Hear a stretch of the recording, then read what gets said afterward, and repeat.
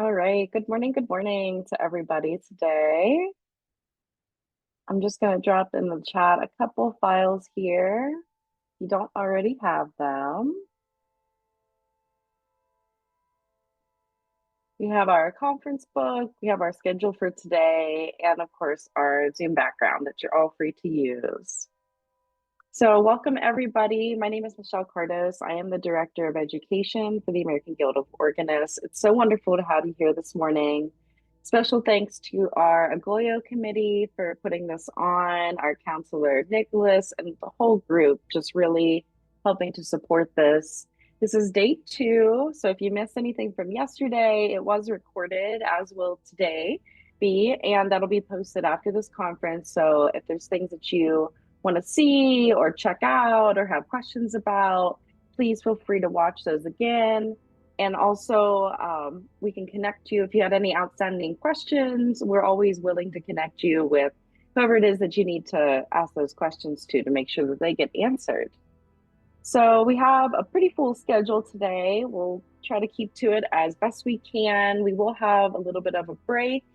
We had a raffle yesterday for a free AGOYO membership for 1 year, which Jacob Miller won. We will also have another raffle at the end of the day today, so keep posted for that. Other than those things, we're going to start with our panel here, talking a little bit about composition, which is why I asked about some composers that you find particularly interesting. And I think we have a great group here today that I'm excited to hear about. So I'll be going through and giving them each time to talk a little bit about their styles, who they are, why they're doing what they're doing. And we're going to start today's conversation with Brenda Portman. So go ahead and take that away.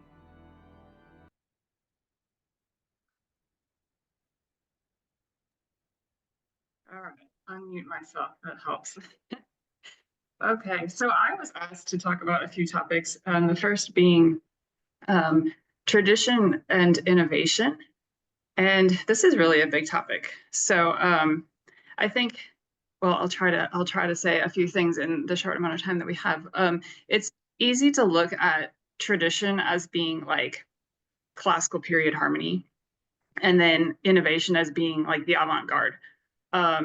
And if we take that simplistic of a view, then, well, if you look at the 20th century and all the exploration that happened into, 12-tone technique, aleatoric music, electronic music, and all that, then you could ask the question, is there anything left to innovate? Has it already been done? And I think the answer is yes, but the answer lies in each composer's individual voice. So we have to take the traditions that are handed to us and learn, of course, about music theory and how that has changed throughout history. But then when we have an understanding of that, then we can decide how we want to work within that or build upon that to fit whatever the assignment is that we're working on. So even if you're working within a form or a texture or a harmonic language, perhaps that doesn't seem all that new, and the result can still be innovative because each composer's voice is unique. And if you were to ask 50 different composers to create a setting of the same hymn tune, you're going to get 50 different results. And why is that? So my belief is that each composer's voice is kind of a synthesis of everything that they've experienced in their life, musical influences, musical experiences they've had, what composers have they been exposed to, what composers do they like best, what are they most comfortable with, and then other things besides music, like what social issues do they feel strongly about, maybe what's their cultural background, what sort of spiritual experiences have they had. And when you put all those things together, then you get what comes out in their music. And so you're going to have something different for every single composer, even if, let's say, well, in terms of my own music, I wouldn't say that my harmonic language is super avant-garde at all. I'd say middle ground.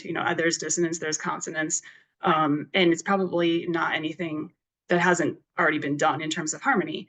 But when you put together all the different aspects of my music, so I I guess it's hard to analyze my own music. Maybe other people would do a better job at that. But what I think what comes out is a mix of various things. So in terms of harmony, I think you can see American and French influences, sometimes a little bit of Celtic. Um, and then in terms of rhythm, I have a lot of influence from wind ensemble music. I was a flute player in high school and college, and I just have a lot of experience with the wind repertoire, and particularly as it pertains to the meter. Um, there's a lot of irregular meters, mixed meters in wind repertoire, and I love it. It comes naturally for me. And then also, if you look at the meaning or the motivation behind music, some of my music has a lot of spiritual depth to it. Not all equally, but I do take a lot of inspiration from the Holy Spirit and what I believe God is leading me to write. Um, and so when you put together all of those things, you get a different voice than another composer. Um, and I think if you're just starting out composing, it can be helpful to try to imitate other composers or other pieces that you're familiar with. And the more you keep at it, then the more you discover and develop your own voice.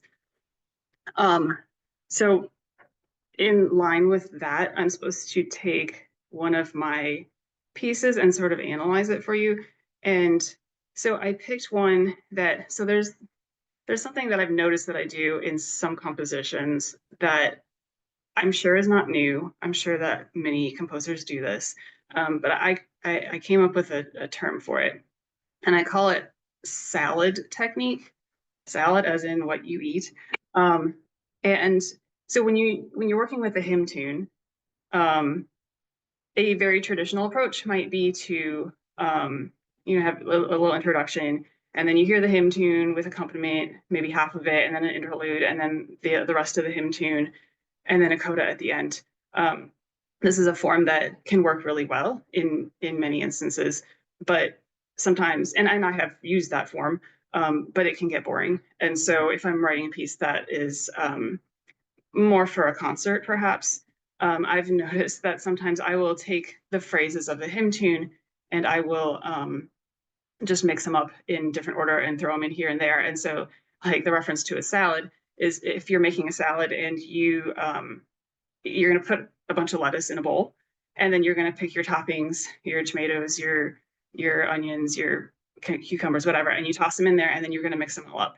And I know that sounds a lot more random than perhaps what I actually do with music, but what I so the lettuce basically being like the original material, and then the toppings of the salad being the different phrases of the hymn tune that they get thrown in, not necessarily in the order that you would expect, and not, and then there's sections where you don't have the hymn tune as well. So I guess what I did, and I don't know how you want to show this, Michelle. I've just marked up a piece and then the hymn that is used in that piece.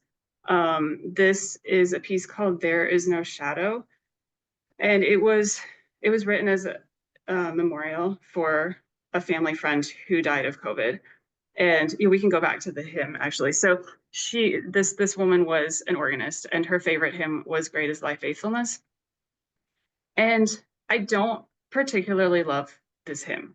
I like the words, but I'm not crazy about the music. And um, so I didn't want it to be a really straightforward hymn setting. And as it was a memorial gift for the family, I also wanted it to be really beautiful and maybe just kind of a tearjerker. And so I started with completely other material and then started dropping in phrases of the hymn wherever they seemed to fit. So in the hymn, I've just labeled the different phrases, A, B, C, all the way through I, of what phrases that I've used. And then you can flip to the other one. So in the actual piece, then I've labeled where the phrases appear. So at the end of the first page, you see C. So this is not the first phrase of the hymn. And then E, and then D. And you can just kind of scroll through.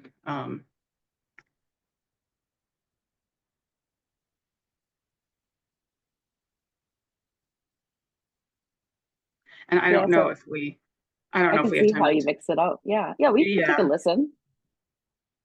maybe just, part of it. I don't know how much time we have. Yeah. Let's take a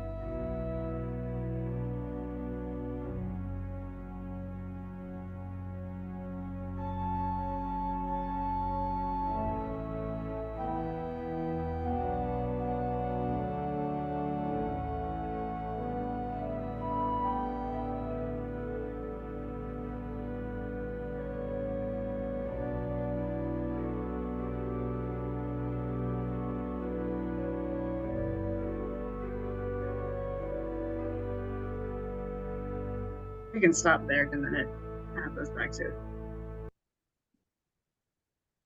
yeah. So this is a pretty easy piece. It was written in about 2 days and meant to be performed at the memorial service, which also the organist didn't have a lot of time to prepare. So I purposely made it easy. You do have to have a chimes, I think, on your organ to make it work the right way. But one thing that happens when I kind of toss these phrases in is that when people hear it, they don't always hear all the references to the hymn because they're not expecting it that way. But this does not bother me. I like it that way because it makes it more interesting for me anyway. So okay, then there was one other topic. Did you still want me to talk about challenges and rewards of composing sacred music? Was the last. Yeah, go ahead. Yeah. Yeah. Okay. Talk a little bit and then we'll switch over to Connor next. Okay. So the challenges that I've encountered anyway, in terms of choral music, it can be really challenging just to get something published, to find a publisher that is the right fit for your music, because they typically know their demographic really well. They know what sells well, and they don't often have a lot of room for new composers. So you might send a piece that is really great, and you might have done it with your own choir and they love it, and it will sit on an editor's desk for 6 months to a year, and then they'll say no, and they won't tell you why. So this is a challenge, I think, for a lot of composers, and it leads to some composers have just developed their own publishing companies in order to publish their own music, or they might use a platform like Sheet Music Plus or Music Spoke, which really gives a better royalty rate than the traditional publishers. But there's a trade-off in that you don't have as much visibility or publicity that gets done when you have to promote your own music. So it's just a matter of what, I guess, what works best for you. In terms of organ music, I wouldn't say it's been difficult for me to get things published, but a different challenge is working through the proofing process. You'll get a first proof, and then you have to really comb through with a fine tooth comb, and it's hard to be that detail oriented. And I am pretty detail oriented, but still sometimes errors will slip through. And that's super frustrating to me. So if anyone ever does find errors in my music, please tell me, because I like to know. And I have a section on my website to mark these things. But it's really tedious to go through that. And after you go through the first time, and then you have to go through the second time and make sure that they've actually corrected any errors and got all the markings in, the metronome markings and the dynamics and all that. So that process can be challenging. But then on the other hand, the rewards involve, well, just getting your music performed is very rewarding, and knowing that it is useful to church musicians and being appreciated. Sometimes getting an email from someone who says, hey, I played this piece of music, or I heard this piece of music and it just really touched me in some way. That is what I think makes it all worthwhile. So Awesome. Thank you so much for being willing to share that. Thank you. Thank you. All right. So now we're going to move on to Connor so that he can talk a little bit about his music and what he's been working on. Hello, good morning. Yat Bene. Shea Connor Chee in the She, Bilagana Nishle, Kiani Bushish Chee, no Bilagana Dasha Che, Tlazetlana Dashanella. My name is Connor Chee. That's our traditional Navajo introduction. I am Italian on my mother's side, born for the Towering House clan. My maternal grandfather was Italian, and my paternal grandfather was Mini Goats clan. And we always share that at the beginning of any speaking or performing that we do. It's our way of seeing how we're related to each other. So thanks for having me here. Just a little bit about, I guess, my general influences as a composer. Um, I actually started out, did all of my studies in performance, piano performance, and I didn't really shift to focusing on composition until after my studies, in sort of an unexpected way. I actually, after finishing my master's degree, wanted to go home and spend some time really diving deeper into the music of the culture that I was raised in. This kind of goes along with something that Brenda had mentioned, the things that are in our formative years really, they sort of give voice to our compositional style or even your performance style, I think. And so, there's things that I do intentionally in my compositions that reflects my culture, and there's things probably I do subconsciously that come from that tradition. But really what I started out doing was taking some of our traditional music and setting it for the piano. And this sort of evolved into me being influenced not just by the music, but also cultural aspects, our philosophies, our creation stories, and those became a way to motivate my compositions as I started to create more music and also branch outside of just the piano, which is what I started with since that was my instrument. I really kind of started composing for myself. I'd always had an interest in it, but it was sort of like pieces to compose for myself to play as a part of my standard program. And so I guess a little bit about the structure of my music. The harmonic language, I guess, it comes from in the way that I interpret this into my music is in Diné or Navajo culture, the number 4 is sacred to us because we have 4 directions. We have 4 sacred stones. A lot of our songs come in sets of 4s. And so when I was adding harmony to my compositions, which traditionally is not part of our Navajo music, I wanted to base it on these fourths and fifths, the quartal and quintal harmonies. And so I've gotten feedback that many people have been like, "Oh, your music sounds very like French impressionist. You must have been very influenced by, Debussy." And certainly, I played a lot of that music, but it does come from a different place where I'm trying to represent something harmonically that's a philosophy.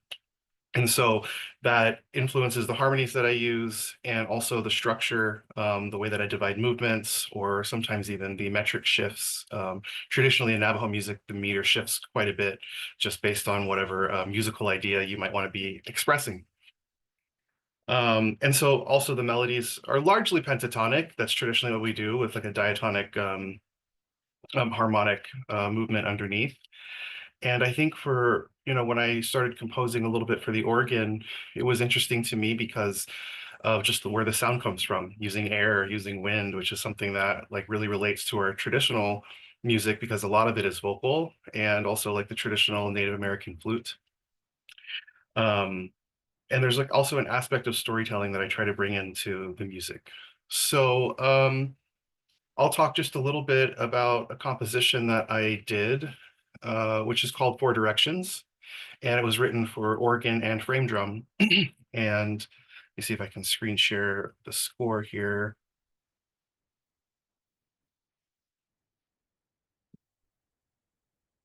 So a few things influenced sort of the overall structure and the motivic development.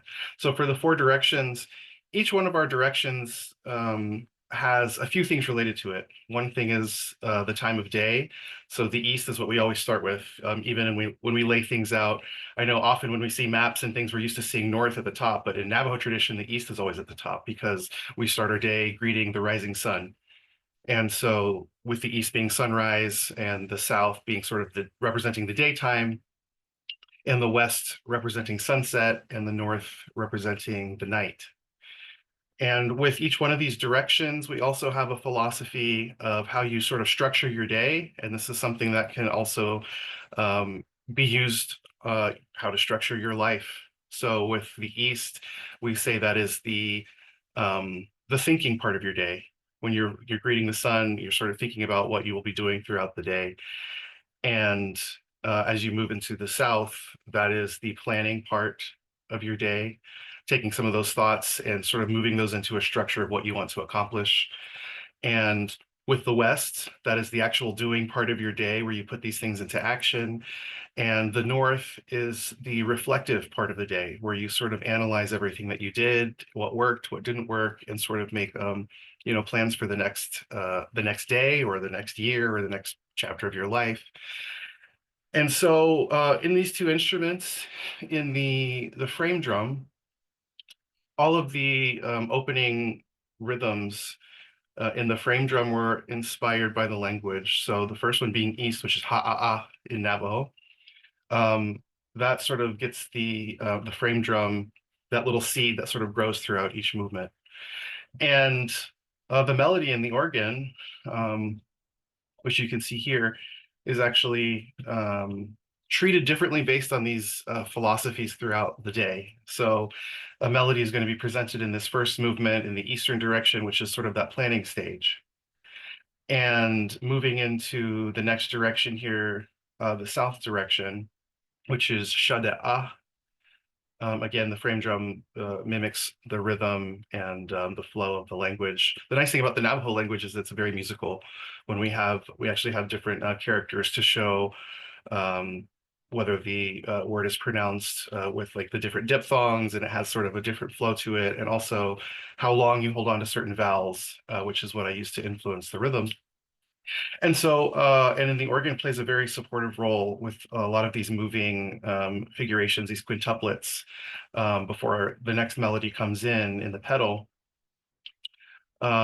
Slightly related to the first movement, where that was like sort of the thinking stage, and this is sort of the planning stage of moving things around. And moving into the next direction, the west. The doing part of the day. And so actually here you can see the melodic content is sort of a combination of the first two movements where it's fragmented and it's combined. All of the thoughts and the planning sort of come together to create something that's a little bit of both, but something new that unfolds in this movement. And there's also areas in each movement of improvisation in the frame drum. So the organ really sort of provides the structure and like the harmony and all of these sort of foundational elements. And the frame drum is really based on the language, but also has that freedom in improvisation to carry things through what is sort of a cyclical idea of the directions. And the figurations in the organ, for example, those quintuplets also motivate some of the meter changes where we move into like a 10/8 section here at the end of this third movement. So my hope was to take sort of all of these little seeds that are planted as you go and sort of bring them together in the same way that we're supposed to structure our day, gathering our thoughts, making plans, and putting them together to see how they turn out.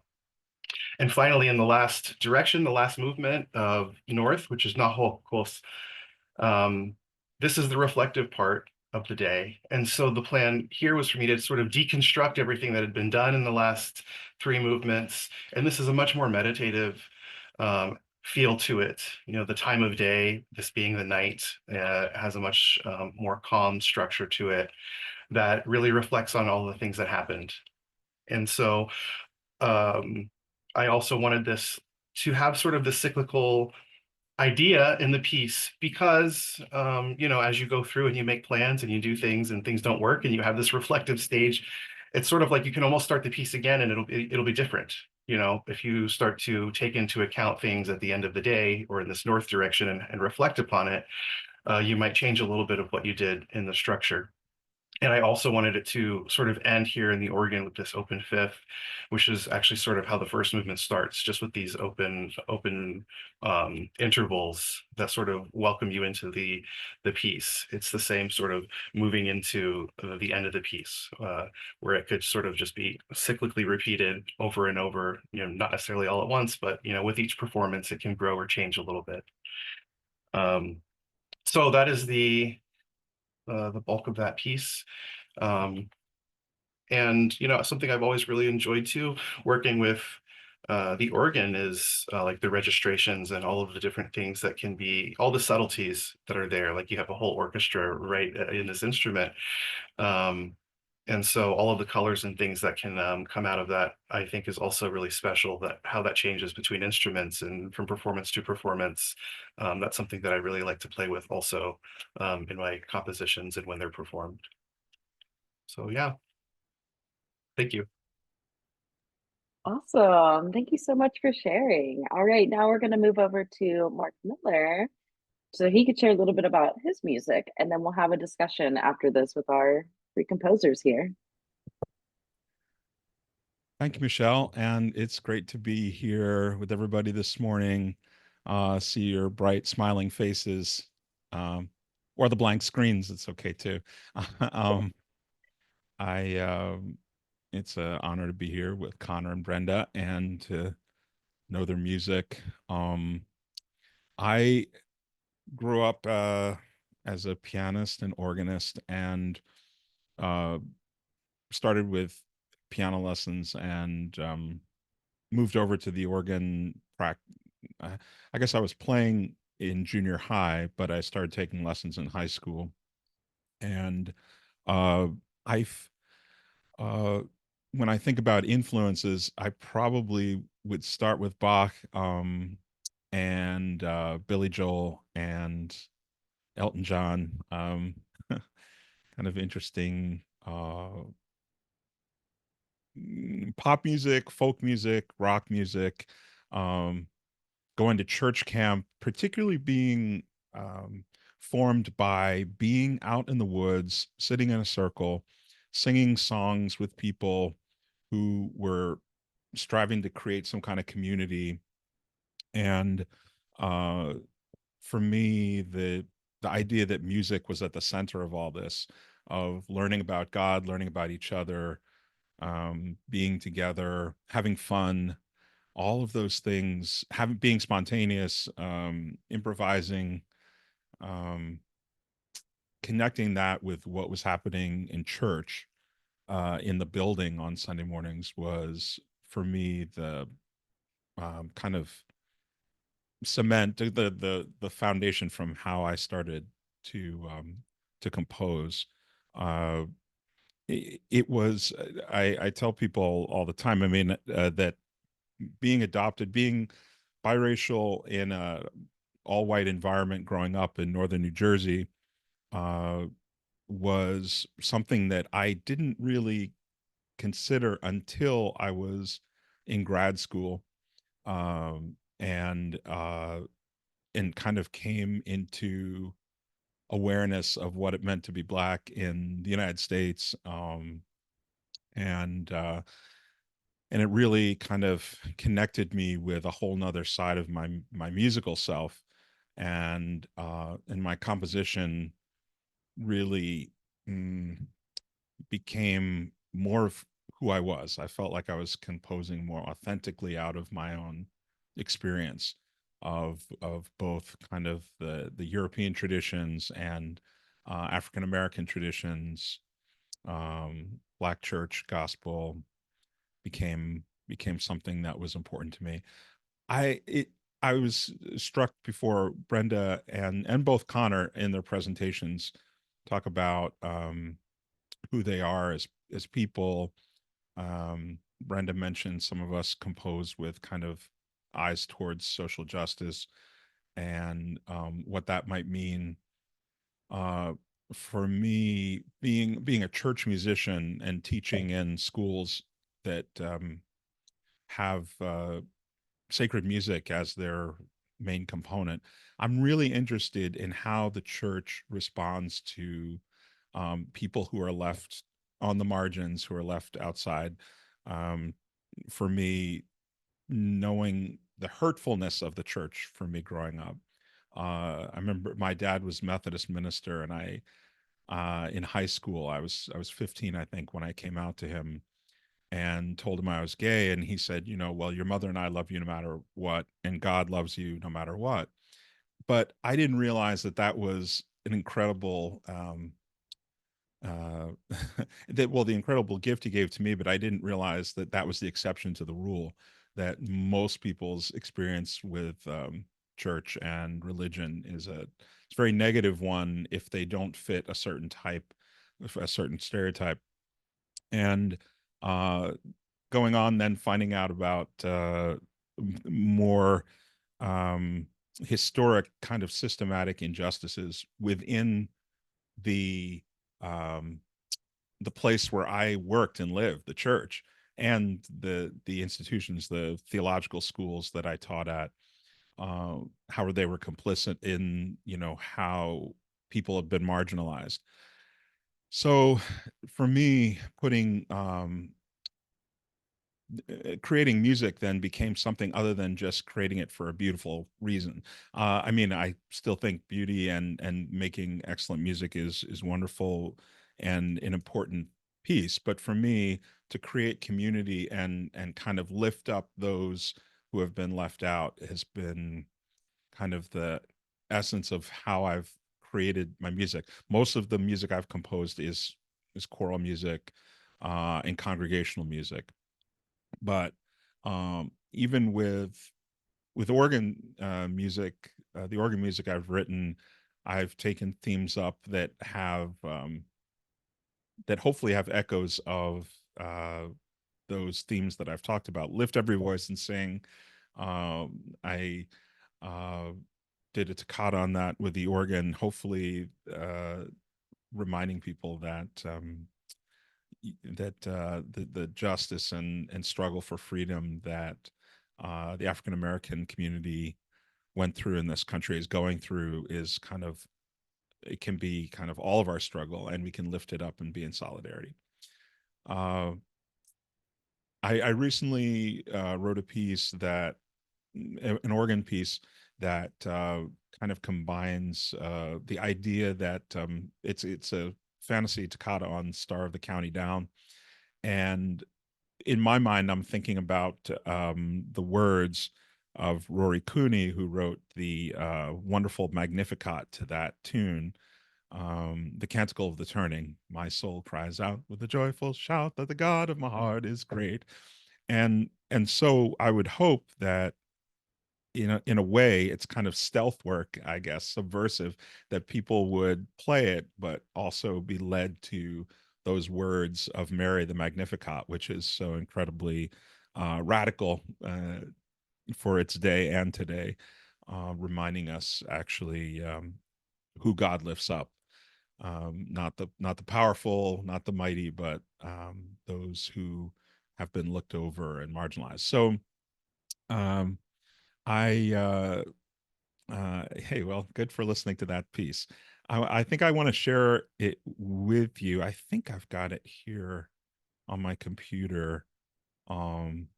It's not published yet. I just wrote it in the fall. Hopefully, I sent it to a publisher. Like Brenda says, you know, sometimes they'll say yes, sometimes they say no, even with old people who've been published before. So my style is, well, you'll hear like French toccata. You'll hear because yes, I am obsessed probably with romantic French composers, and it's very free flowing. I have to say I'm so impressed by um the intelligence of the work of my colleagues here, because I just kind of start writing how I'm feeling, and it just kind of spills out onto the page, and I try to make it into something worth listening to. So let me share my sound. Hopefully it'll play something for you here.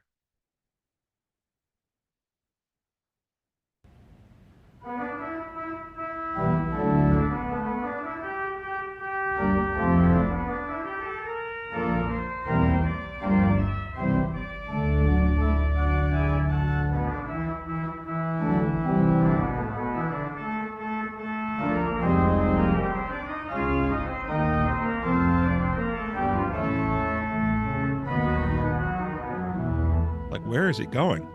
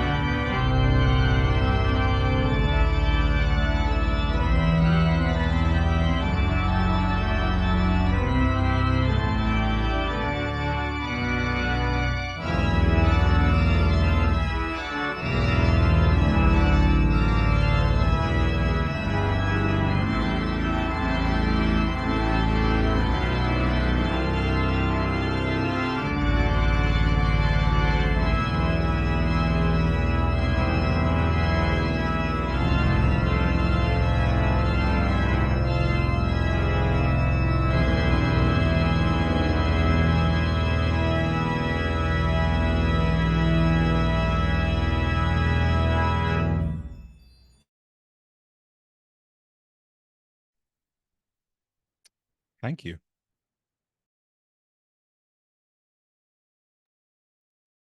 Great. All right. So that was awesome. Thank you all for sharing your different types of styles and your journeys on how you got there.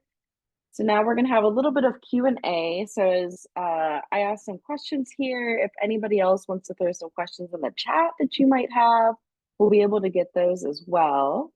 So we'll have Brenda, Connor, and Mark all, if you would turn on your cameras, we'll get some of these questions here.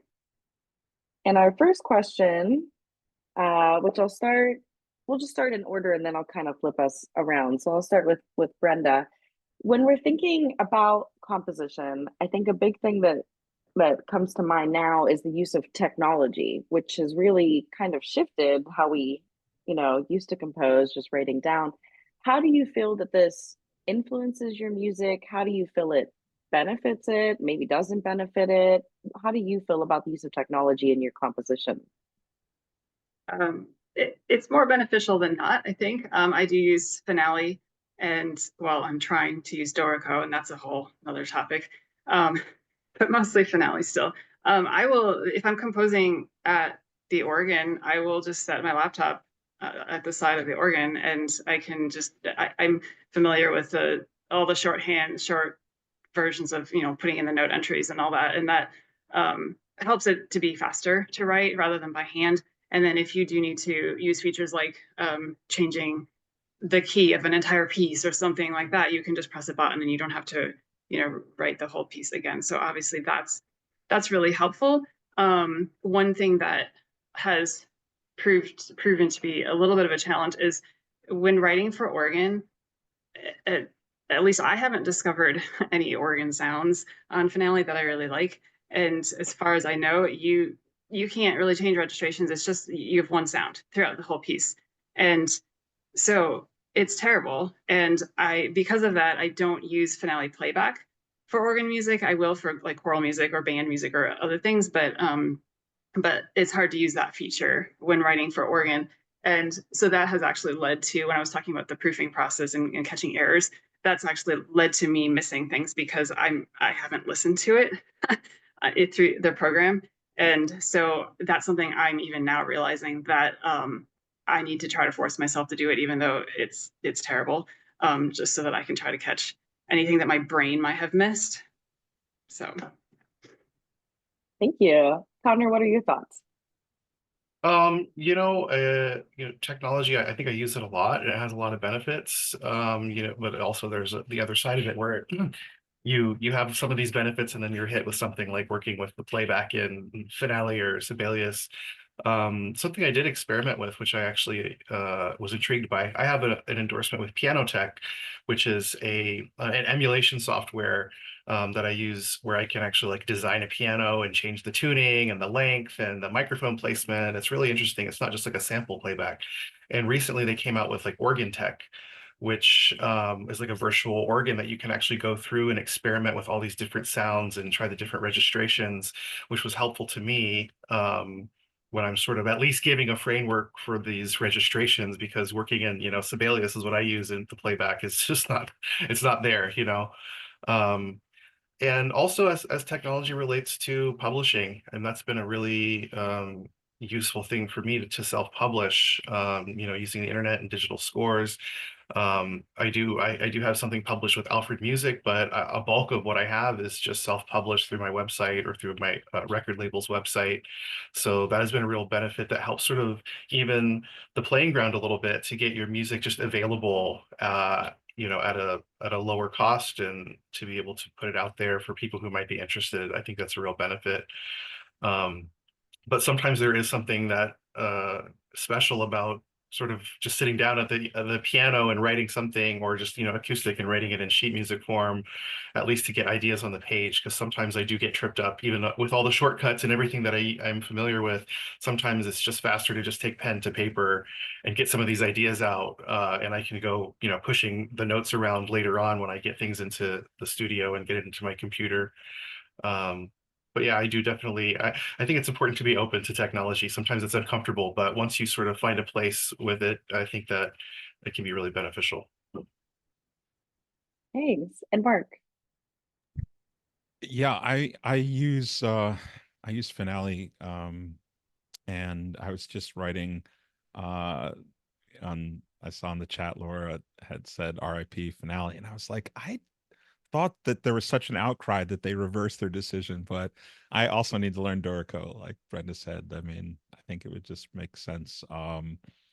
But I I pretty much always compose at the piano or the organ. I very rarely can compose away from it. I need to have like I need to kind of feel it through my hands and work through it. Then I can work away and kind of do the detail work. But for me, to actually be at the instruments, really important. I know one of the attendees asked, who was it, about the Baroque style. Jacob said they were composing the Baroque style, and Mhm. I would say I've improvised in that style quite a bit. You know, every other Sunday I try to improvise a prelude or postlude, and it occurred to me to remind, I mean, the organists, that improvisation is kind of the bread and butter of our work, and I feel like improvisation is the kind of the bedrock also of our compositional uh, creativity. Most organ composers would say that improvisation is how the seed of what they start working on gets done. I am thinking of most of the composers. I was listening to Terry Escouch once talk about Bach. You know, he had someone ask him to complete the Art of Fugue, the Kunstfuge. He finished what Bach didn't, and I thought, wow, that's kind of bold. But he said, no, you know, I mean, Bach was an improviser. His compositions mainly came from improvising, the choral preludes or a fugue or whatever form he was using. So that reminds me that, and I would encourage everybody here that improvisation is, you know, sit at the organ and just start playing, as opposed to necessarily having a plan in your head to say, okay, I have to do it this way, this form.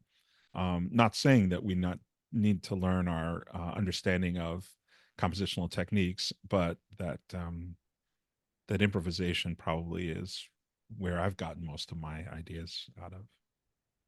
Yeah, thank you. And we'll just lead right into that question. I'll throw it to the other two. The question was, how do you compose in the Baroque styles such as prelude and fugue, chorale prelude, passacaglia, any of those? Brenda, any thoughts? Let's see, the question is, have I composed in those styles? Some of them, yes. Not done a Pascalia. I've done some fugal things. No one can ever compare to Bach, so it's kind of sad to try sometimes. But I have written some fugues that cannot compare to Bach. A lot of chorale preludes, but just preludes in the sense of using a hymn tune and doing different things with it.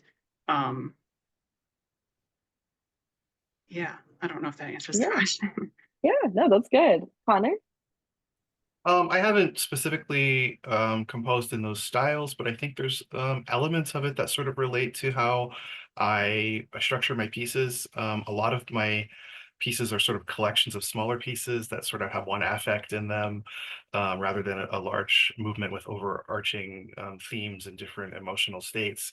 So in that sense, it sort of is in the Baroque tradition, and also kind of what Mark was saying about improvisation.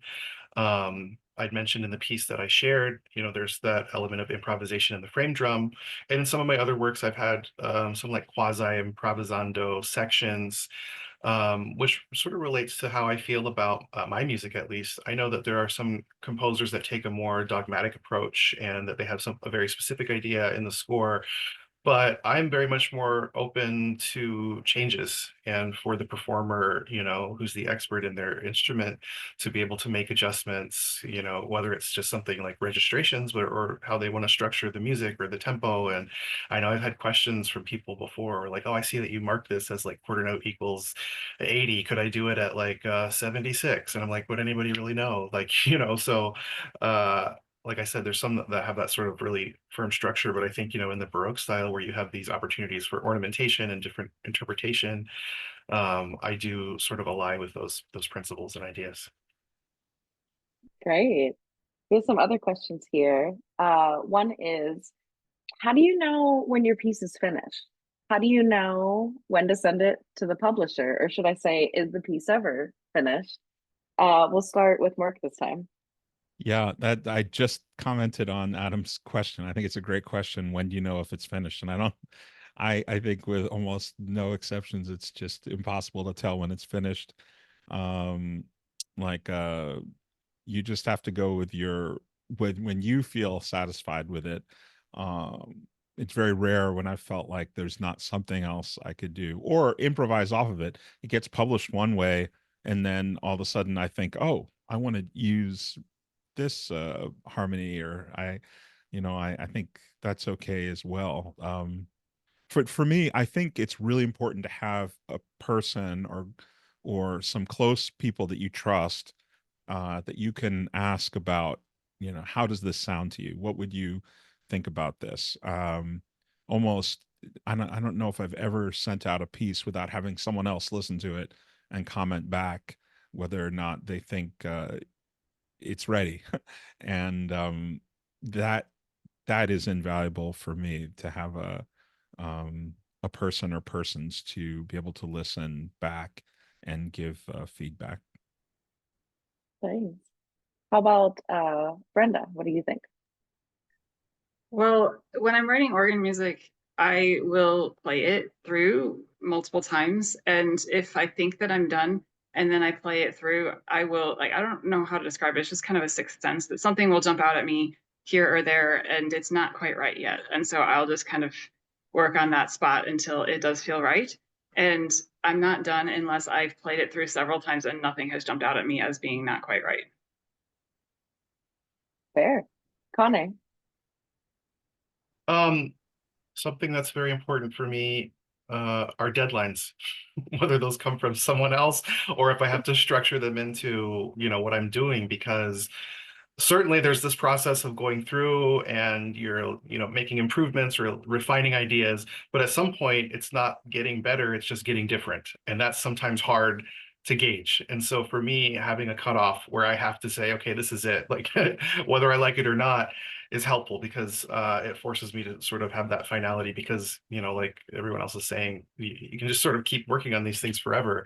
So that is kind of a part of it. And also it is important to have sort of a sounding board or someone that you can share this with, a fresh set of ears who can kind of hear, where you started, where you're going, and gauge, is it getting better or is it getting different? Is it time to sort of, stop putting in this work that's not necessarily improving it, but sort of just changing it?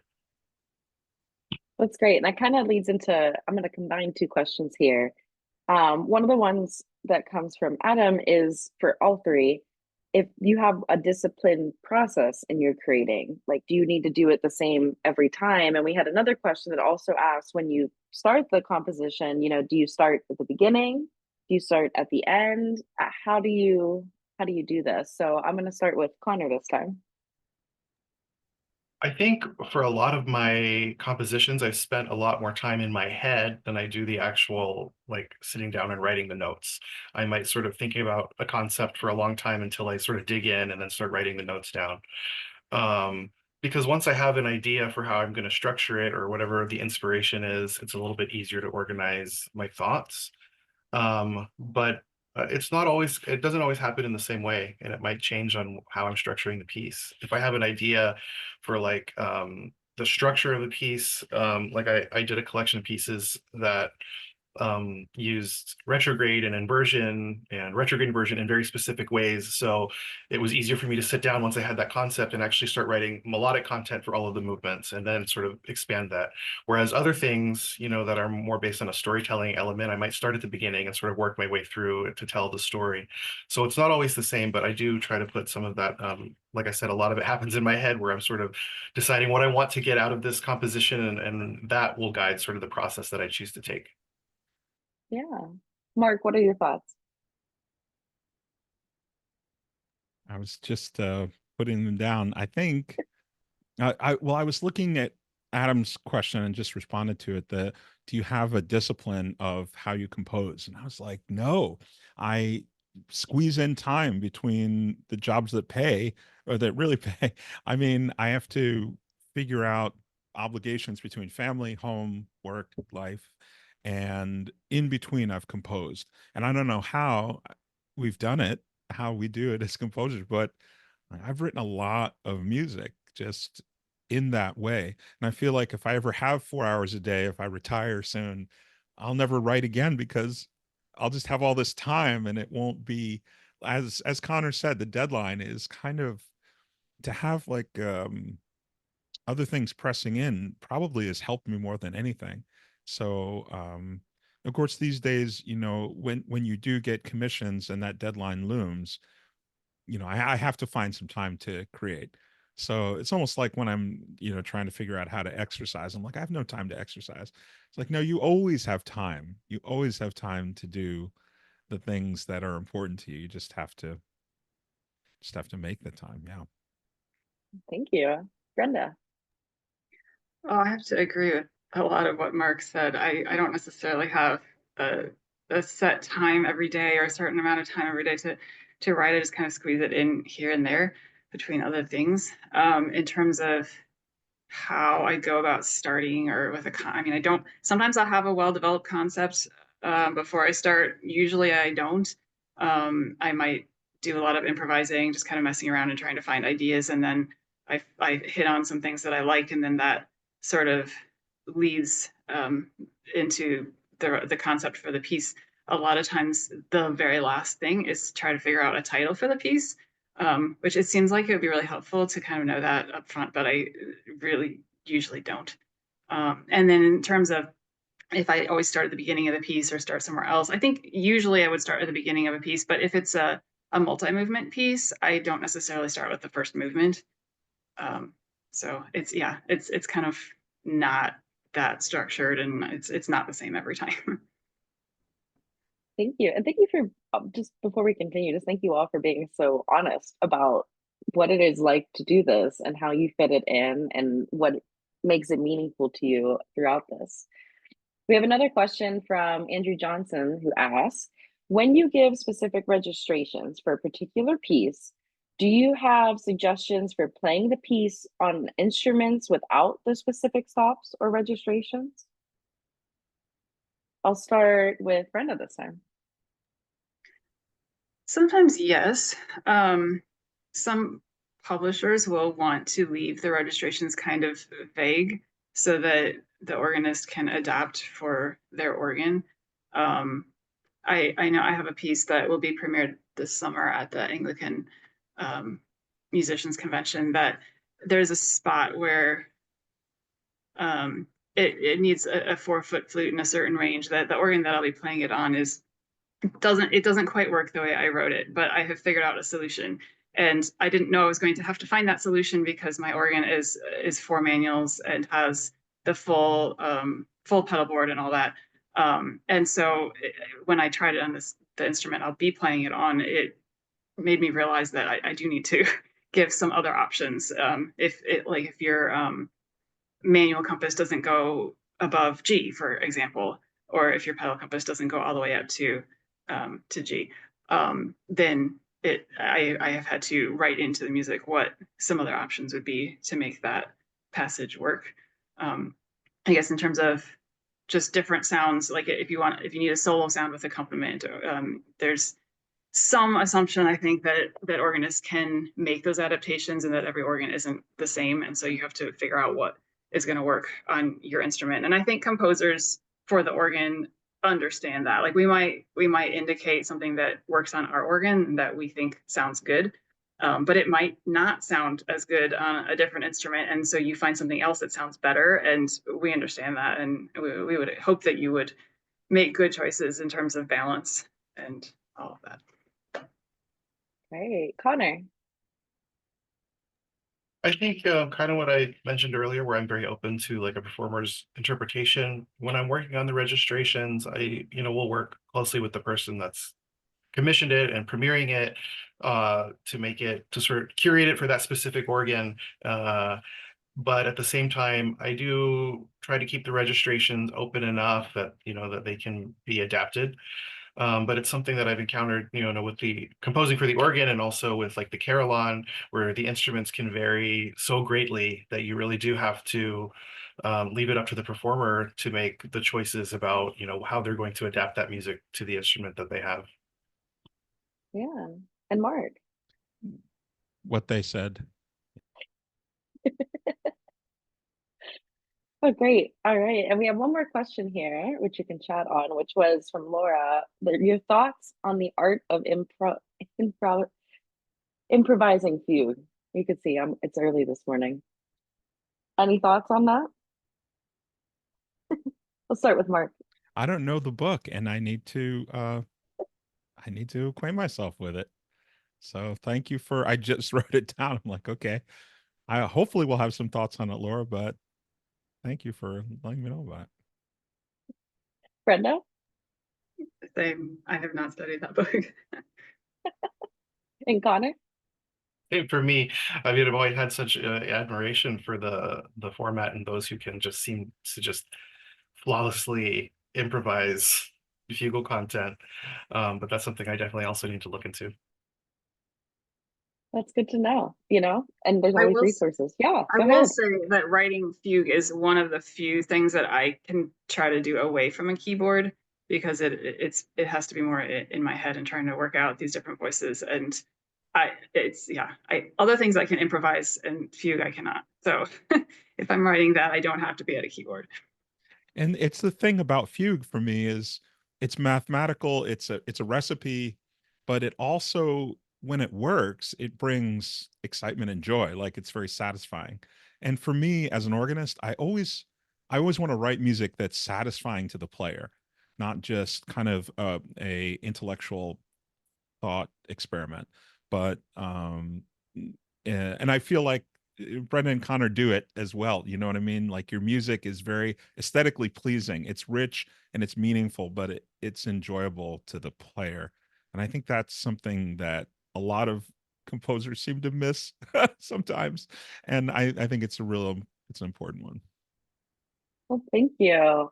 Well, that wraps up this discussion panel. Thank you to all three of our speakers here, Brenda, Connor, and Mark. It was wonderful to hear about your life as a composer, about your compositional styles. And if we have other questions, we'll make sure to get them in touch with you. And definitely I know I have 3 new sets of pieces that I'm going to be interested in looking in. So thank you for sharing those. Wonderful. Thank you.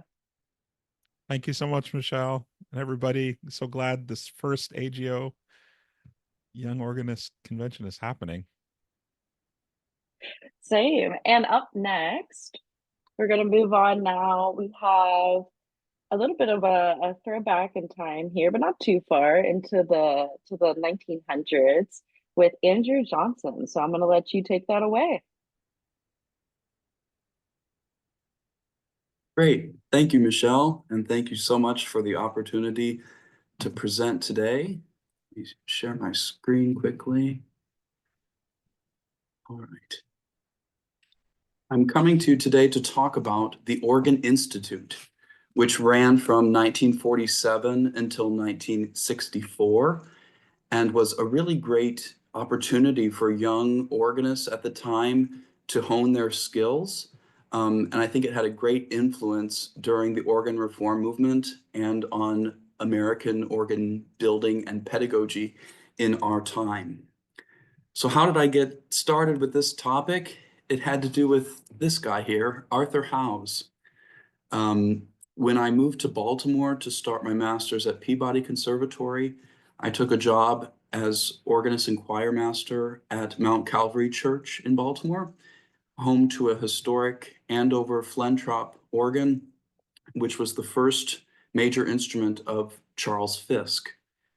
Arthur Howes was the organist and choir master there at the time, who had a great influence on the acquisition of that instrument. He was also organ professor at Peabody during that time. And so I felt this intimate connection with him by playing the same instrument and going to the same school where he once taught. But in my initial research, there was not a whole lot about him. either in written material or certainly online material where you first start to look someone up. I didn't find very much. But this led me to the OHS archives in Villanova, Pennsylvania, which currently is home to Arthur House's private personal collection of documents, books, papers, and all these things. And it's from that catalog of materials that I've generated a lot of this presentation. So first, a little bit about Arthur House. He was born June 3rd, 1907 in Wayne, Pennsylvania, just outside of Philadelphia.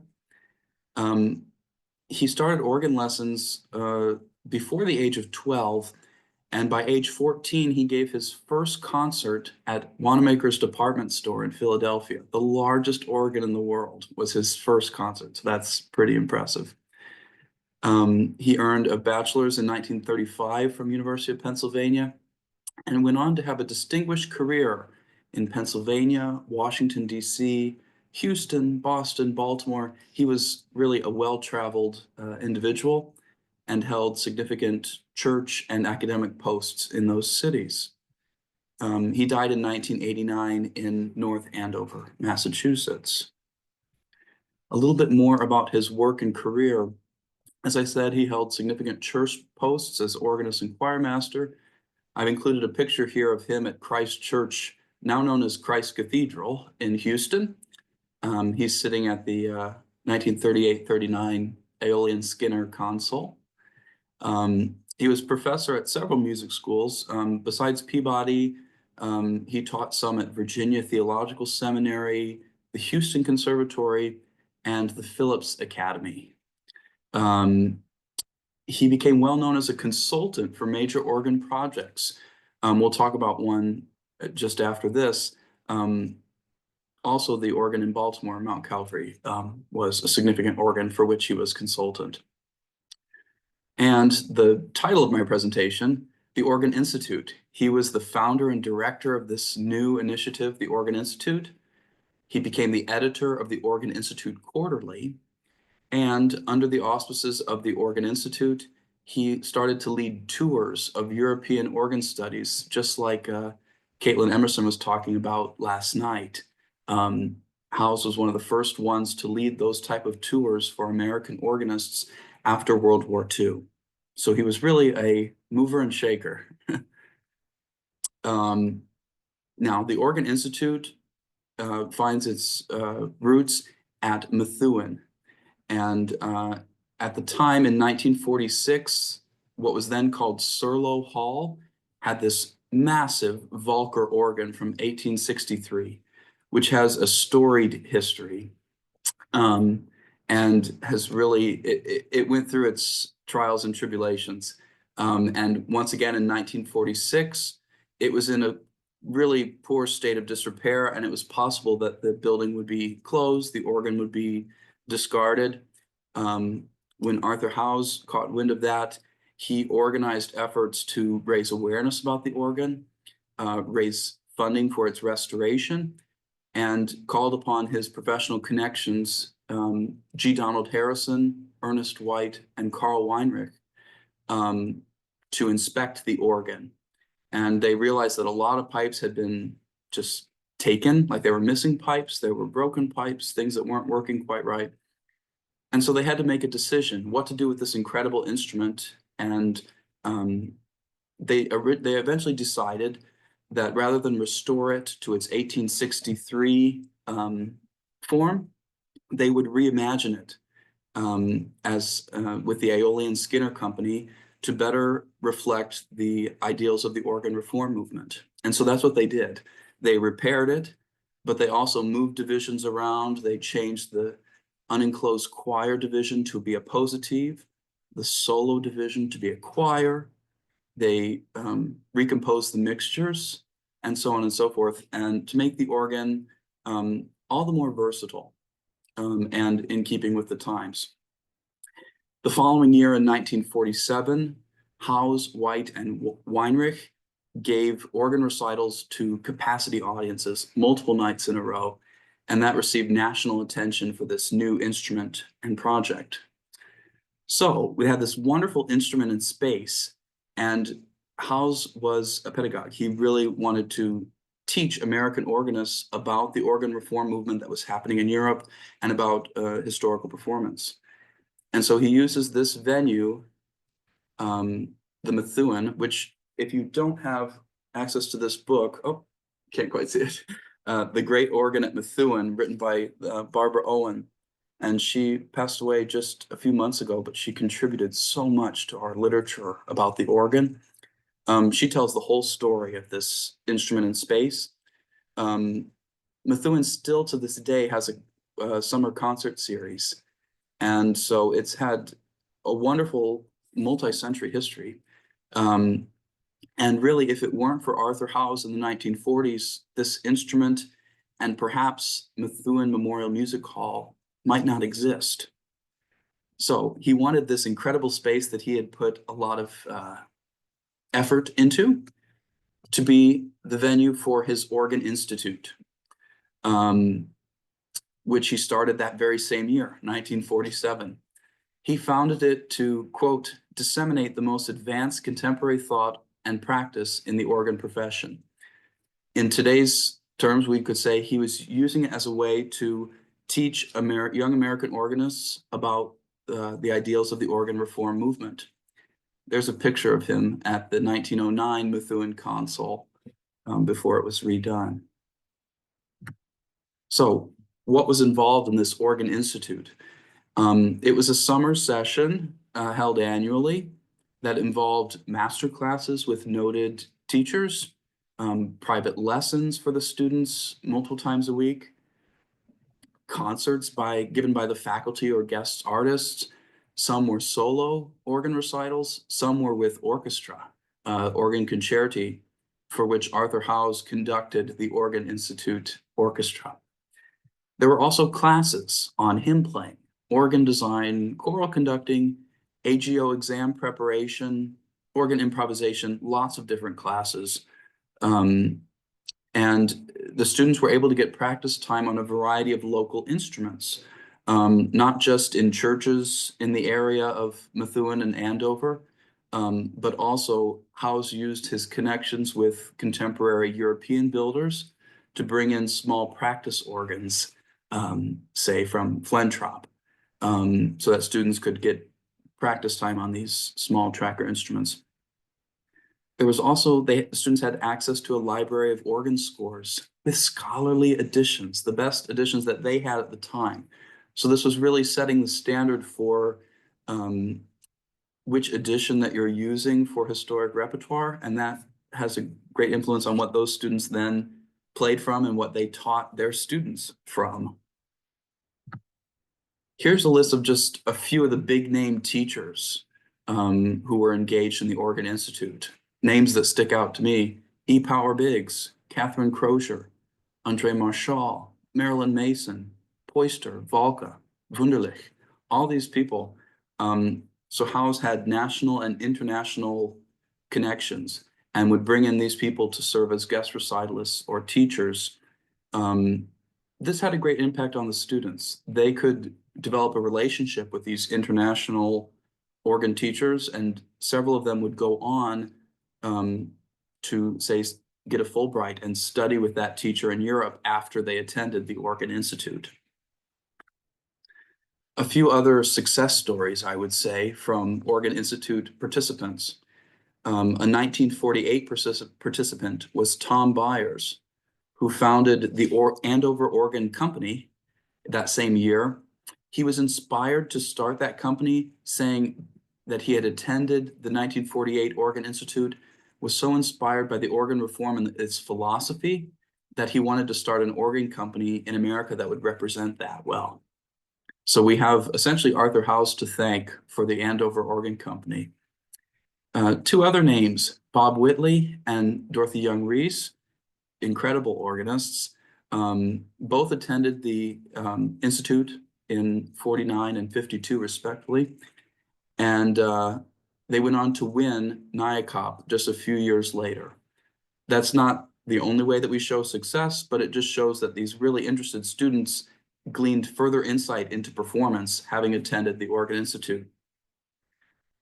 What I think is also incredible is that to try and trace the number of Organ Institute participants who went on to hold academic posts in America, I've just started to scratch the surface. Here is a list that I've started to come up with of current or universities at the time, shortly after the Organ Institute, that had participants on their faculty, all across the country and Canada. So that just shows you, like, you think about, say, one participant when goes to teach at a university has dozens of students over the years. All of a sudden you can start to see how likely any organist in America could probably trace some of their pedagogical roots to this Organ Institute of Arthur Howe's. Again, I'm just starting to scratch the surface on some of this influence and how it progressed into the 21st century. Accompanying the Organ Institute in 1951, Howe's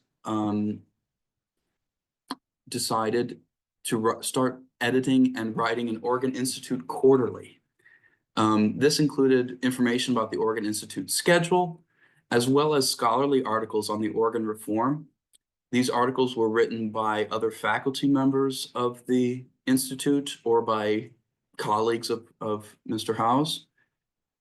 These would be on topics about performance, registration, organ building, choral conducting, musicology. It also included advertisements for concert organists, teachers, and organ builders. So it was, you know, like we have TAO today, this is kind of another version of that, specifically for the Organ Institute. And a quote here, this Organ Institute Quarterly provided readers with a wealth of information regarding historic instruments and building practices of past centuries, contemporary organs, and interpretation of the great literature for the organ. I've read many of the articles, all of the articles that were written by Arthur Howe's, about a dozen over that decade span. One that stuck out to me that is interesting is that Arthur Howe's wrote a series of articles on Bach's Schubler chorales. And from those, we can glean exactly how he thought of those pieces in 1955. He gives exact registrations, articulation for every single note of the Schubler chorales, and talks about performing them on different types of instruments. So this was a well-researched quarterly, which also published the repertoire lists of music that would be studied and performed at the Institute. Again, I think this was one way of setting the standard for organ literature and editions at the time. Another thing that came out of the Organ Institute were the European Organ Study Tours. I've included here the first flyer from 1955. So Arthur Howe's led these tours annually from 1955 until 1975 under the auspices of the Organ Institute. This allowed participants to visit, hear, and play the historical instruments which inspired, you know, the organ reform movement in the 20th century, and allowed them to meet contemporary European builders and organists. Like we were saying last night, it's not just about the organ music and content, but it's about relationship building and building connections that will last throughout your career. That's what Arthur Howe's gave a lot of these Americans, the opportunity to meet European builders, talk with them, inspect their instruments, learn from them, and bring back what they learned to their congregations or their students. The first tour was in 1955. It lasted 24 days and toured organs in Holland, Denmark, Germany, and Austria. This is a picture from the last tour in 1975. Howe's is there at the console of St. Michael's Church in Zwolle. And on the far left, you can see Edith Ho, who was one of his most well-known students. She was participating that year in the tour. By 1971, when Howes was about to retire from Peabody, he started giving 2 tours, one just for Northern Europe and the other one for Southern Europe. And I think even in the last year, he basically gave 3 tours, North, one just for the Netherlands, and South. So he was over there for, people could choose to go to one or the other or stay for all 2 or 3. And that each one lasted 2 or 3 weeks. In 1975, Arthur Howes was named honorary titular organist at St. Michael's Church in Zwolle, home to the 1721 Schnitger organ, restored by Flentrop in 1950. He was the first American to receive such a title, and it was not just a formality or something that was an honor for him.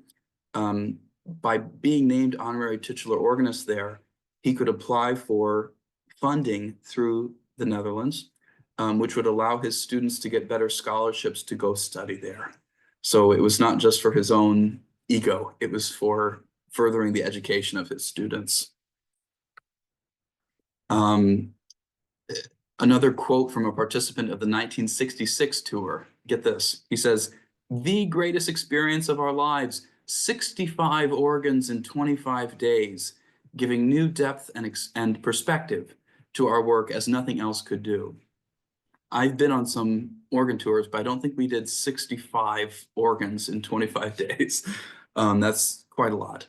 Aside from the organ, they were also having other European cultural experiences. They were going to hear operas and to hear classical music concerts in Vienna, experience the culture and the cuisine of the different countries they were visiting, giving further context to the music for the organ. Again, that quote is from then Associate Professor of Organ at the University of Wisconsin, John Harvey. And so to conclude this talk, I hope that I've shown you that the Organ Institute had a great influence, and I'm just starting to scratch the surface on what type of influence it's had on American pedagogy, organ building, and performance. But the name Arthur Howes, you don't hear very much. I think of him as a, underappreciated and forgotten figure of the American organ reform movement. But my hope is to start getting his name out there, showing what he did, and giving him due credit for his role in that movement, and tracing his influence on current organ pedagogy and organ building in America. One other anecdote I might throw in 1958, Charles Fisk attended this European organ tour and was able to meet Dirk Flentrop and collaborate on the Mount Calvary organ that was put in Baltimore in 1961. From there, Fisk was inspired and started his own C.B. Fisk company. So really the Andover Company and the C.B. Fisk Company, I would say we have Arthur Howes largely to thank for inspiring those 2 American companies and specifically their tracker instruments. That's the end of my presentation, but I'm really happy to take any questions that you might have. Thank you. Thank you. That's a great presentation. I'll get us started here. What set you kind of off on this path to explore so much about this, to connect all these things together? I mean, I could see how much research you've done into even the students to show this legacy. Yeah. I think about music history, we're essentially storytelling, right? And so realizing that the way in which music history is told tells certain stories and omits others, and just the lack of resources about Arthur Howes specifically, I thought, how and why was he forgotten? And the personal connection, as I said before, of him playing at the church that I played at the time, and taught at the school where I went to school. I also had the pleasure to meet several of his former students who were still playing in churches in Baltimore at the time. 50 plus years later. And they just had wonderful memories of studying with him, and going on the tours and all of that. So that was a personal touch that made me want to pursue this further. And also, Arthur House did a lot of the legwork himself. He published, as a promotional effort for the Institute, he said, look at all these organ professors who used to go to my institute. So that's where I got a lot of the list from different universities around the country. That's really great. And where do you think having all of that, and thank you for sharing like just all those connections and kind of things that drew you to that. Now that you kind of have all of this knowledge now about this institute, where do you see it going next? Yeah, I'm hoping to, again, follow the participants. There's participant lists of each year who participated, see where their careers went, and maybe I'm sure, well, obviously they went in different directions, but they carried some of that with them. And I think all of us carry each of our teachers with us in everything that we do. So tracing that influence with organ building, specifically the Andover and Fisk companies, pedagogy at these different schools that had participants, and taking a closer look at the articles in the Organ Institute Quarterly. Yeah, and I know that you mentioned about kind of like researching through like OHS and some of these other. Can you share a little bit more about like where you found all this information? Absolutely. So I would highly recommend, if you can get yourself to Villanova, Pennsylvania, the OHS archives is a great resource.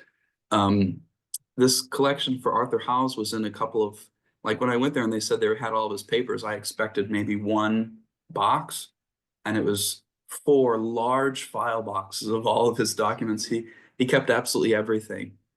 And so for that reason, I've read so much more than what I put in this presentation, and you have to decide, oh, wouldn't you love to read everything and know everything about his life? But you have to pick and choose what makes sense, what's interesting, and what supports a narrative, essentially. So I would encourage people to just go look in these libraries. Not everything is available online. This collection they're awaiting funding for it to be digitized, so it could have been online, but I had to go there in person, and no one had touched this material in 30 years. I was going to say that's very true for composers, for materials. You'll find a lot of things sitting at different places until either copyright has like gone up and they can post it, or funding for digitizing. That's another big area. So yeah, exactly what you're saying. To be able to go in person or make the connections to have somebody go in person can be really helpful. And I see we have another question here from Daniel, which is, do you have any plans to write or do more research about Howes in the future? I'd like to. Yeah, I've some of my graduate papers have been on this topic, and I've given other presentations similar to this one. For the AGOYO, I wanted to talk more about the Institute because that was engaging with young organists, but he did lots of other things that I've really been interested in delving more into. Also thinking about other 20th century organ teachers like Russell Saunders or Arthur Poyster, who have books written about them. And I think Arthur Howes ought to have one too, and he just doesn't. So something along those lines would be really meaningful to me. Yeah, absolutely. Jacob Miller asked, where can someone find the article about the Schubler chorales? Oh, yeah. Yeah, so the Organ Institute Quarterly, if you Google it, you can find some of the issues on like an online archive that have been scanned. I'm pretty sure the Schubler ones have. They might be hard to read. Otherwise, I can email you the PDFs of them. I'm also hoping at some point to, again, take the articles that he wrote and put them in a new contemporary light. So that might be forthcoming too. Awesome. And another question from Layla, do you have any experience with the use of AI in your research? I don't. I'm not the most tech savvy for my age. But yeah, I try and use online resources, databases, things that can, those can be extremely helpful in just narrowing your search.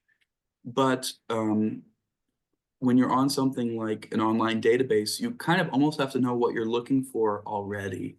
Whereas going to a major music library and just immersing yourself in the written materials, you never know what you're going to find. So I would still suggest the old-fashioned way as you can't skip that part. And I was gonna say, I agree with you. I use Google Gemini to kind of get started with things if I have a specific topic, but it usually prompts with different books, articles, and from there, I agree with you. That's where I take it and go, okay, now where can I get my hands on this? Because now I would really want to actually read this material. So I think to kind of answer Layla's question, like, yeah, getting started in AI and like prompting those questions, it's the same thing as if you were like writing them down or encounter something and then really diving into that research. I think, like you're saying, it's just really beneficial. I think that's what really gives you the kind of the meat of what's going on and what you're talking about. Well, great. Well, if anybody has any other questions, we'll have them get in touch with you. Absolutely. And we're going to look forward to another presentation with you with the discussion panel a little bit later. But thank you so much for presenting this, and we'll move on to our next speaker. Thank you, Andrew. All right. Up next, we have a part 2 of our Hauptwerk here. So I'll hand it over to Brett. Hi, good afternoon. Everyone can hear me, I hope. Today, we're going to talk about Hauptwerk virtual pipe organ and how you can use it for live performance. I want to go through some of the settings with combinations, some voicing for pipe voicing, and talk about wind modeling a little bit. So there's lots of stuff that we can talk about, but I want to focus mainly on these. I'll actually also multi-channel audio, which is quite important for live performance. So to get started, we're going to look at another little French organ that I recorded. We're not really going to discuss anything particular about the French organ today. It could be any organ. We're just going to use this as an example to go through some of the settings. So if we go to the main settings window here, one of the first things anyone will need to do when they get Hauptwerk installed and are ready to begin playing is to set up their MIDI keyboards or their organ console controls to control everything in the software. So right now, if I play my keyboard, you won't see anything happen on screen because I've not mapped the keyboards yet. So I wanted to go through and just show you how simple it is really to set up your keyboard. And this is assuming you've got your computer and your audio and MIDI interfaces all connected, which isn't really the topic of today's discussion. So I'm not going to get into that. That would take too much time. So under the settings menu, we go to keyboards, and we're just going to set up the main Grand Org keyboard. And over here, there's a little button that says Auto Detect Settings. So this is going to, once we click it, listen for incoming MIDI messages from your keyboard. So we're going to click this. Now, if you watch here, I'm going to hit my lowest note and my highest note. Now it knows the range, the done button illuminated, and that's it. Okay, out of here, and now you'll see I've got the manuals coupled, so that's why you're seeing both keyboards. So it's that simple to set up your keyboard. And the same thing will be done for stops. Let's go to a bigger view here. If you wanted to set up a stop, you can right-click on it, auto detect,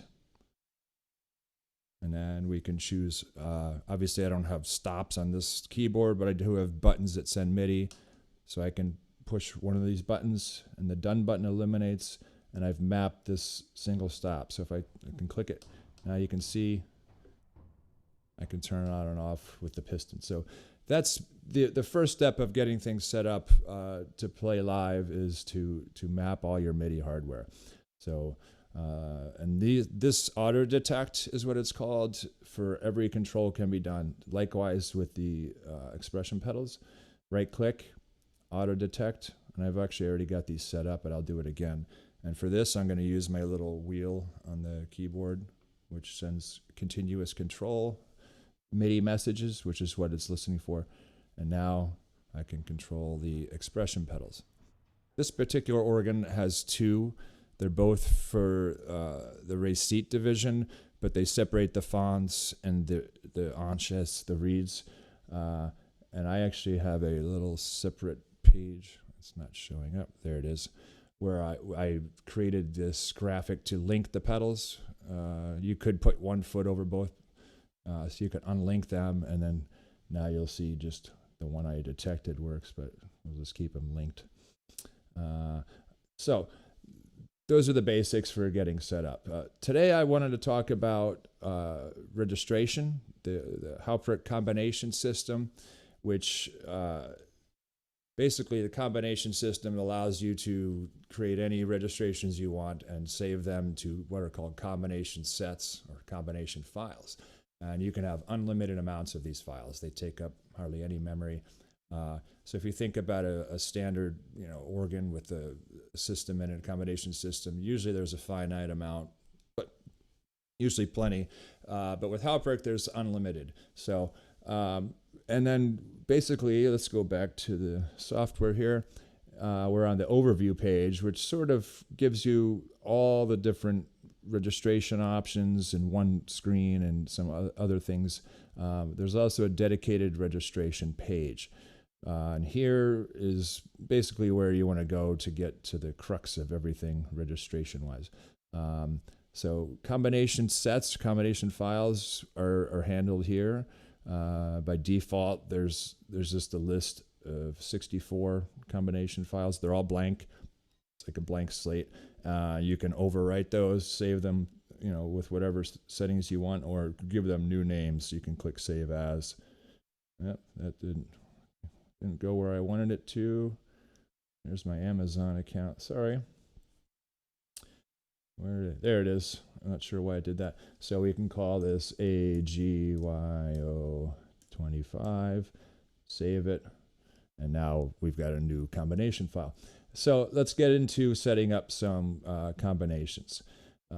The first, most simplest way, I think, is the generals. Everyone knows generals. They basically affect all the divisions of the organ. So we can go ahead. Let's go to full view, and we're just going to kind of throw everything on here just to make it simple and quick. We would hit our setter, which again, MIDI mapping. You can take your set piston that you have on your organ or your keyboard and right click and detect it and use that as a normal piston. So we just click the piston like you normally would, and now piston number 1, message number 1 will have everything on it. So we hit it. You can see I'm hitting general cancel. They come up. So very simple, just like you would expect. And there's 100 master generals, which is a good amount, but that's just scratching the surface of the amount of settings we can do. This is probably the most powerful aspect of Hauptwerk's combination settings, is the stepper sequencer. If you're not familiar with a stepper sequencer, basically it allows you to set basically 1,000 different frames or combinations, generals, however you want to call it, and step through them. You can either go sequentially. This is just if you wanted to go, sorry, that's the cued. Up here, let's get back. Stepper frame, you can step through in order if you want up to 1,000 different combinations. And you would set these the same ways that you would set the generals I just showed you. Or if you want, you can jump around, and there's a cool feature, and it's called the cued, steppered cued frames. Now here, with this little grid, you can jump anywhere with the few button presses, piston presses, between the 999 frames. I say 999 because it starts at 0 and then it ends at 999. So it's really 1,000 frames. So instead of just going 1, 2, 3, 4, 5, and jump back to 0, we can say, let's go to frame 330, sorry. And then we trigger it. And then up here, we'll see now we're on frame 330. Instead of going all the way through from 0 to 330, you can trigger it via the queued system. It's like a pre-setup. So that is really, really cool. Let's see now. You can copy and paste between. So if you've got a same registration between pieces that you want to do, and you know a certain piston has that setting, you can copy it. Then you go to your new piston and paste it in. So really, really quick, instead of having to pull all the stops and remember and figure out what you're doing. Now there is. Let's see if we can find it. Combinations. Or do I still have it here? Yes, you can actually create this file once you've set everything up. And if you don't remember everything that you've done, this is the organ I had loaded yesterday, the Schnicker. Basically, everything you have set, it'll show you what's on those pistons. So on the Schnicker organ, on General 1, this was the registration, and it goes through everything. So you can print these out, keep them on your computer. Pretty nifty for showing you what's going on. So the stepper, really, really powerful, gets you through, and now another option in the stepper, where is it? It's here. This is on the overview page. All pistons stepper +1. This, when you click it, now turns any piston, master, general, any of the stepper pistons into a next piston. Which basically is going to mean you're going to step through each incrementally from one to the next. So it doesn't matter which one you press. So this is just a quick, easy way to do that in case you're playing and you can't physically access something that is on a third manual or with your feet. You can make it whatever piston is handy for you at the time to change those settings. Let's reset this to 0. So back to registration. All right, so now we're going to move over to crescendo/scoped. Not every organ has a crescendo pedal, especially older historic organs. It's more of a newer invention. So let's say you wanted to add a crescendo to this Cavaille Cole. I don't know if I'd recommend it, but it's possible. You can use a master crescendo and set a 32-stage crescendo pedal. It's a bit involved and takes a little bit to set it up because you have to go through each 32 steps and then build up your registration. So I don't want to take too much time with that, but it's a very similar process to setting your generals or your scoped pistons. Now, scoped, if you're not familiar, I know I wasn't familiar with this term until we added it to Hauptwerk, which has been some time now. Because I've never had the opportunity to play an organ that had scoped on it. Scoped allows you to specify if a piston is either all around a general piston or if it's a divisional piston or combination. So you can basically go through and determine that. So let's see if we can master scoped. I cleared them all blank. All right, good. So we can go up and hit our setter and scope. Now let's say I want to scope just these. We're gonna let's put it to A1, and we'll clear it out. So those come on. Now, you might think, well, it looks like a normal general, but you can also go ahead now and do the same thing with the rest of the stops and make it so it's not all on, a master general. It's a little confusing until you get to really start using it, but it's a really nifty feature. Let's go back to registration. Generals we went over. Couplers. So here, most organs come with manual to pedal couplers, manual to manual, sub, super couplers. Some older historic organs may not have couplers, and if you want to be authentic, you don't maybe want to use them. But let's say you want to. The master couplers allow you to do that. So you can just choose any of these like you would any normal coupler that comes with the organ and couple down. So that's pretty straightforward. Floating. So this is actually a really useful feature, especially for something like this where I have just a single keyboard set up. This allows you to switch your single keyboard between instead of moving your hands physically to the second keyboard, you can bring that second or third keyboard to this keyboard. And it's almost like a coupler, but you're no longer playing, let's say this is the great, and we've got a swell here. So once I engage this, I'm no longer going to be playing the great, it's the swell. So it's not really a coupler because I'm not accessing the great anymore. So I wanted to go through the setup of this and show you how that works, because this is a more popular feature, especially with some of the Hauptwerk organs that have, say, 4 or 5 manuals. Not everyone has an organ console that large, so it comes in handy for that. So the first thing we need to do is to cancel how I set up the original keyboard setting when I MIDI mapped it, the ground org. So, oops. We're going to just go back to no input. Don't worry about all that. All right, so we're going to go back to registration, floating at the bottom, floating division. So it's basically the same process that we set up the keyboard before, just with a couple extra steps. So this is where we would do our MIDI mapping, floating division keyboard 1. So this is our main keyboard. We're going to hit auto to detect, and we go again, lowest note, highest note. And if you have velocity sensitivity, meaning the harder you press, the more volume it will get, which obviously for pipe organs isn't usually the case, but it will detect that. So you can play your lowest note really soft and your highest note hard, and it'll detect the velocity as well.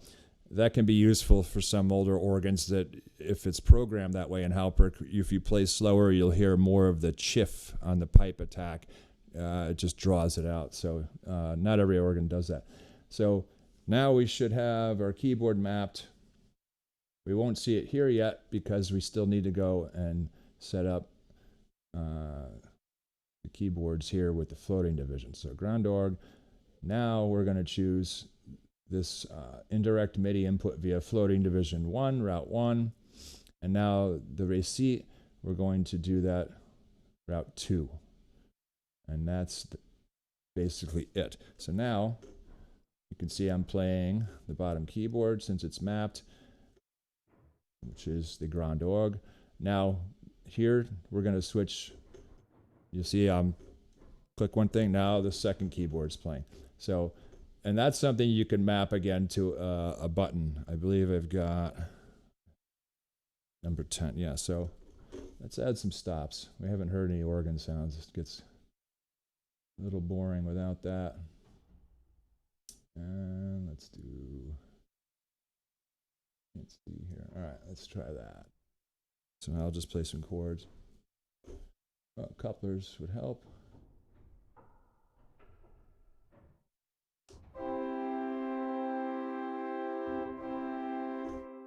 Oh, I coupled it down. We don't want that.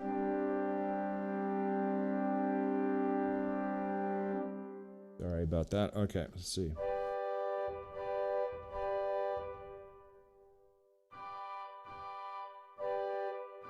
So now you see we're switching. I'm pressing the button in between each.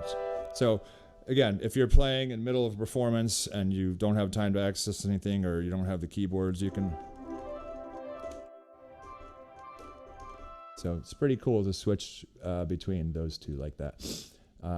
Okay, reversibles. This is pretty self-explanatory. Reversible pistons. Again, if an organ doesn't have them included in its own combination settings, you can use these as you would any normal reversible piston. And that's the same setup as we've been going through, so we don't need to really go over that right now. And that's essentially the Hauptwerk combination system. And again, on the overview page here, we'll have sort of everything condensed into one layout.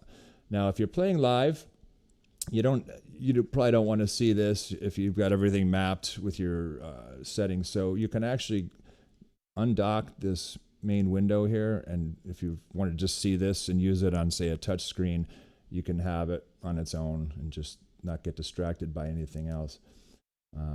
But for the purposes of today, we're sort of docking it just so we can keep everything together. All right, so the next topic I wanted to go over is pipe voicing. So if you're going to be playing Hauptwerk live in a church or any other venue, chances are the balance as it comes, when you download the organ out of the box is not going to be exactly how you need it. So the Hauptwerk Advanced Edition has voicing facilities. Allows you to change the volume of individual pipes, the brightness, the tuning.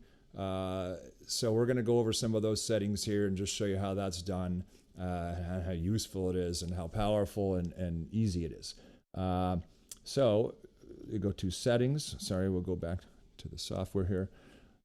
So settings, and we go to the audio tab here, and now we're going to click the rank voicing button. So here, this will give you the list of all the ranks loaded on the organ.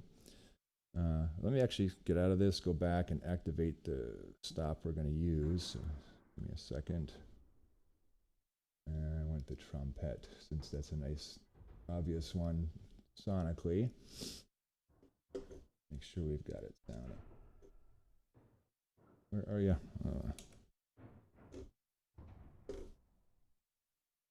I need to get... There we go. I have to activate the reeds coupler. There we go. All right. Back to here. So now we're going to scroll down and find that trumpet, which is here. So by default, it sets to the amplitude, which is the volume. So we'll start there just to show you. I'm going to play a chromatic scale going up. Now we scroll down. It starts here at MIDI note 36.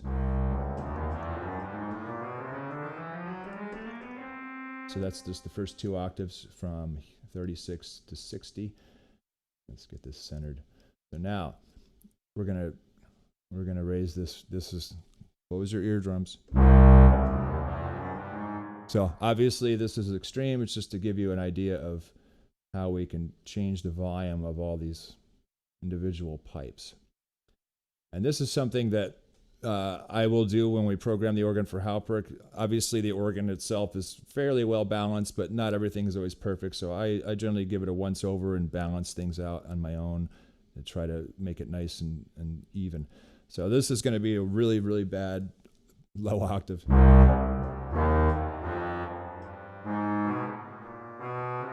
So that's, extreme example. You don't like what you did, click the reset button. It does have these little bars on either end, so you can drag sort of the whole rank scaler like this. Now it's going to go quiet, and we're back to normal here. Or if you just the whole rank itself, okay, it's even, but it's too loud with another rank, or it's too soft, you can raise and lower the entire rank with these, the master slider.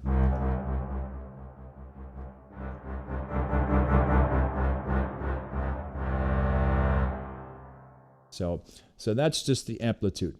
Now we can look at brightness, which is, again, depending on your speakers, your audio system that you're listening to, especially the reeds, they might be too reedy, too blaring, whatever. So let's go with middle C here.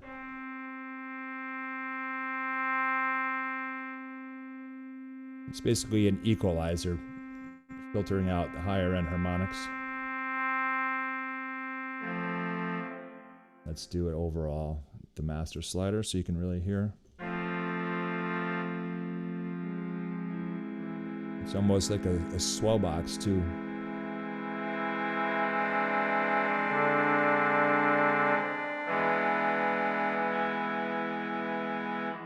So that is the brightness setting.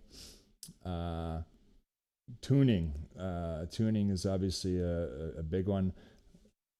When I record the organs, the tuning isn't always perfect, and I try to leave it imperfect because that's a little more realistic. No organ's ever perfectly in tune.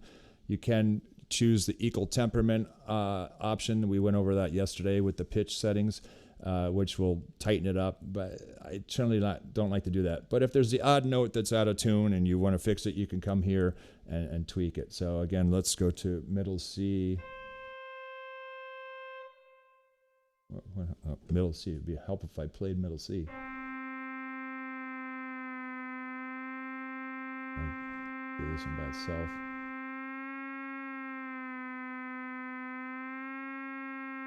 So it's pretty neat.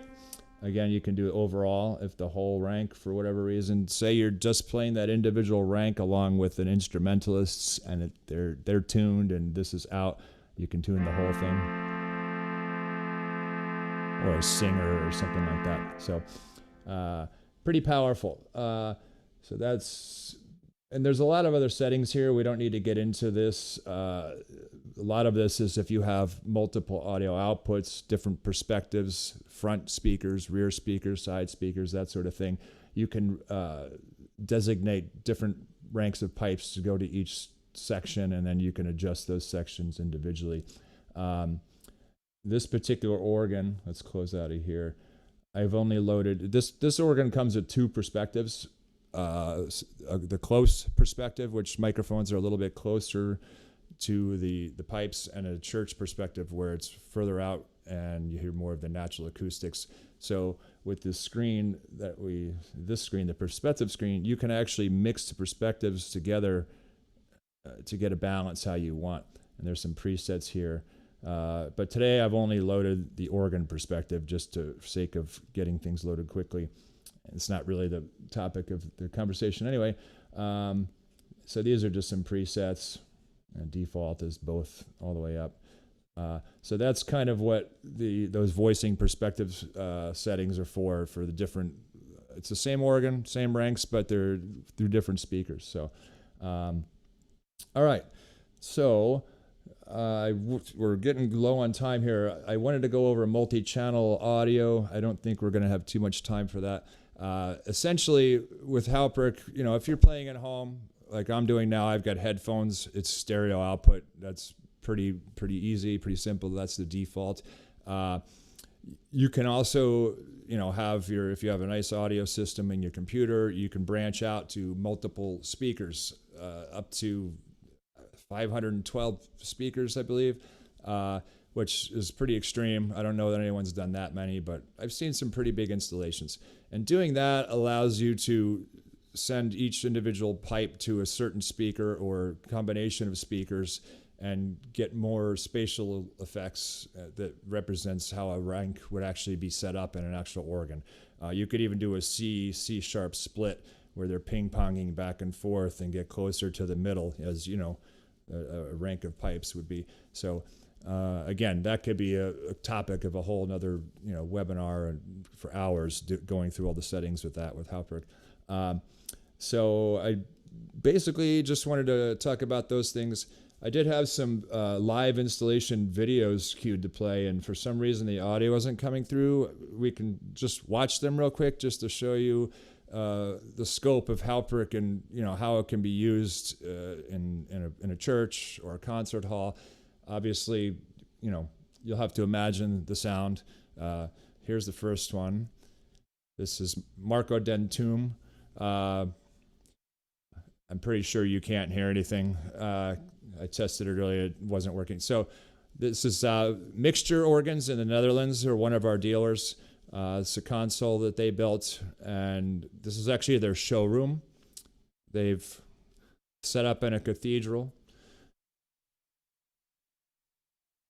So this organ that he's playing, it's essentially like what I've got here. It's just a big MIDI controller. Everything is sending MIDI notes, and he would have set it up the same way that I showed you earlier with MIDI mapping. So all those pistons you see, he can use them however he wants to control the combination system. He's also got touch screens on either side with the stop layouts, so you can change everything. So this is one example. And here's another example in the concert hall. 4 manual keyboard, similarly touch screens on each side, but it really doesn't matter. You're going to get the same sound with, whatever organ you're playing.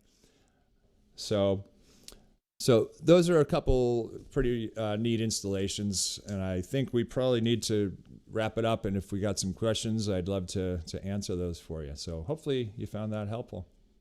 Yeah, that was really interesting. I was just thinking about how my little experience with organ tech, how this really kind of brings it to life, because you can really see all the different aspects of the organ to understand them, to understand how sequencing works, to understand how really like combination actions work. Right. And really, like you were saying, that ability to really, even if you have one manual, to be able to switch and do those things, which is really neat to this. So thank you for sharing that. Yeah, sure. I know I have a question to get us started here before we switch. And if anybody else has any questions, feel free to add them here in the chat.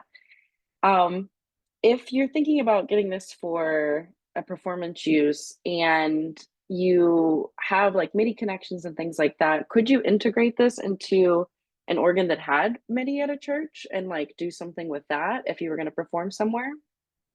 Certainly, yeah, and that's pretty commonly done. As long as the MIDI or the organ has MIDI output, then you're able to connect to the computer and play. Whether it's a digital organ that already has speakers, you could possibly tap into those or add some new speakers. If it's a real pipe organ with actual pipes, it sends MIDI out, then it would be a completely independent sound system, obviously, because the pipes are doing their thing with air, and you need your speakers for Hauptwerk.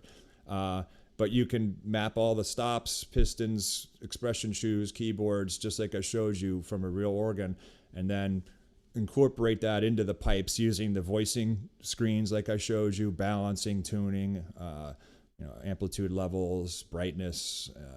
So yeah, it's done quite often. It takes a little bit more setup when you're getting up, to organ lofts and installing hardware and things like that, but it's definitely definitely doable. Cool. And I'll ask one more question before we switch over, which comes from Jacob Miller. Can you have a Hauptwerk organ with a draw knob console instead of touchscreens? Of course, and I just so happen to have a draw knob right here. So this is a typical draw knob that you'd find in most standard pipe organs. Obviously, we got it engraved with Hauptwerk there. This is from Sindyne, and this is just, again, this will control your normal stops on the pipes, but it'll send a MIDI output message too.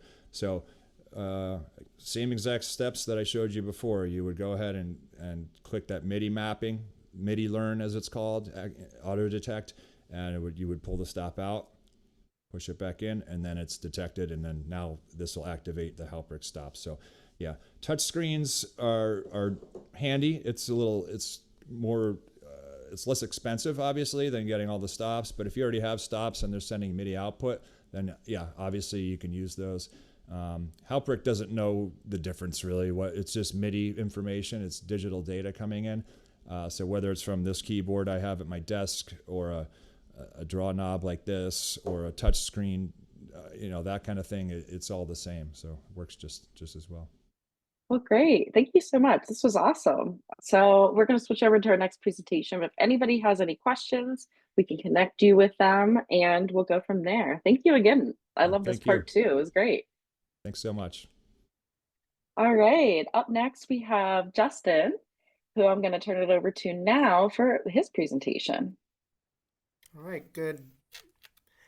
Well, for me, it's officially now afternoon. I assume, I guess for our friends on the West Coast, it might still be morning, but good afternoon, morning, evening, wherever you are in the world. My name is Justin Wee. I serve as the organist and choir director at St. James Church in Skaneateles, New York. And I'm going to try to make it so that my PowerPoint appears. There we go. Okay, participants can now see my application. Perfect. Okay, and before I go any further, does anyone see the annoying Zoom box on the right-hand corner of the screen? Because I know in ye olden days of Zoom, it used to have, it used to just show sort of, a crosshatch blank space wherever my picture of the other people on the Zoom is. We're good? Excellent.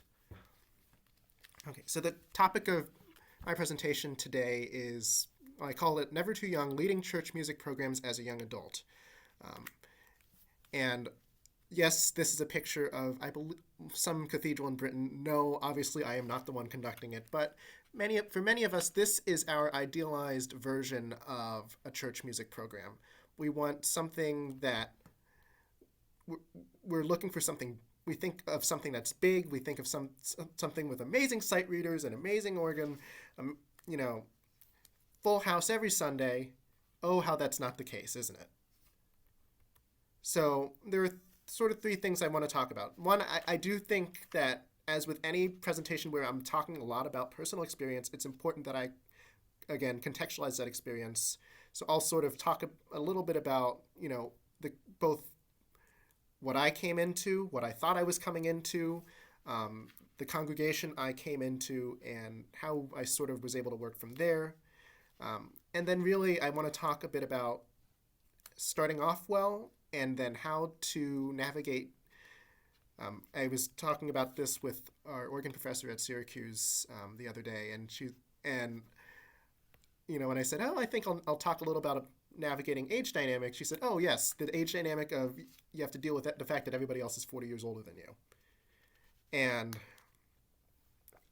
to some extent she's right, but I think there's also a lot of possibility if we are able to do that right. So in the beginning, so when I started applying for church jobs, it was also right after I had decided I'd come to Syracuse to do my master's degree. And this picture is of the choir that we had for the Episcopal chaplaincy at William and Mary, which I was previously the organist for. Now, of these people, let's see, multiple music majors or minors, all but two of them were involved in some university performing ensemble. And yes, while we could pick up and read pretty much anything on one or two rehearsals. So I thought that was the type of choir that I would be coming into when I started at a church. I love all these people. I still keep in touch with many of these people, and I know for many of us, being part of collegiate choirs and a cappella groups is excellent preparation for the type of work that we will have to do as church musicians. And for me, that was no exception. The training wheels ground, I guess, was working for a campus ministry, and then I was off to the races as a music director at a church. Many of us have been in this exact situation, haven't we? Many of us that find ourselves put into leadership positions in churches under a certain age are like, oh my God, it's a unicorn. We have a young person that's willingly here, not because they're sending their children to Sunday school, but they're here of their own accord, and they're actually doing something of importance. And that is something that we have to harness as both, not just the leaders of the futures, but the leaders of today in our churches, our congregations, and our denominations. So officially, I'm a part-time organist and choir director at this point, what we would call it a medium-sized Episcopal church. If we want to get into the nitty-gritty, I think I'm technically 1/3 time. Whether I actually am here exactly 17 hours a week, who knows? But we are, a medium-sized church, average Sunday attendance of about 140 last year. And it's actually been growing over the last few years. And I also have the unique privilege of serving on the National Church's Standing Commission on Liturgy and Music. I just began my service in November, and I'll be on that commission for the next 6 years. And basically, this is, for the Episcopal Church, this is the commission that handles all of the proposed revisions to the hymnal, the prayer book, authorized liturgies, everything from, I think right now our current project is taking on problematic language in the hymnal 1982, which, as perhaps if you have served in an Episcopal church, you know that there are some things that are starting to show their age. And there are other things that, while perhaps might have been sensible when they were written, we would now consider them offensive. And so that's our big project right now. But it's also the committee that, if we were ever to revise the hymnal, this is the committee that would be doing it, or the prayer book for that matter. So my choir is an all-volunteer choir, primarily retirees. I think I have a couple that are still actively working, but mostly retirees, people that have made space for music in their lives.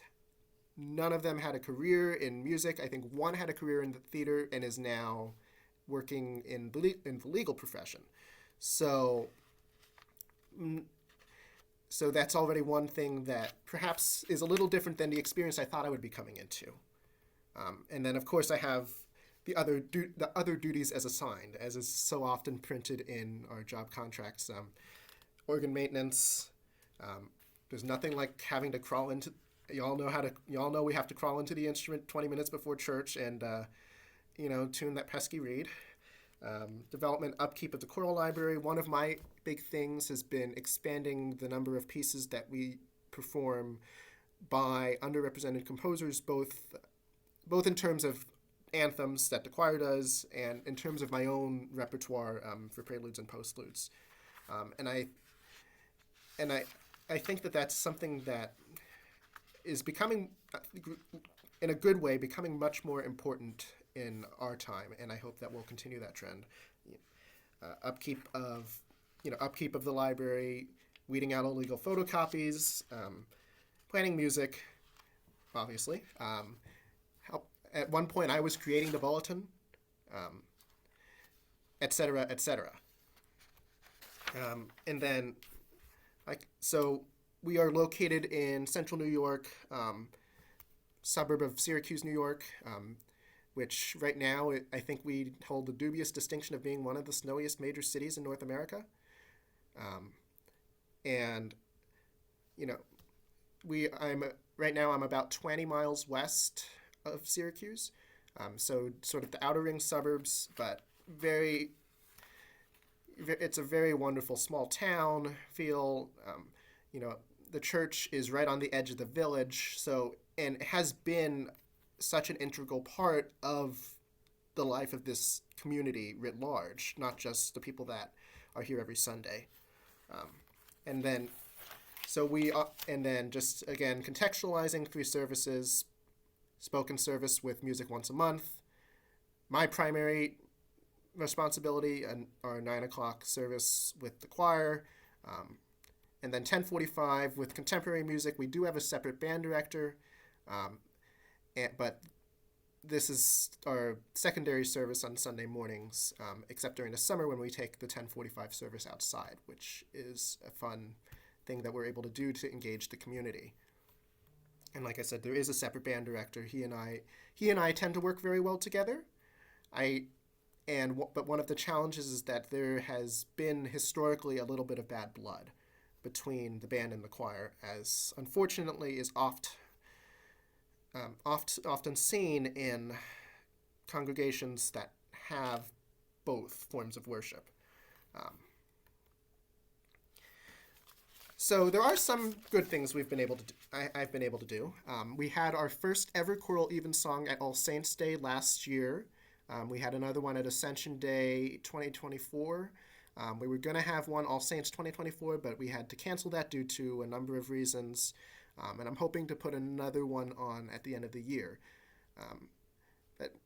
There's sort of the action shot, and then here's our choir at Christmas.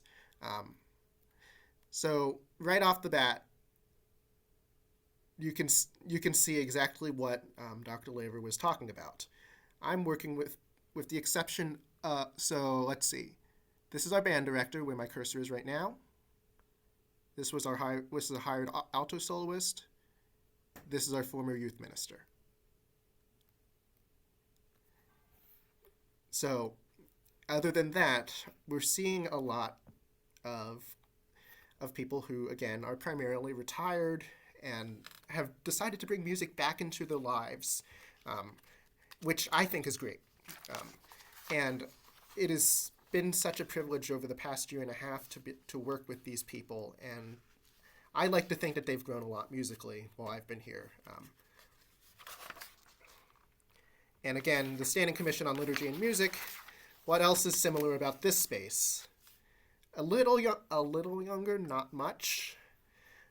So one of the challenges that I have found is inhabiting these spaces that I have been called to, that in one case that I've been hired, and the other case that I've been appointed to by the National Church, to be in these spaces that were not necessarily built for us, that were generally made for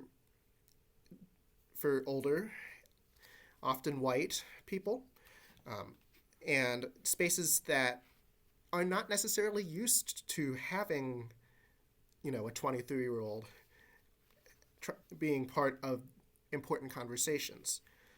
So navigating this right off the bat, of course, I'm going to say it's difficult. It's a difficult dynamic to come into this room with some, like in this room especially with the Standing Commission on Liturgy and Music. I'm at the table. I think on one side is sitting the Bishop of Arizona. On the other side is sitting, the professor of church music at a major seminary. More priests than I've probably ever seen in a room together, except at diocesan convention. And here I am, a part-time church music director and graduate student. So it's a space that, again, I've had to essentially show that I actually do bring something to the table. But remembering, of course, that if the powers that be are putting us into these spaces, we have not only the right, but the responsibility to inhabit them and to use them to do what we can with them for the best of our ability. So what I walked into on day one at St. James. So there were some things I knew. I knew that that the previous rector, she was retiring. It happened that her husband was my immediate predecessor as the parish musician. Due to a number of unpleasant circumstances that had unfortunately occurred about a decade earlier, he didn't really want the job, but he ended up with the job. And I was also coming into a church that had just been through a long pastorate. I believe Becky was here for 12 or 13 years, which in terms of clergy tenure is pretty long. I believe the average clergy tenure in the Episcopal Church is about 7 or 8 years. And I came on board at the same time as two other interim staff. I came on board at the same time as the other interim youth ministry director. She was later made permanent and then actually has, sadly, just resigned because she is now actually doing her graduate studies and doesn't want to have to drive to and from Rochester all the time. And I came on board at the same time as the interim priest, who officially started a month later. And the great thing about being part of this trio was that at the time in September 2023, all of us were under 40. And I think that that by modeling what young leadership in the church can look like, and I think the three of us definitely all brought on very, very new ideas, very new concepts, new ways of doing things. I think that did help pave the way that when we hired our new rector, we hired someone that's 32 years old. So I think we've modeled young leadership to the point where not only are they willing to trust two auxiliary ministry positions, but they're willing to entrust the leadership of the largest parish in our diocese to someone who's not been ordained a very long time, whose the only job she's known is being a priest, and to me that's just amazing. The choir, I thought my first impression was they seemed a little bit stuck in a rut post-COVID. We were all stuck in a rut post-COVID because, well, did we have much opportunity to sing other than doing those occasional Zoom choir rehearsals? So they were stuck in a rut, both a bit in terms of technique and in terms of repertoire. They had, unfortunately, gone back to sort of just relying on the old standards. The amount of times I've done With a Voice of Singing once, the amount of times I've been asked to have it come back is surprising. Most of my choir does not know how to read music. This is a situation that, in fairness, I should have anticipated. And I've been spoiled, both in terms of the choirs I've sung in the choirs I've accompanied, and in the previous music positions that I've held in churches, because when I was also an undergrad on Sunday mornings, I would be at this small Lutheran church where I was the only musician, so it didn't matter if anyone else knew how to read music, as long as they, would sing along to the hymns. Unfortunately, and this was the big deal, that I'm still working on this, a lack of communication and respect between the choir and the contemporary ensemble. We're still working on this. The choir has long used a derogatory name of the Screamers for the contemporary band. The contemporary band, to their credit, is much, much more cordial. I invite them to come sing with us when we do joint services, and they accept. Now, when I give the choir the music that the band is doing for these joint services, unfortunately, the choir is not there yet. They're not singing along, and hopefully we'll be able to change that slowly but surely. Like I said, preconceptions, musical literacy. Every church choir I'd been in, most if not all could read music and sight read well. I was singing at Bruton Parish in Williamsburg, Virginia, which is probably one of the flagship programs of the Episcopal Church. And, everyone reads, octet of section leaders, the works. The repertoire of hymns that everyone knows. Again, I came from churches that we could pick any hymn in the hymnal and make a reasonable job of it.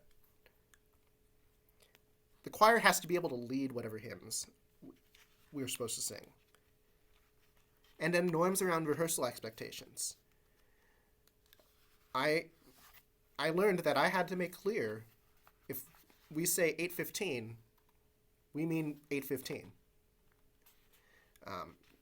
Because there was a culture of sort of laxity almost around what was going on in terms of the music ministry here. And yes, it is a ministry. Yes, it is for most of my singers at least, for most of them, it is for them an immensely spiritual exercise. For me, it is an immensely spiritual exercise to lead the music for this congregation. But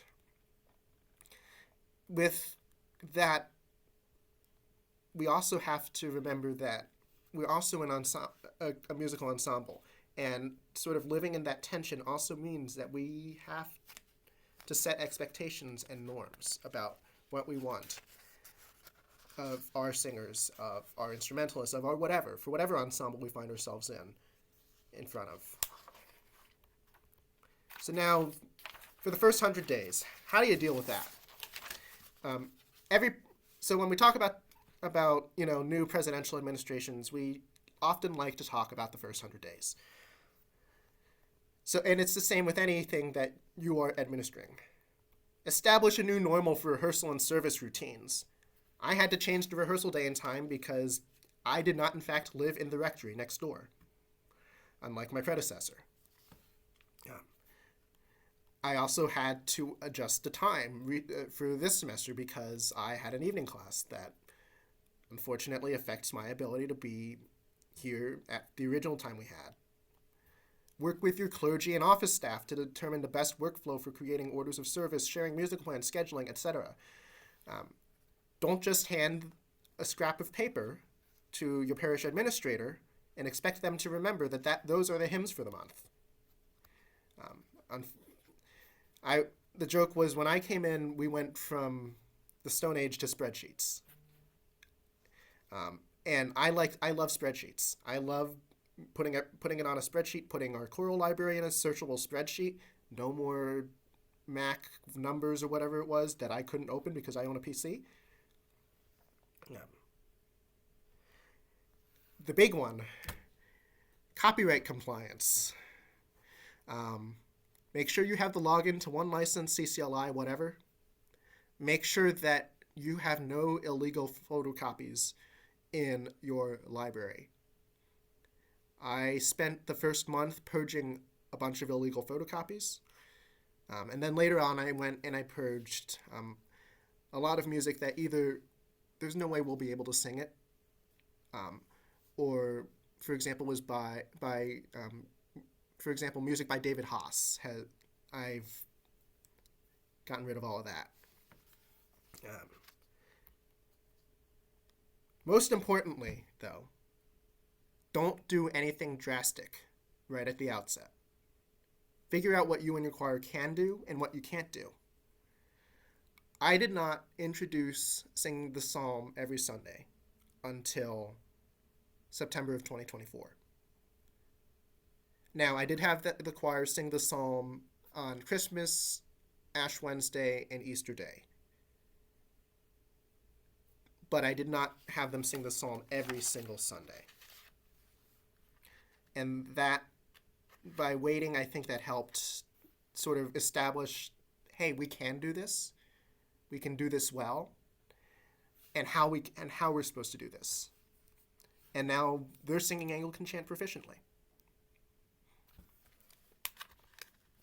I love this question from the AGO Choir Master exam from 2019. You are the new director of a choir. One of the singers is a longtime member who feels comfortable instructing you, the director, about what to rehearse next. Also holds extended audible conversations with their neighbors explaining sight singing and music theory. Oh, I wish. How do you stop this poor behavior without causing a breach of goodwill? So, I've walked into this situation, except I wish, believe me, I wish I could walk into the choir room and I hear someone else talking about a German sixth. I wish I come into the choir room and I hear someone talking about, oh, how beautiful those suspensions are in that Bach chorale. Alas, no. So yes, there are challenges to all of this. Again, I arrived during an interim time. I came in, and for the first couple weeks, I was the go-to for all the liturgical stuff because we still had supply priests until September 1st, and I started on August 1st. At the beginning, the choir was a bit hesitant to go in a new direction. Natural, change is hard. Change is hard for me. Change is hard for all of us. Age-related microaggressions. Yeah, he doesn't get it because he's so young. I have a degree in this. I haven't looked at your CV, but the previous directors. This one was my favorite. It was from someone who actually would consistently talk over me during rehearsal because he didn't want to give me time of day. So yes, and to address this, how do we work with older singers? Prioritize healthy technique. Prioritize enjoyment. And prioritize worship. These are the three things,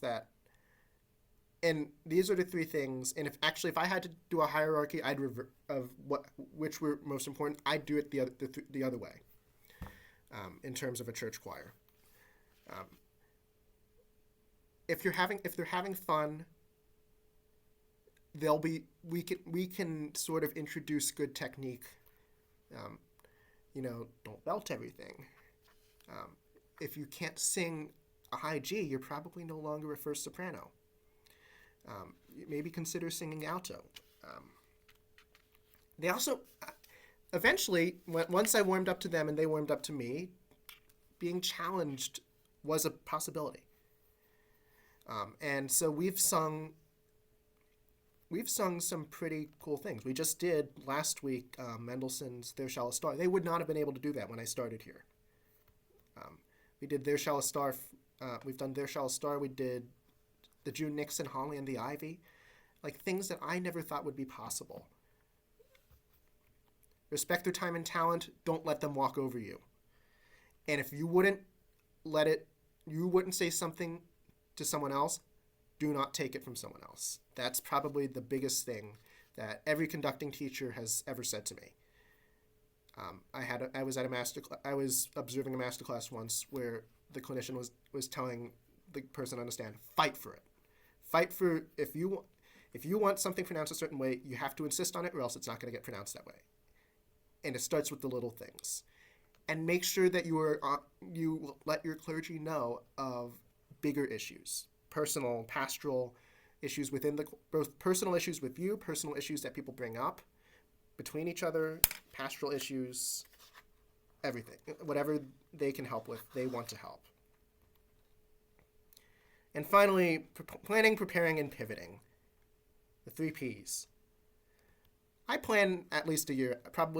I plan a year out. I say plan a couple months out. I plan a year out. A year out for anthems. At least 3 to 4 months out for hymns and volunteers because I don't like overlapping. I make a plan for every rehearsal. Up Front is a great book on how to plan rehearsals and how to deal with choirs. Especially if I'm lucky that I have a pretty deep conducting background, but especially if you don't, and find yourself as the solo musician, it's an excellent book. And be prepared to pivot. You're going to have personnel situations that affect whether you can do an anthem that you've been working on for 3 months. I just had to change next week's anthem because we realized as a group that we don't think that we're going to be able to pull it off. We're supposed to get 3 to 6 inches of snow tonight. That might affect the people that are able to come. And actually, as I look out the office window right now, I see someone ice fishing on the lake. So cold weather is a real thing. Snowstorms will make it impossible for some people to come to church if you are at a certain latitude. So again, here's just some examples. My planning at the 40,000-foot view, anthems, at the very beginning of the year, and then, sort of the more detailed view that I have month by month, that this is what I give to the office at the beginning of the month. And finally, be involved with the community. Yes, your colleagues may be older than you. You have every right to be involved with that community. The Syracuse AGO chapter, we did many recitals. First, we did them at Plymouth over the summer during this big festival downtown Syracuse. Then we have a smaller festival during December weekends in Skaneateles. So I said, hey, let's bring that to St. James. And we had community organists come here. Since I'm still in school, I'm lucky enough to be able to collaborate with composition students to bring new music into the world. That's this picture in the middle right bottom with my organ teacher and Elizabeth, who she and I are actually one of the recipients of the composition grant for students this year. And we worked on a piece last year that I premiered on my recital. And further afield, here I am. I played a concert at Bruton in the fall of 2023 when I went back just for my fall break. Staying connected with people. Caitlin Emerson spoke all about networking and being connected with people. I try to stay connected with the people in Williamsburg who have been so influential in my trajectory as a church musician and really who formed who I am. You learn best by observing, you learn best by doing. And, ultimately my journey in church music was not one that I anticipated. And it's one of those things. I'm honored to be here. I'm so happy that this is what I get up to do on Sunday mornings. That I'm in a congregation that has warmed up and come to love and respect me, and I love and respect them. So I think that's it for me. So if you so figured someone would want to see our organ console, so I sort of made it the splash screen for the any questions slide.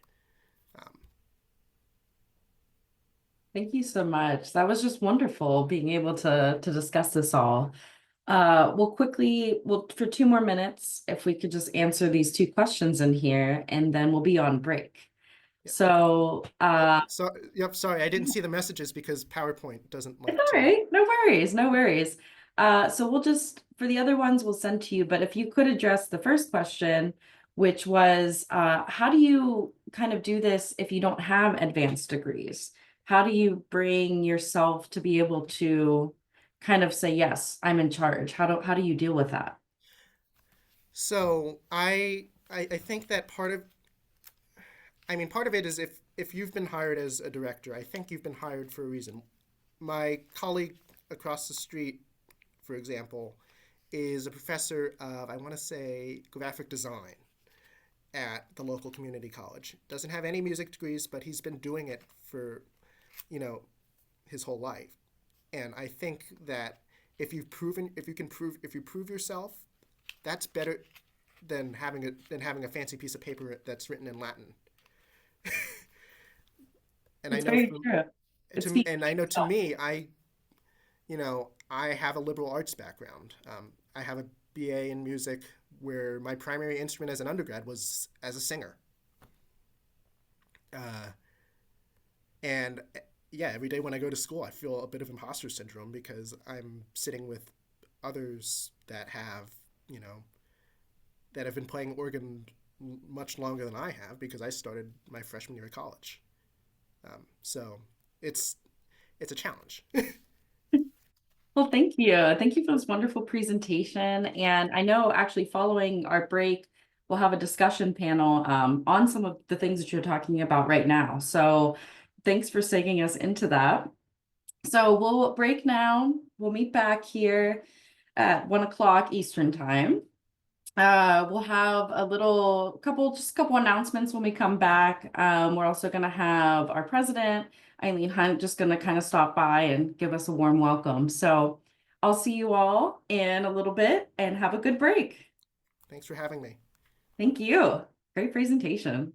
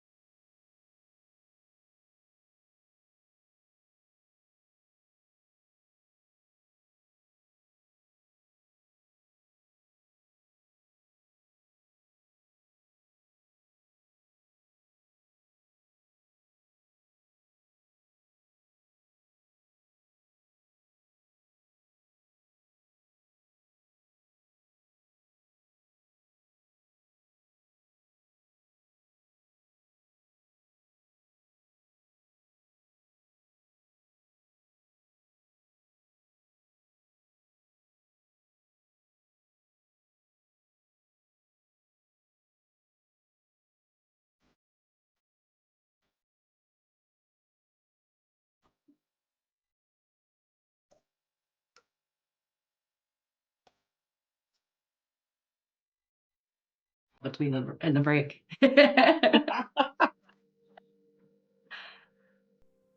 All right, so as we get back on here, we're going to get ready for our discussion panel. Before we do that, I just want to make a couple quick announcements and introduce someone. This is just a reminder about some other upcoming AGOYO events. We have 2 conventions this summer, one in Phoenix, one in Fort Worth. You can attend those, and there will be an AGOYO reception at either, where you can come get some free food, free networking, a good time. We also will have 4 POEs this summer. One is a POE A, so if you are a little bit more of an advanced student, that might be of interest. Or if you know others that are interested in organ, a POE is a summer camp where you can go and get to experience teachers, organs, locations, all of that. We also will have upcoming webinars, different things, so keep an eye posted for those. Always check out the member page for different discounts and things that you can get. There's some really nice ones on there, which can be really helpful when you're a student. Also, keep in mind, we have always scholarships and competitions happening throughout the years, even years, odd years, every year.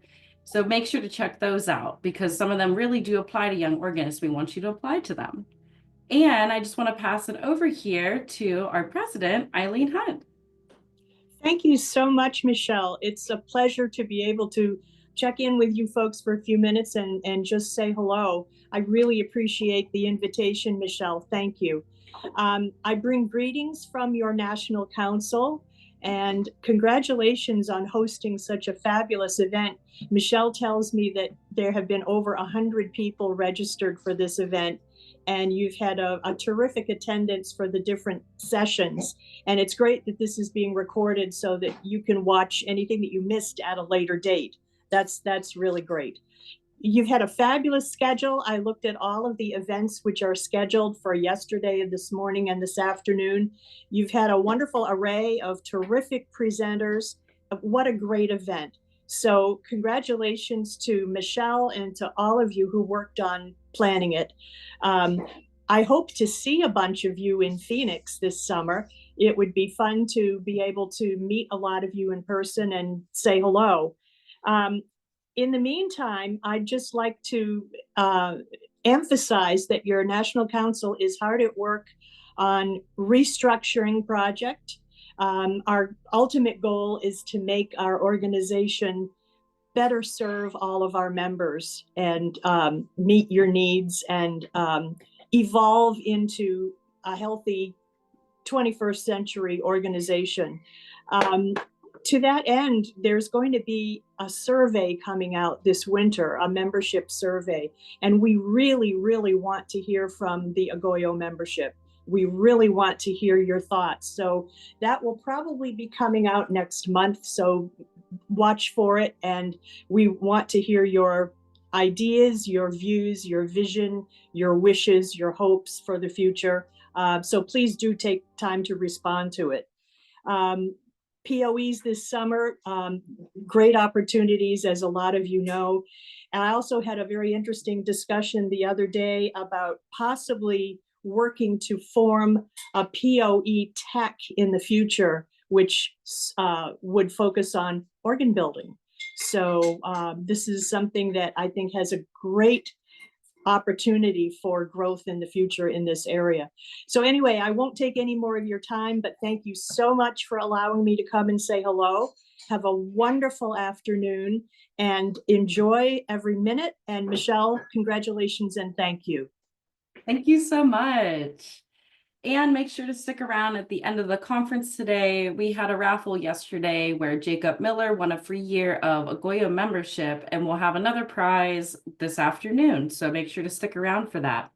But for now, we're going to move on to our next discussion panel, hosted by also one of our AGO committees and somebody who might be familiar from this morning's session. So I will pass it over to them to take it away. All right, thank you so much, Michelle. Hi, everyone. You just heard from me earlier. I'm Andrew Johnson. I'm a second-year DMA candidate at the Eastman School of Music and assistant organist at Christ Church in Rochester. I also serve as chair of the National Committee on Career Development and Support. And when I heard about this conference, we were really excited to offer this presentation on behalf of our committee, which has about half of its membership are AGOYO members. And so I've recruited them along with me to give this talk about professional concerns for the young organist. And it looks like I need to request to share my screen. There we go. Start sharing screen. So we have this presentation for you.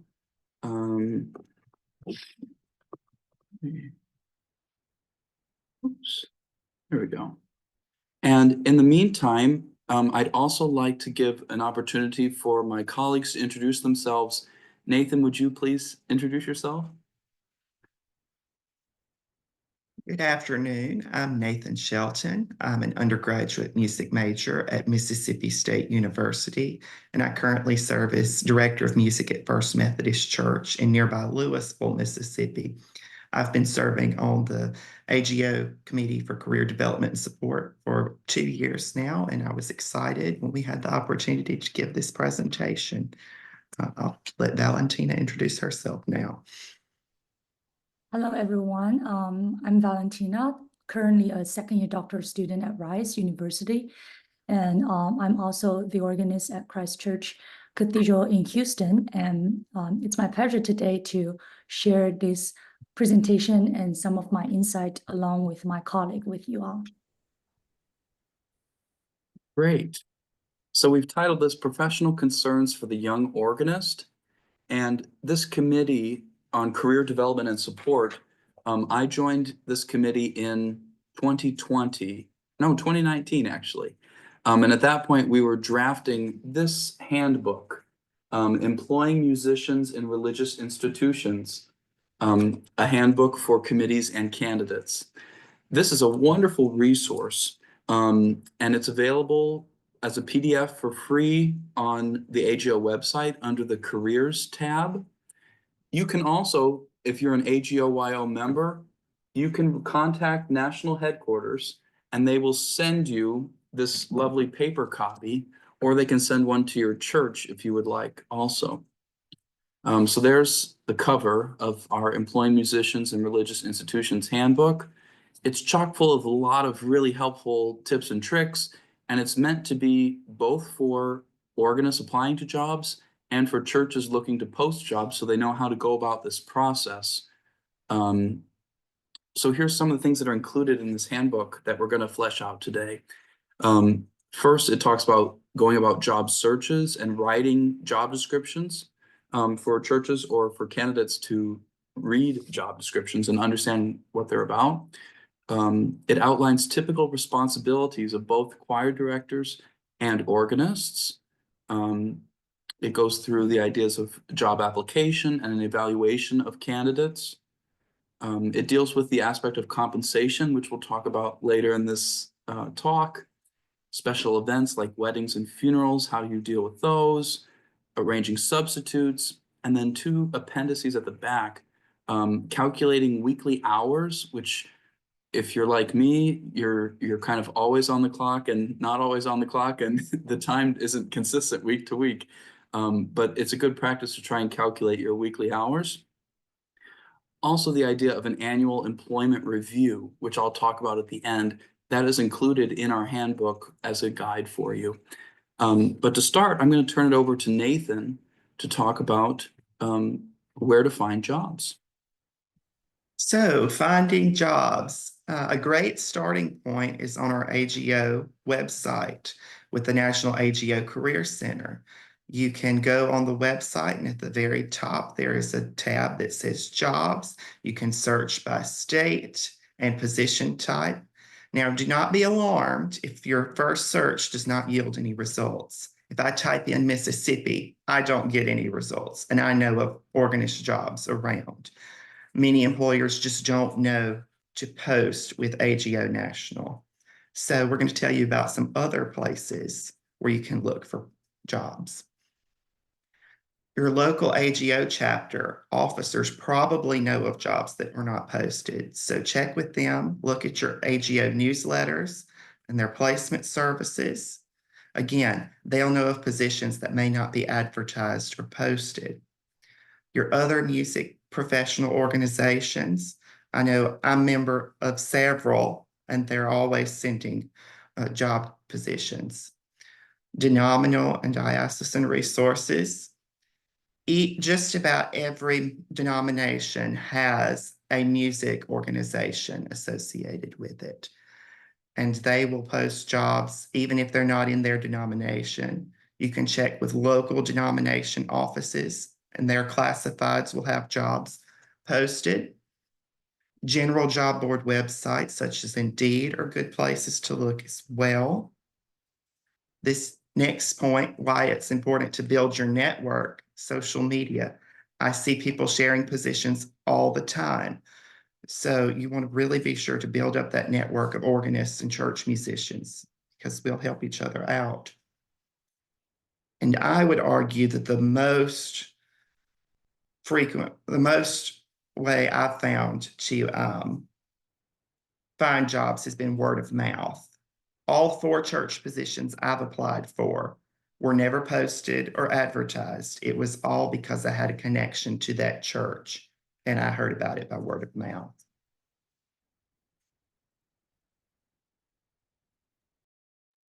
All right. And, Next, Valentina's going to talk to us. and next, I'm going to share a little bit about how to develop your skill set so that you can feel more competitive as a candidate when you go out to look for jobs. So I'm sure many of us already have some sort of credentials. Either you are in the process of finishing a school degree, or you prepare some AGO certification exams, which I will let Andrew to talk a little bit more about the exam after I finish this slide. But if you are currently in a school finishing a degree, besides your primary instrument like music performance degree or music education degree, and some schools even have a specific branch for sacred music part, I would encourage you to explore more courses that are provided by the university, like communications, public speaking, because that's definitely going to be used in your future job. You will encounter the time where you need to stand up in front of a group of people, like a committee, to explain your project or to open a new concert series. And more importantly, you definitely encounter the time that you will stand up in front of the congregation to introduce a hymn or teach them how to sing a new hymn. So I definitely think those courses are important to build up your confidence in speaking publicly. And besides that, I always think, and we always think, being a church musician is really being a well-rounded musician, because you're not only kind of be expected to be good at your own instrument, organ playing, you also want to be a good accompanist, and you also want to be a pretty good voice coach that you can, train your choir to produce a good sound, as well as conducting. So if you feel like any of those skill set you're a little bit feel short of, I would encourage you to explore some private lessons to your colleagues or some professors so that you can improve that aspect. And also, as well as being a good ensemble player. And I also think if you want to be familiar with a specific type of denomination service, there are so many resources right now on the online website, anywhere, to really learn from them. The good way is to just simply open a live stream to observe how the church service it's be done every Sunday.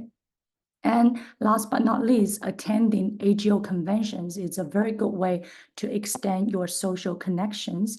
I know it's not really a comfortable thing to do as musicians, because we're kind of all like spending time with ourselves, but I would really encourage you to step out of comfort zone, to really go out to meet people. And we're all in a big community, and we all want to help out each other. Thanks, Valentina. I can talk a little bit more about AGO certification exams. I've been grateful for these opportunities through the AGO. I did my service playing certificate, the AAGO, and the choirmaster exam, each of which tests different skills needed to be a professional organist. So, you know, these certifications don't replace an academic degree, but they can show different skill sets and a, you know, professional certification amongst the American Guild of Organists. You know, it shows us a specific skill set. So that can be really useful and something you can bring to your employer and say, I've, you know, passed these certification exams. If that's not possible for you, and you know, like Valentina said, having private lessons or just going to other churches or places where organists work and say, hey, could I observe a rehearsal or observe a service? And just try and learn from other professionals, even if it's not in a formal academic setting. That's, you just want to gain as much experience and insight as possible. Great, thank you, Andrew. So right now I'm going to talk about how to prepare a job application. Pretty much just like any other applications or building up your whole portfolio, you would need a cover letter and then resume and statement of purpose. But for professional career in church music specifically, we will need to twitch that a little bit. For example, your resume. For me, I always have a complete down-to-earth resume, curriculum vitae, CV, every detail, but also I would specify some highlight part in the resume for a particular job application. And also your cover letter, you want to really aim to suit every job that you want to apply or internship or organ scholar. And also you want to develop a good relationship with your professors or your professional colleagues so that they can be your reference one day, and that's going to be very helpful. But you do want to, you know, tell them ahead of time that, hey, can you be my reference? I'm applying to this job and I'm going to put your name and contact info to the application. We'll be okay with it. I think that's a good way to just tell people ahead of time. As well as your repertoire list, I do think you, besides your solo repertoire, you also want to develop a good anthem company repertoire list to yourself. And I think having separate file to prepare for the job application is a good way to do it. And the last thing is I do encourage you to record constantly. I remember my last teacher, Dr. Fisher from IU, always tell us, do record every time for your lesson. And I think that's not only true for our own solo performance development, but also for any other aspect. For example, you have this very difficult anthem and you spend a lot of time practicing it. And I think you would like to record it, not only to check on balance, but also just to have a good memory to see how you've come so far. And you don't really need to record right at the moment during the service. You can record either through audio or video during the dress rehearsal. And that's just going to be very convenient for you when you encounter a job application. You can just draw that from your portfolio instead of cramming it in the last minute. So next, I'm going to turn the mic to Nathan to talk about how to prepare the actual job interview. So preparing for an interview. We need to prepare for interviews just as we would a performance or a presentation or anything else. First, read carefully any correspondence from the employer regarding the format, location, and time of the interview. Make sure you have all the information that you need. And I would also add, find out if the interview will be with one or two people or if it will be with an entire committee, because that can influence how you prepare for the interview. Do your homework. Almost every church has a website nowadays. So go through that website, look at their music ministry pages, look through old bulletins and newsletters to see what they're accustomed to in their music ministries. Live streams, as Valentina mentioned earlier.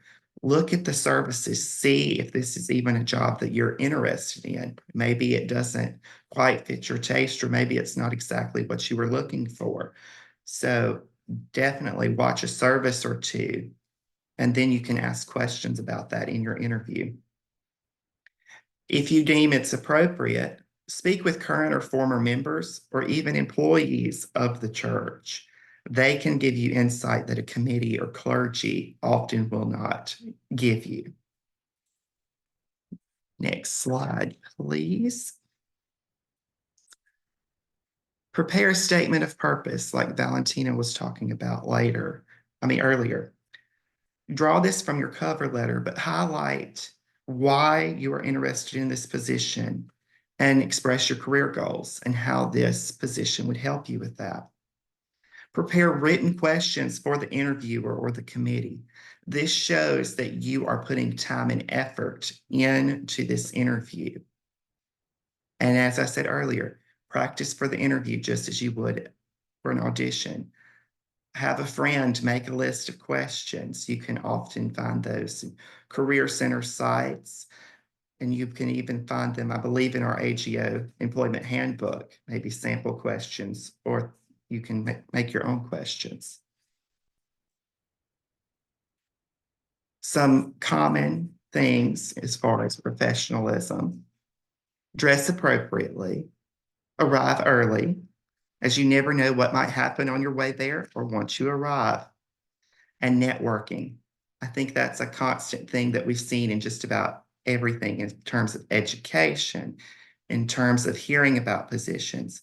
You may not accept the job, or it may not be offered to you, but you might need these connections down the road. You never know when you'll cross paths with someone again.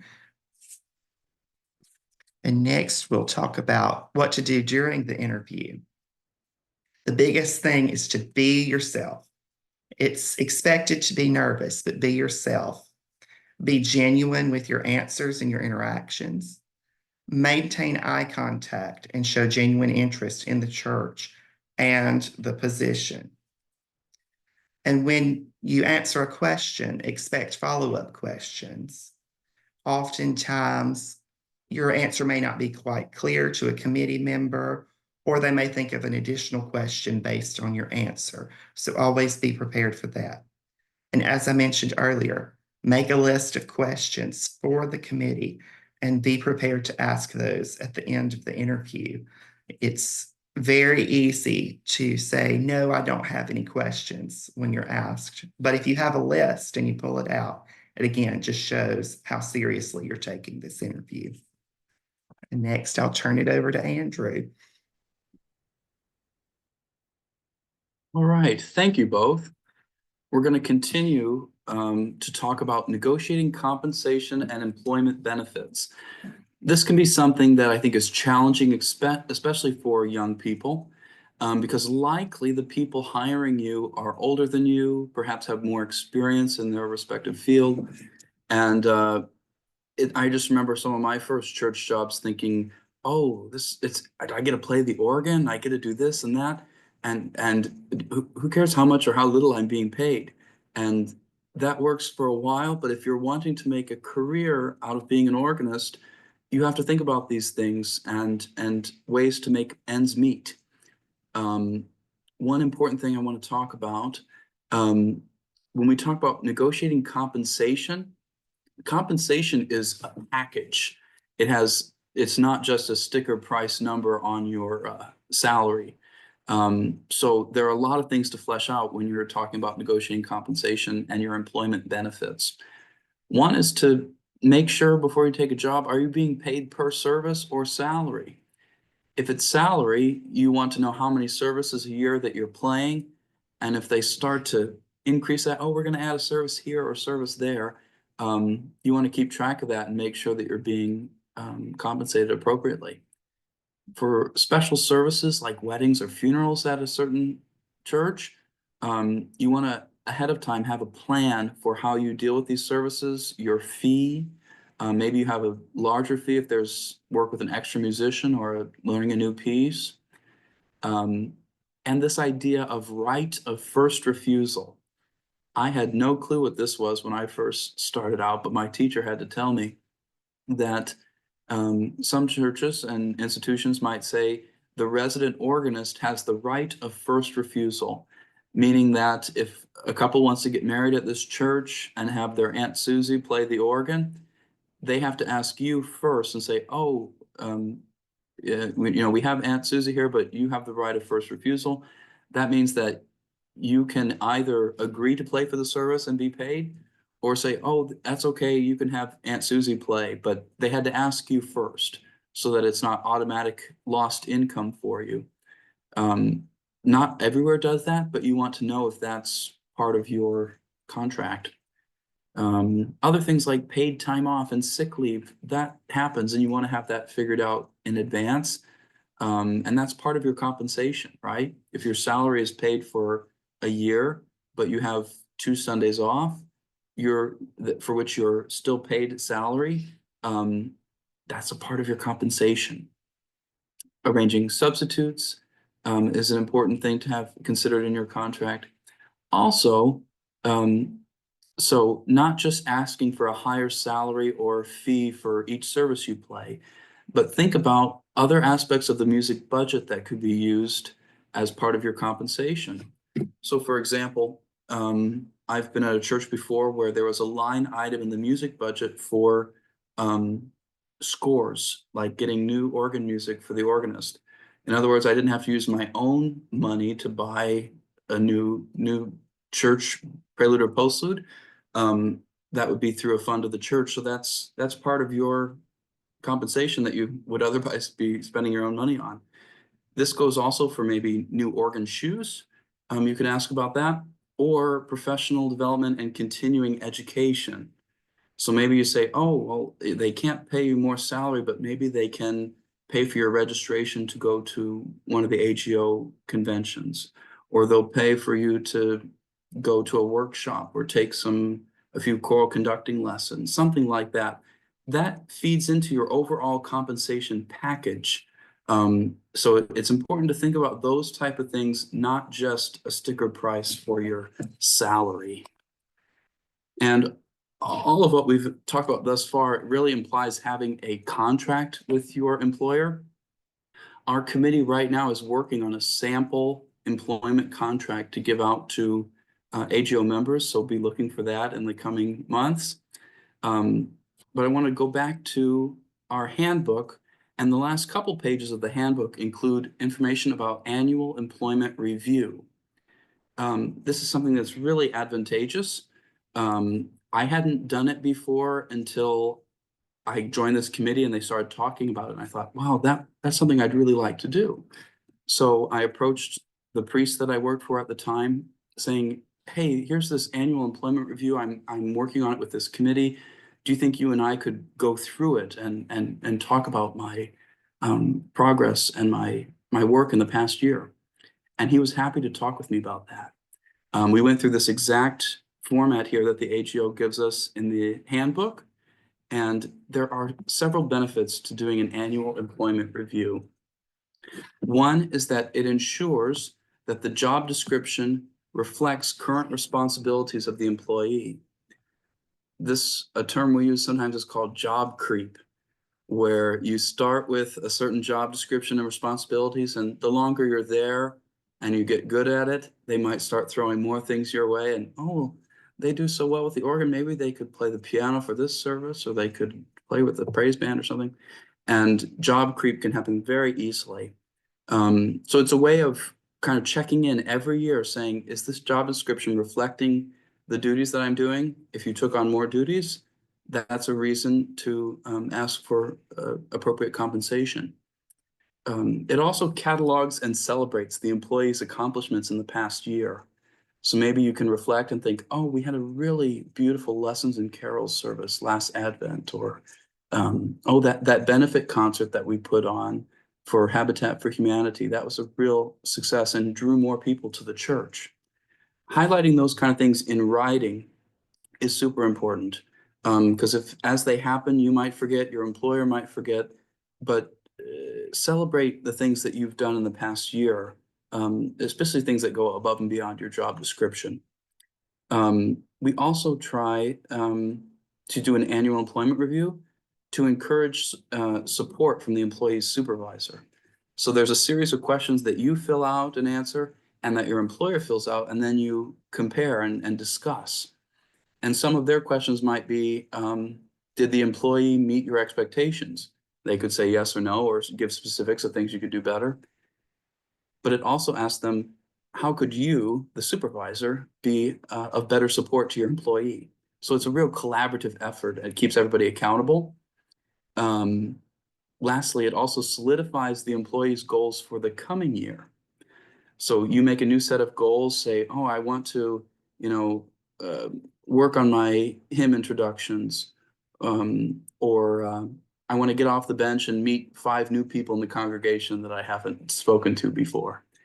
And in your next year's employment review, you can say, okay, here's the goals I set for myself, and I met them. And so that's a really great thing. And all of these things just kind of catalog and give detail to ways that you can advocate for yourself in perhaps getting higher compensation. Having it documented is very important. I wanted to include this at the end because a few of our presentations in this conference have talked about staff, musician-clergy relations. And the way that that's often talked about is like conflict resolution or improving staff relations. I like to think of it as maintaining staff relations because it puts a positive spin on it, and it shows that it takes consistent effort from both parties to make it amicable. So for me, the approach to ministry, it's good to have a sense of humility and a sense of humor. And both of those mean not taking yourself too seriously, right? Also realize that everyone has something unique to offer. Every member on the staff has a different skill set. And frankly, if everyone on the staff had the same skill set as you, it would not be a functional church. So you want to honor everyone's differences and what they have to bring to the table for a common goal of ministry. Also, I think is super important, proactive and frequent communication with your clergy, supervisor, other staff members. When our committee hears people's grievances or complaints about things, they say, oh, well, they did this. I can't believe they added this hymn without telling me and all these things. And what we hear them out. We listen to them, but we also think and ask them, did you speak to the clergy about this, how you're feeling, or who did you talk to? And often we have these feelings, but we might keep them inside. That doesn't help anybody. It just kind of bubbles up inside of you. So realizing that everyone has something unique to offer, be proactive with the frequent communication, and be transparent and recognize common goals. So what that means is we all have a common goal in ministry. So for some people, it might be making sure that the church linens are washed. For yours, it might be that your crescendo to your last verse of the hymn is stirring. All of that plays a part in the common goal of a church. So we have some time now. I'd like to open it up for questions. Hope we have many.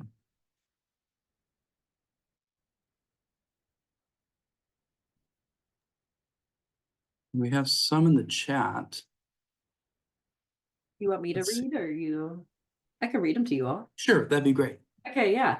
So the first one comes from Michael. How much time on average do you think an organist/music director spends on site at a church? How much time do you have outside of church work to pursue other areas to make ends meet? It's a great question. And it's mentioned in our handbook here. We talk about visible and invisible hours. So for a church musician, our most visible hours are, say 9 to 10 o'clock on a Sunday morning or something like that, or Wednesday night choir rehearsals, where other people are seeing us work in real time. And that is really, for many of us, a small portion of what we do. There are invisible hours, such as planning the music, 6 months to a year in advance, maintaining the choral library and investments, other professional development skills, not to mention organ practice. Sometimes people think, oh, you're just so good, you show up and you play.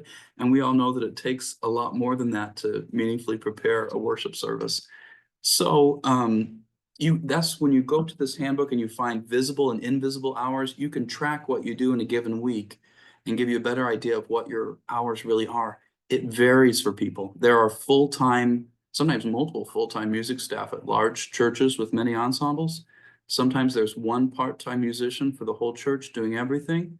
So if you're looking at job descriptions, take that into account and how it fits with your skill sets and career goals. I've been able to maintain part-time church jobs throughout graduate school. Other people go straight from a degree or to a full-time church job or part-time in teaching. It depends. It's flexible. Nathan and Valentina, do you have any thoughts on that you want to share? I would say it also would depend on your position at the church. Is it a full-time or part-time? And how full-time or how part-time is it in order to explore those other interests? Some are going to be more flexible than others. So that's just going to be a case-by-case basis.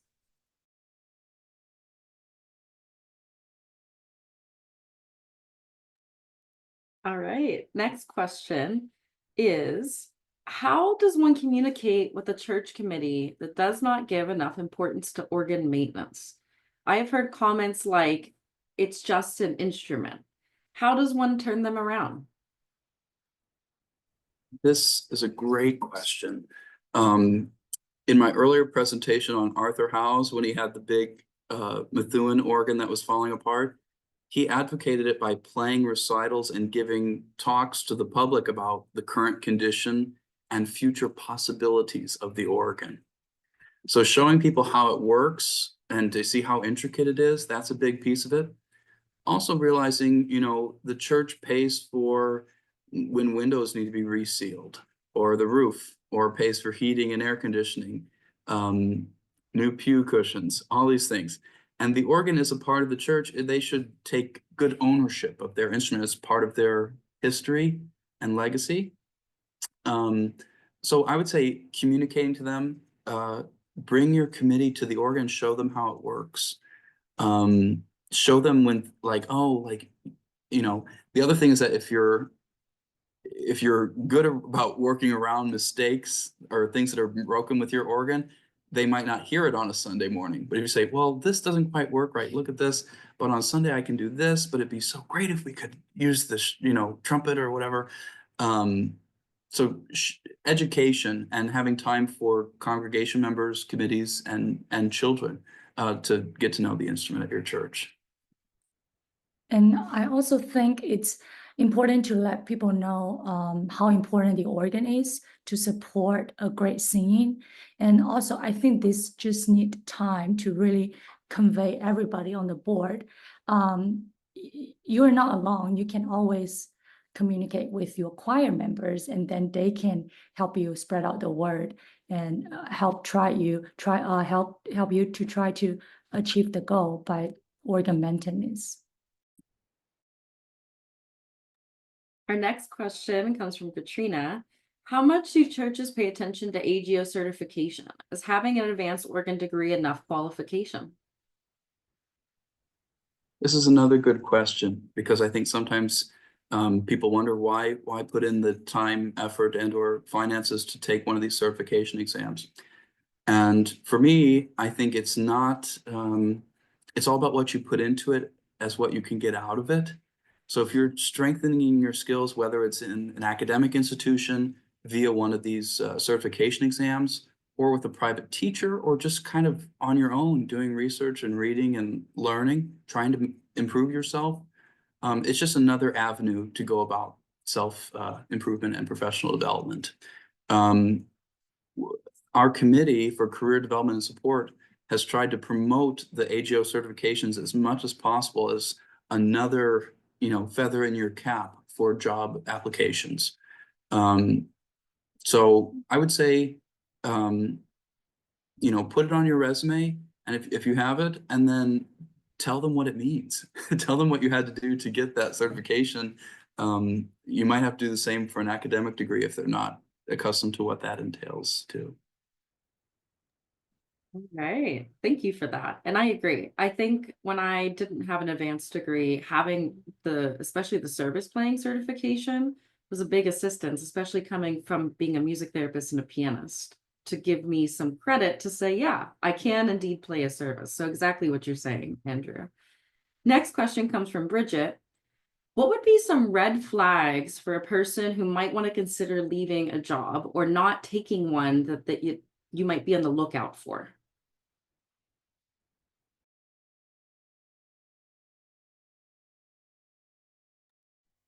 So this is, I think what this is asking is about, like, if you're looking at job openings and there's one open, but it looks like the last person left on not so good of terms. That happens sometimes. And I would go back to our presentation and say, do your homework. Why did they leave? Has a situation changed that could make it, you know, better for you? Or was it just not a right fit with that person, with that church? But do ask those kinds of questions and be transparent with the committee when you're interviewing. You have a right to know.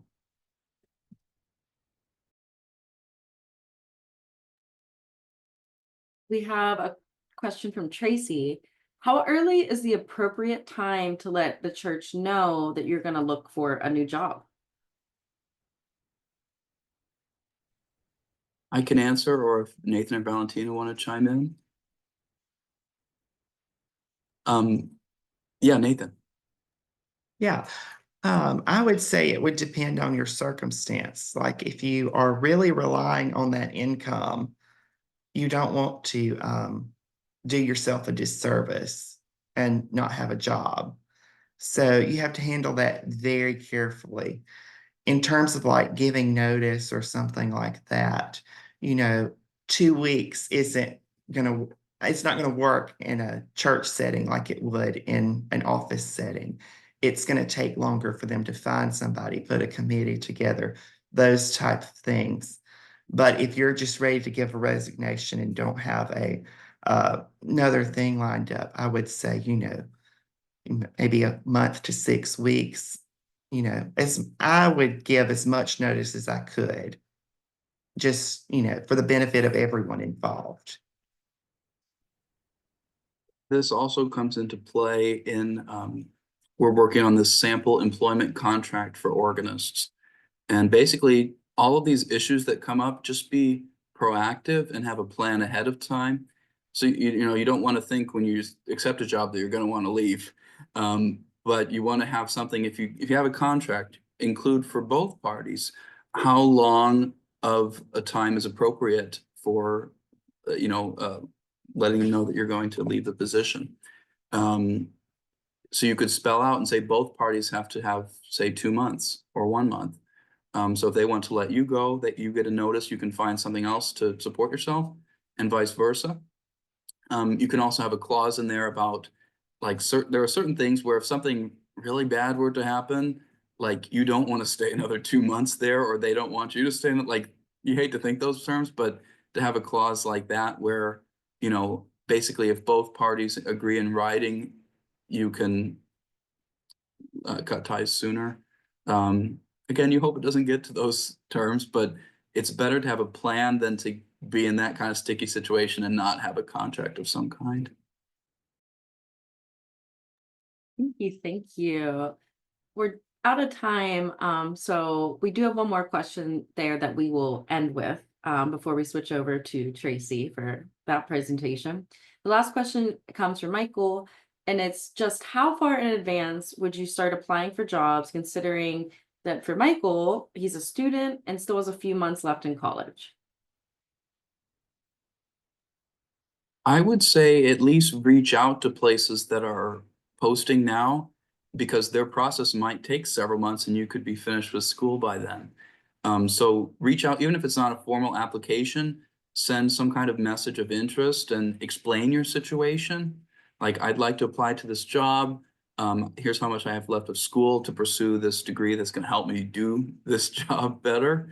So I would say advanced communication. Depending on the size of the job too, some of them, they'll have an interim for however long it takes. So it depends, but be proactive. All right. Thank you. Thank you. What a wonderful presentation. I also linked the handbook in there so you can all take a look at that. It's also posted on the AGO website under careers. So you can also find that, the job center, everything that the committee here has talked about. So thank you all for coming and talking with us. Thank you. All right. So we're going to switch over now to Tracy for a presentation about hearing health. Hi, so I'm going to request to share my screen. Can anyone see my screen right now? Yep, you're good. Okay. Okay. Now here we are. Can you see all screen? All screen? Okay, good. So, hi everyone, my name is Tracy, and I'm going to talk about how to protect us, how to protect organists, especially specifically on injury prevention and hearing health. So first of all, why we have to protect organists? Is it because as organists, we're as easily to get injured as athletes, but we do not have the same medical access or recovery program? Or is it because the uniqueness of the instruments that our instrument is so unique and the venue is so different and actually we're in higher risk of getting injured? Or is it because there's some stigma there? Like most of the musicians, we're kind of shameful to talk about the injuries. Or is it because we're actually going through some potential damage, but we are just not aware of? So all of that lead me to create this project about why we protect us and how we're going to protect us. So when I was a pianist in the past, I injured myself in any possible ways because of the wrong gestures, the bad practice habits, or I have the tension accumulated all over my body. So when I transit to organ, I would be extra attention to myself, the way I practice, the way I present at the church at the organ. So I do not want to get injured again. So that's why I sort of like created this survey with 13 questions. So far, I received 63 valid responses about all other 63 organists about their practice habits, their gestures, their injury experience, or their prevention or recovery. So hopefully all of those data that I collected can help us at least to get inspired to how to protect ourselves from getting injured or prevent us from getting injured in the future. And also the second part of this research is about hearing health, because there are some resources about musicians' hearing health or some other resources about like how loud this instrument is, but there are almost no resources talking about how loud the organ could be because our instrument is so unique. It could sound different from organ to organ or from venue to venue.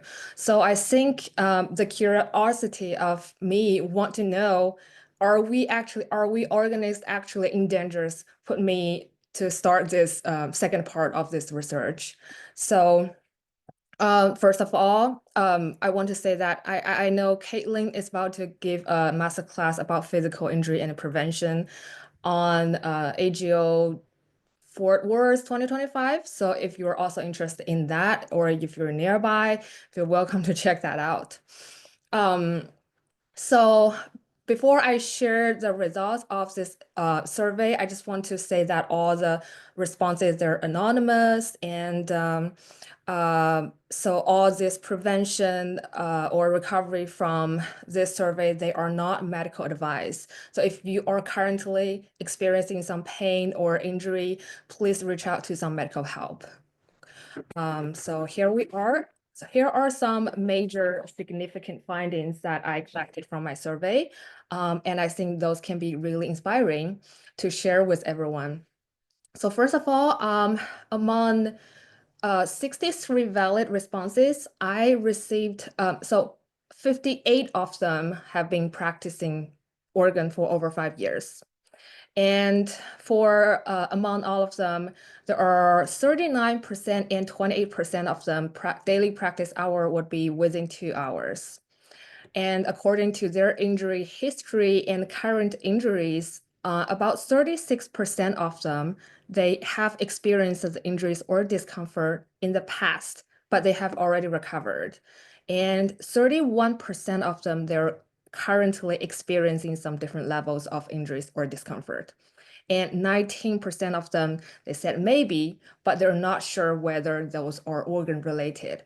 And again, this survey come to the next question. All of those discomfort and injury, they are not proved to be completely related to organ playing. So because nowadays we have different lifestyles, we might be on our phone for the whole day or sit in front of the laptop for the whole day. So all of those can lead to the similar discomfort or injuries. So I just want to mention that this survey has not been proved that all of those discomfort or injury has 100% related to organ playing or practice.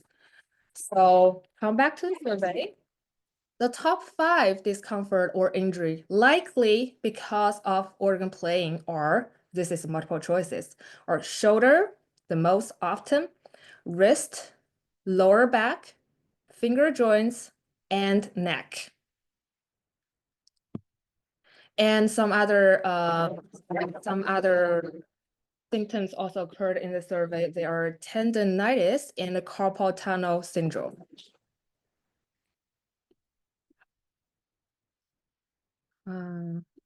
Okay, and when they're asked how long have they been experienced the discomfort or injury, so about 34% of them said less than 1 day, and 28% said they're still experiencing currently, and 22% said a couple of days. Okay, and this is also multiple choices. Like, how did the discomfort and injury disappeared? So the top 3 most common answers are the pain went away by themselves, or reduce or pause organ practice temporarily, and stretch more often. And about 19% of them said it's because of the physical therapy.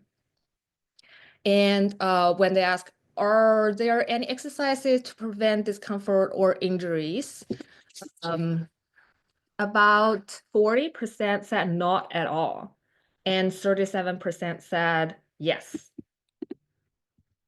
So here are some descriptions of exercises to prevent discomfort and injury that I collected from the survey. And so some of them are rolling, stretching shoulders, stretch ankles, fingers, arms, hands, and wrists before and after practice, or weightlifting, or physical therapy, ball squeezing, 15-minute warm-up of scales, run, adjusting rhythms of practice, massage until the pain is out, heating pad, yoga, Alexander technique, Tauberman training. For someone who doesn't know Tauberman, please check that out. It's super important.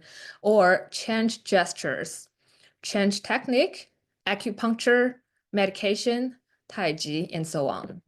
So again, all of those prevention, they are not medical advice. They're just from the survey that I collected. And speaking about the sources, those are also the sources that I collected from the survey, that most of the people, when they are experiencing discomfort or injury, they would ask for doctors, chiropractor, colleagues, music faculty, orthopedics, physical therapist, internet search, podiatrist, nobody, oneself, and peers. So this is the answer that I collected from the survey. How do you think the discomfort or injury influenced your practice or performance? So there are distracted from the music, diminished accuracy, incapable of playing dream pieces, reduced practice time, less prepared, fear of playing, resorting to poor techniques to avoid pain, less motivation, disconnection between enthusiasm and the body, less concentration, more mistakes, temporary pause of practice or permanent pause of performing. So, so besides the survey, I also found some resources that specifically for musician injuries. There are books out there and podcasts there, but I just found there are not specifically some resources for just for organists, because compared to other instruments, we have such unique instruments and situations. Every instrument is different, the bench height, the venue, or literally the touch of every organ is different. So it's kind of really complicated for us to deal with the injuries compared to other instruments. So I really hope that no, like especially us young organists, we can really looking for some other sources specifically dedicated to helping organists from getting injured, or some recovery plans, or if you know any resources that dedicated for organist injuries, please share with each other. So that's the first part of this research. The second part is about organist hearing health. So this part is very fun because I learned so much from studying and researching this project. I found so many things that we ignored, or some potential damage that we were actually being exposed, but we are not aware of. So I'm just so excited to share with all of you what I found.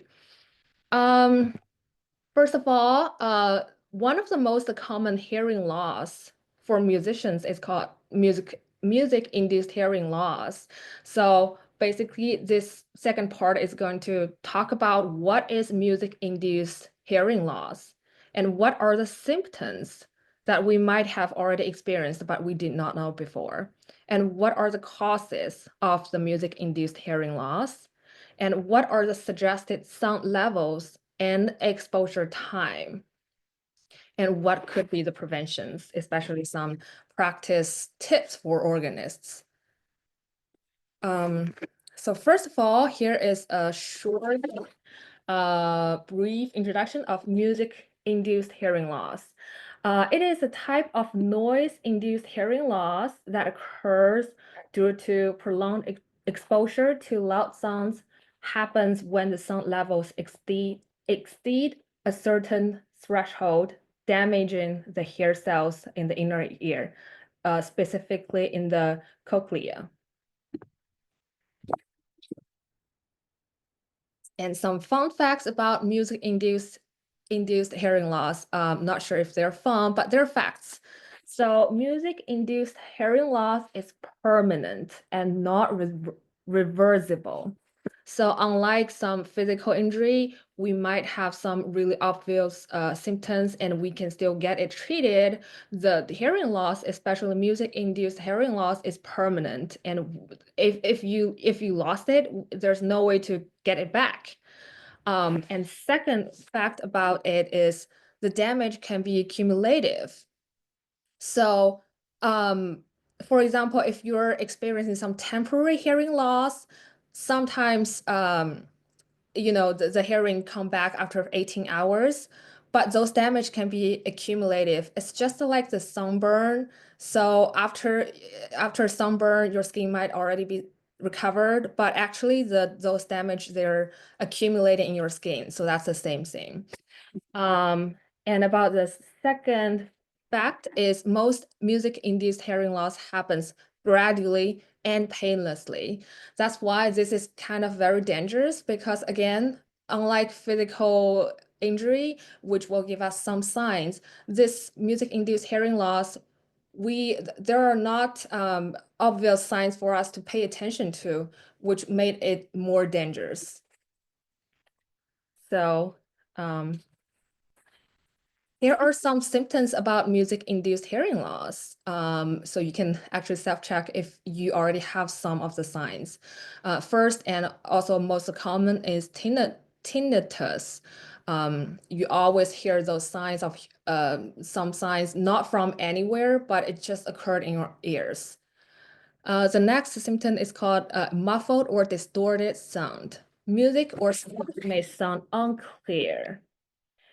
Or you might experience headache. Again, there are so many reasons can cause headache, not necessarily caused by sound, but headache could be one of the symptoms, especially not sure if you experienced that before, but many people walked out of a room or a loud practice session and they just experienced the headache. That might be caused by the overload sound.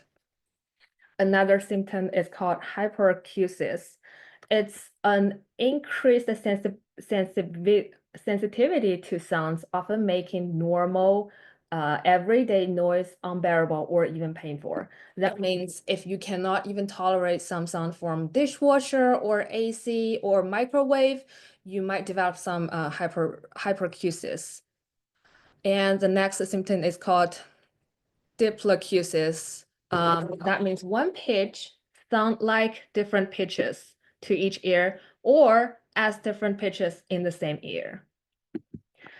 Sometimes the music-induced hearing can also influence the localization, means if you are having a hard time determining where a sound is from. Or it can also influence the specificity, means you have a hard time discerning sounds when there's a background sound. And eventually, if you're not taking any preventions over the time of accumulation, it will lead to permanent hearing loss. Okay, so according to National Institute for Occupational Safety and Health, aka NIOSH, there are three major causes for the music-induced hearing loss. They are how loud the music is, how long you're exposed, and how often you're exposed. So the longer, the louder, and the more frequently you're exposed to the sound, the higher chance you're going to get some damage or eventually like hearing loss. So here are the guidance for daily dose exposure by three major organizations. So let's just take NIOSH as an example. So safe sound for 8 hours a day under 85 decibels. What does it mean? It means anything under 85 decibels, they're safe, you're safe. But as long as something above 85 decibels, that's something that you need to pay attention to because that means you will have some limited exposure time when anything above 85 decibels. So this is a rule that as sounds became louder than 85 decibel, for each 3 decibel increase in noise level, the noise level is twice louder. So the exposure time should be cut in half. Okay, so this is another chart. Let me explain that further. So this is also from NIOSH official website. So everything below 85 decibels, you're safe. But whenever it's, for example, 88 decibels, that's 3 decibels louder than 85 decibels. But the effect is it's double louder. So that means your exposure time should be in half. So if you're allowed to be exposed in 85 decibels for 8 hours, for 88 decibels, you're only allowed to be exposed for 4 hours. So remember, whenever it's above 85 decibels, every time add 3 decibels, that means your exposure time should be in half because that's twice louder. Okay, so this is another longer spectrum. So if you want to know what will happen or how long you're allowed to be exposed, when the decibel is above 100. Here is another chart. Oh, by the way, here's a QR code on the screen. I just collected all of those useful information in this QR code. So if you really want to have those information, you do not have to screenshot. You can just scan the QR code, and all the information will be in the QR code. So you might be curious how loud exactly the organ is.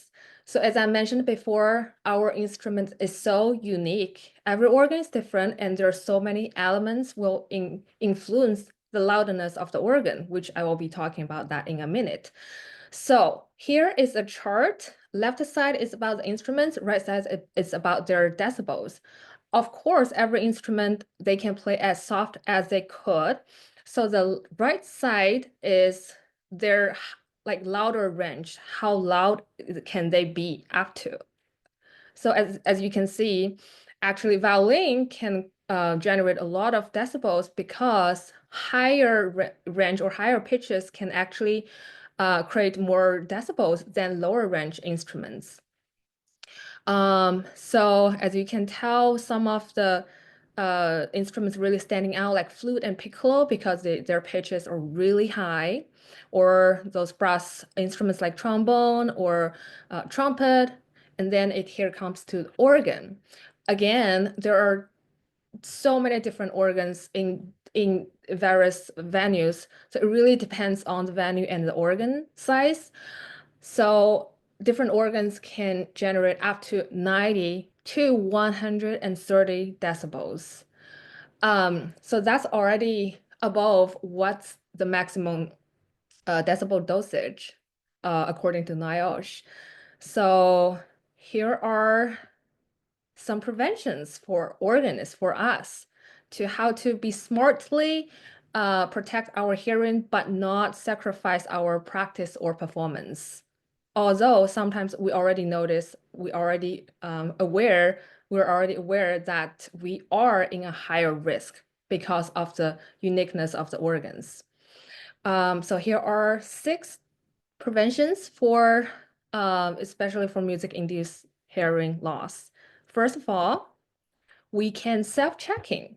So the first one is self-diagnosis. Not sure if you still remember, I mentioned those symptoms about music-induced hearing loss. So if you can just self-checking, if you have already those signs or different symptoms, just really be aware of and take it seriously. The second one is about the noise sources for organists, because we are organists, but we're also human. We will have our life, and everyone have different lifestyles. So remember that all the decibels, they're accumulative. So if your decibel exposure is under the standard during the practice, you also have to pay attention to that. You also have some other sources for noise in your other side of the life. It's just like you're taking calories. This piece of cake probably will not exceed what your body needs, but if you take like chocolate and piece of cake and some cupcakes later, it will add it up. So that's the same thing. Always be aware of what can be the noise sources in your life, especially those in your daily routine. And here is the noise meter calculator. If you go to this website, this is really similar to those Carolee calculator, that if you just put in the decibels that you and then you put in your exposure time, it can tell you are those partial doses above your daily dosage. So if you're interested in if your hearing receiving is above the average daily dosage, you're welcome to use this meter calculator to calculate for yourself. And there are a lot of apps, free apps for decibel measurement, both for iOS and Android system. And there are some settings that can help you whenever the decibel is above 85, and they can give you a warning or reminding. or reminder to remind you that, okay, those are, you already above 85 decibels. So please check those apps out. They're really like useful and very easy to access. And some other way, if you forgot to bring your phone or apps, is you can self-test. For example, if you want to check whether this is over 85 decibels, you can check if it requires you to raise your voice to be heard by someone 3 feet away. This is a really simple way to check if you're safe. Or something over 95 decibels is likely you have to shout to be heard by someone 3 feet away. So those are 2 really useful self-tests if you forgot your measurement apps.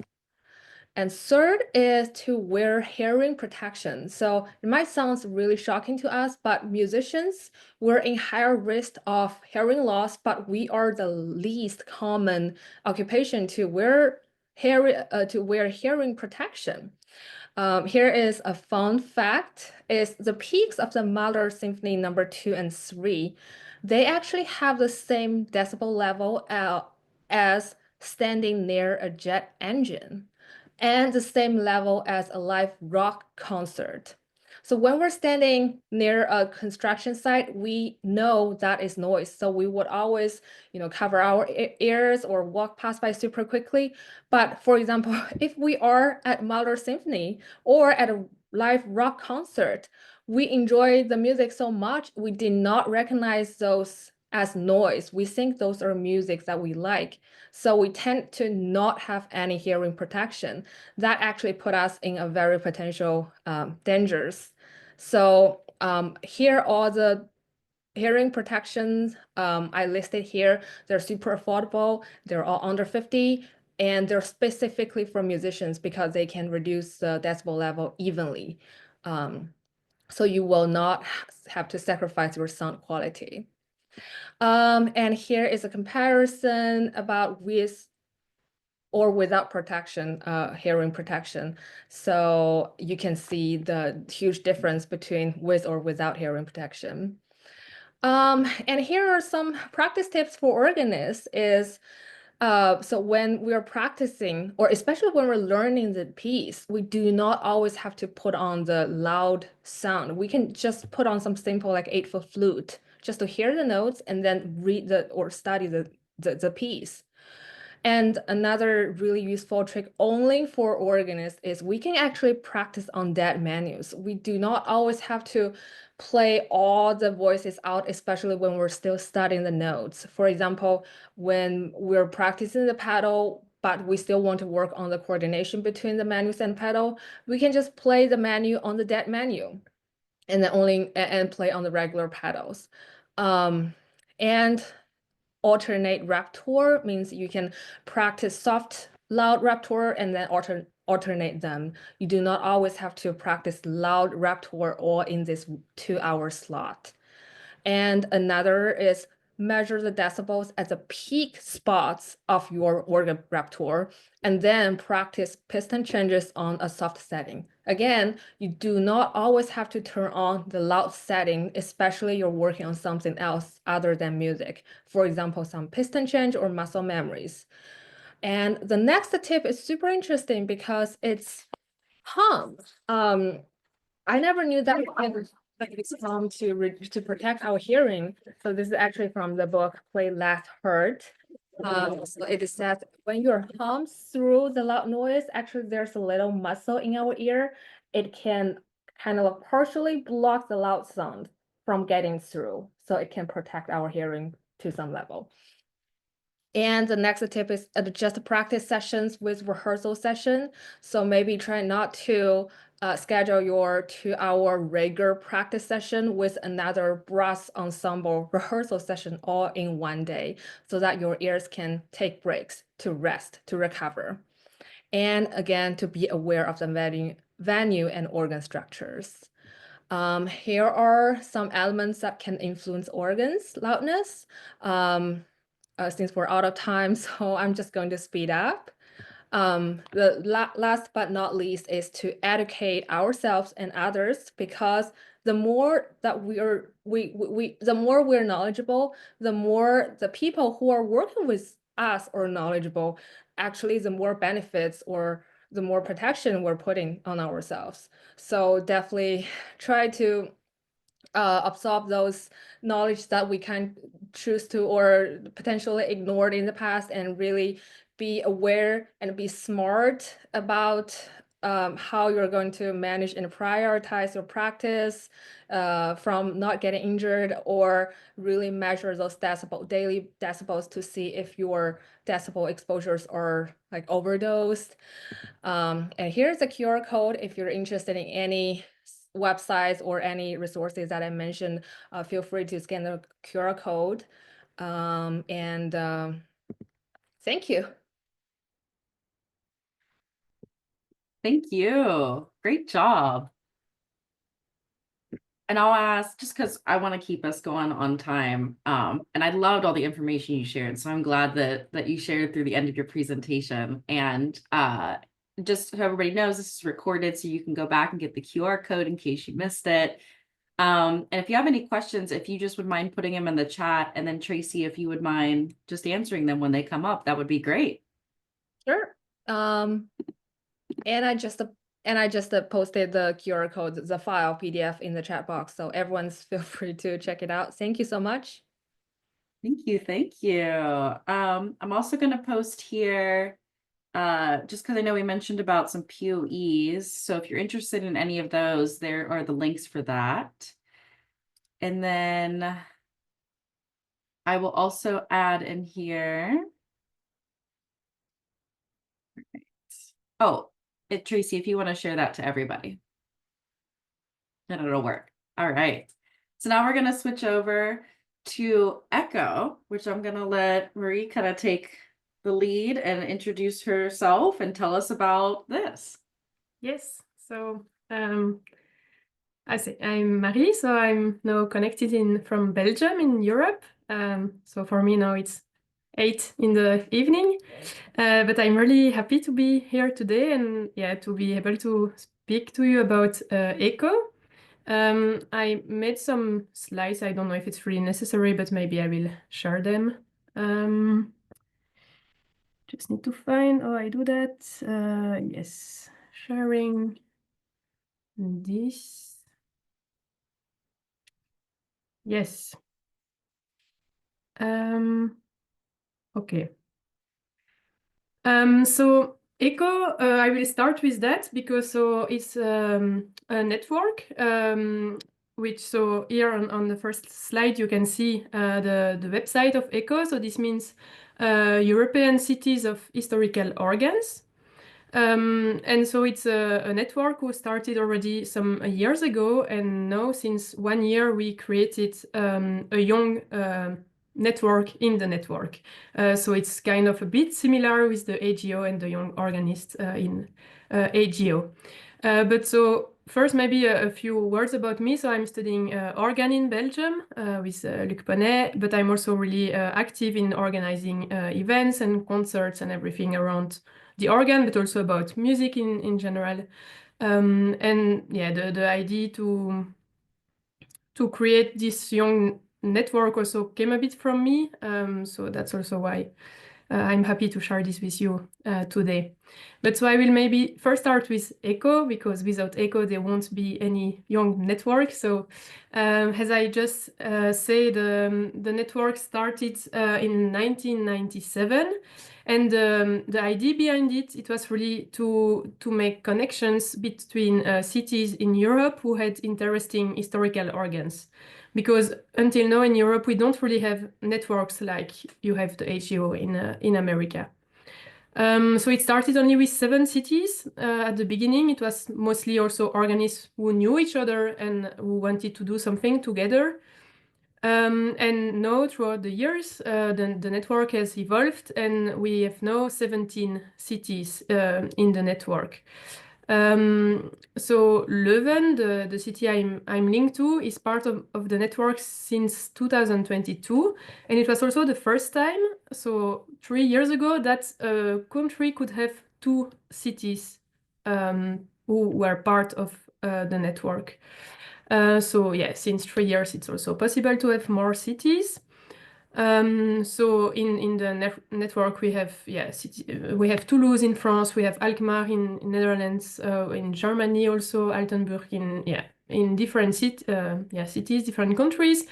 But it's still possible, of course, to grow, because you can imagine only 7 cities for all Europe. It could be bigger, but it's always a bit the tricky part of it, that you want that the network also stay manageable. So if it's go too fast and too big, then it also becomes more complicated.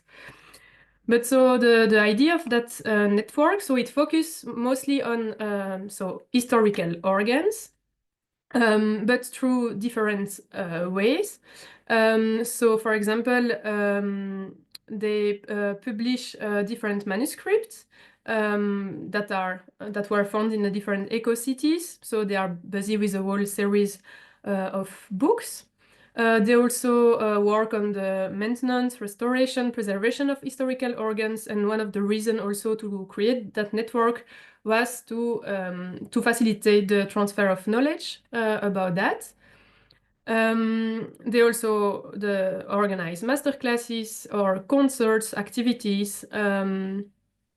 And so the principle of it, maybe I should have started with that, but so in each eco-cities, you have 1 or 2 artistic directors, which are normally also professor in a conservatory. So they are also linked to students. And those are, of course, also organists who are normally also in charge of at least 1 historical organ. I always speak about historical organ. It's not something that it's so easy to define, because do you put an date limit on it or not? Is it instruments that have a lot of influence in the past, or it's something that it's still a bit complicated to define. Even between the artistic directors of the network, is not always so easy to say, is this organ an historical organ or not? For some of them, of course, it's clear, but it's sometimes a bit tricky. So that is a bit the story of ECHO. And so they also organize organ competitions. So at least each year, one of the competition would take place in one of the ECHO cities. Also take the name of an ECHO competition, and the organist who will win the competition, we will receive a prize in money, but we will also be invited then the year after to play concerts in the different cities of ECHO. Normally it should be in every cities of ECHO, but it doesn't always happen. But it's also a nice prize, because as young organists, getting concerts is sometimes even more interesting than getting money. So last year, in February, we came with the idea to also have young ambassadors in each eco-cities. The story a bit behind that is that, so as I was organist student in Belgium, I was a bit sad to realize that we didn't have so many contact with each other between young organists, because if you play the violin, you are part of an orchestra, or you get to know other musicians quite easily. As organists, it's also possible, of course, but most of the time we play in our churches, and we know our fellow students from the same conservatory, but it's not always so easy to get in contact with the others. So I first created a kind of little network in Belgium, but Belgium is really, really, really a small country, so it was not so complicated to get in touch with each other. And then I was thinking, maybe it would be nice to try to get in touch with young organists in Europe. And so as the ECHO network already existed, it was easier just to try to create something inside that network also. So we launched the idea exactly 1 year ago. And the goal of it, there are several goals. It's one of them, and probably the most important, is to facilitate a bit the transfer of knowledge, because the ECHO network, each city has an artistic directors. Most of them have working during years about historical organs. They have a lot of knowledge about that. And I was thinking, it's a bit sad sometimes that the transfer of that knowledge doesn't go always so easily throughout the youngest generation. That was one goal of creating a young network, but also to be able to learn, because as young ambassador, the idea is that we are connected, so with one eco-city and one artistic director, but also to try to learn, to organize activities, to be proactive also, because when we go to organ lessons, we learn how to play, but I think it's also important to learn how to be also proactive and to create opportunities also. That was another goal. Then a third one is also to make the eco network a bit more known also among the youngest organists, because it's not always so easy to communicate about stuff, because I mean, even if now there are social medias and everything, to share information is not always so easy. And the fourth goal, and also really important one for me, was to try to create a young community in Europe. So the goal is really to make connections between young organists, but also organ builder, young composers who also compose for organ, because we really don't have in Europe such network as you can have different guilds in America, or I mean, that's something really we miss in Europe. So that was a bit the idea. And so how we do it until now. So we are now 14 young ambassadors. So it is almost one per eco-cities. We still miss, I think, 4 or 5 cities, but it will come. And so each young ambassador is related with one artistic director. And so we gather also among us. We try to have a meeting once a month to work on our project. And we also created the Eco Young community. So this is mostly through Instagram, because until last year, Eco was not present on Instagram. So they had their website, they have also a YouTube channel, and they have also a Facebook page. So they were already making some videos and some tutorials also about historical organs, or how do you play on it, or which repertoire and everything. But on Instagram, they were not present yet, because I mean, the youngest young ambassador is 30, but most of them are quite older. So for them getting on Instagram, it was not so easy. And we were thinking, yes, as young ambassador, we are between 20 and 30 years. So it's for us much more easy. So we created our Instagram page last year or so already. So I don't need to say if you feel to if you would like to follow it, you are more than welcome to do so.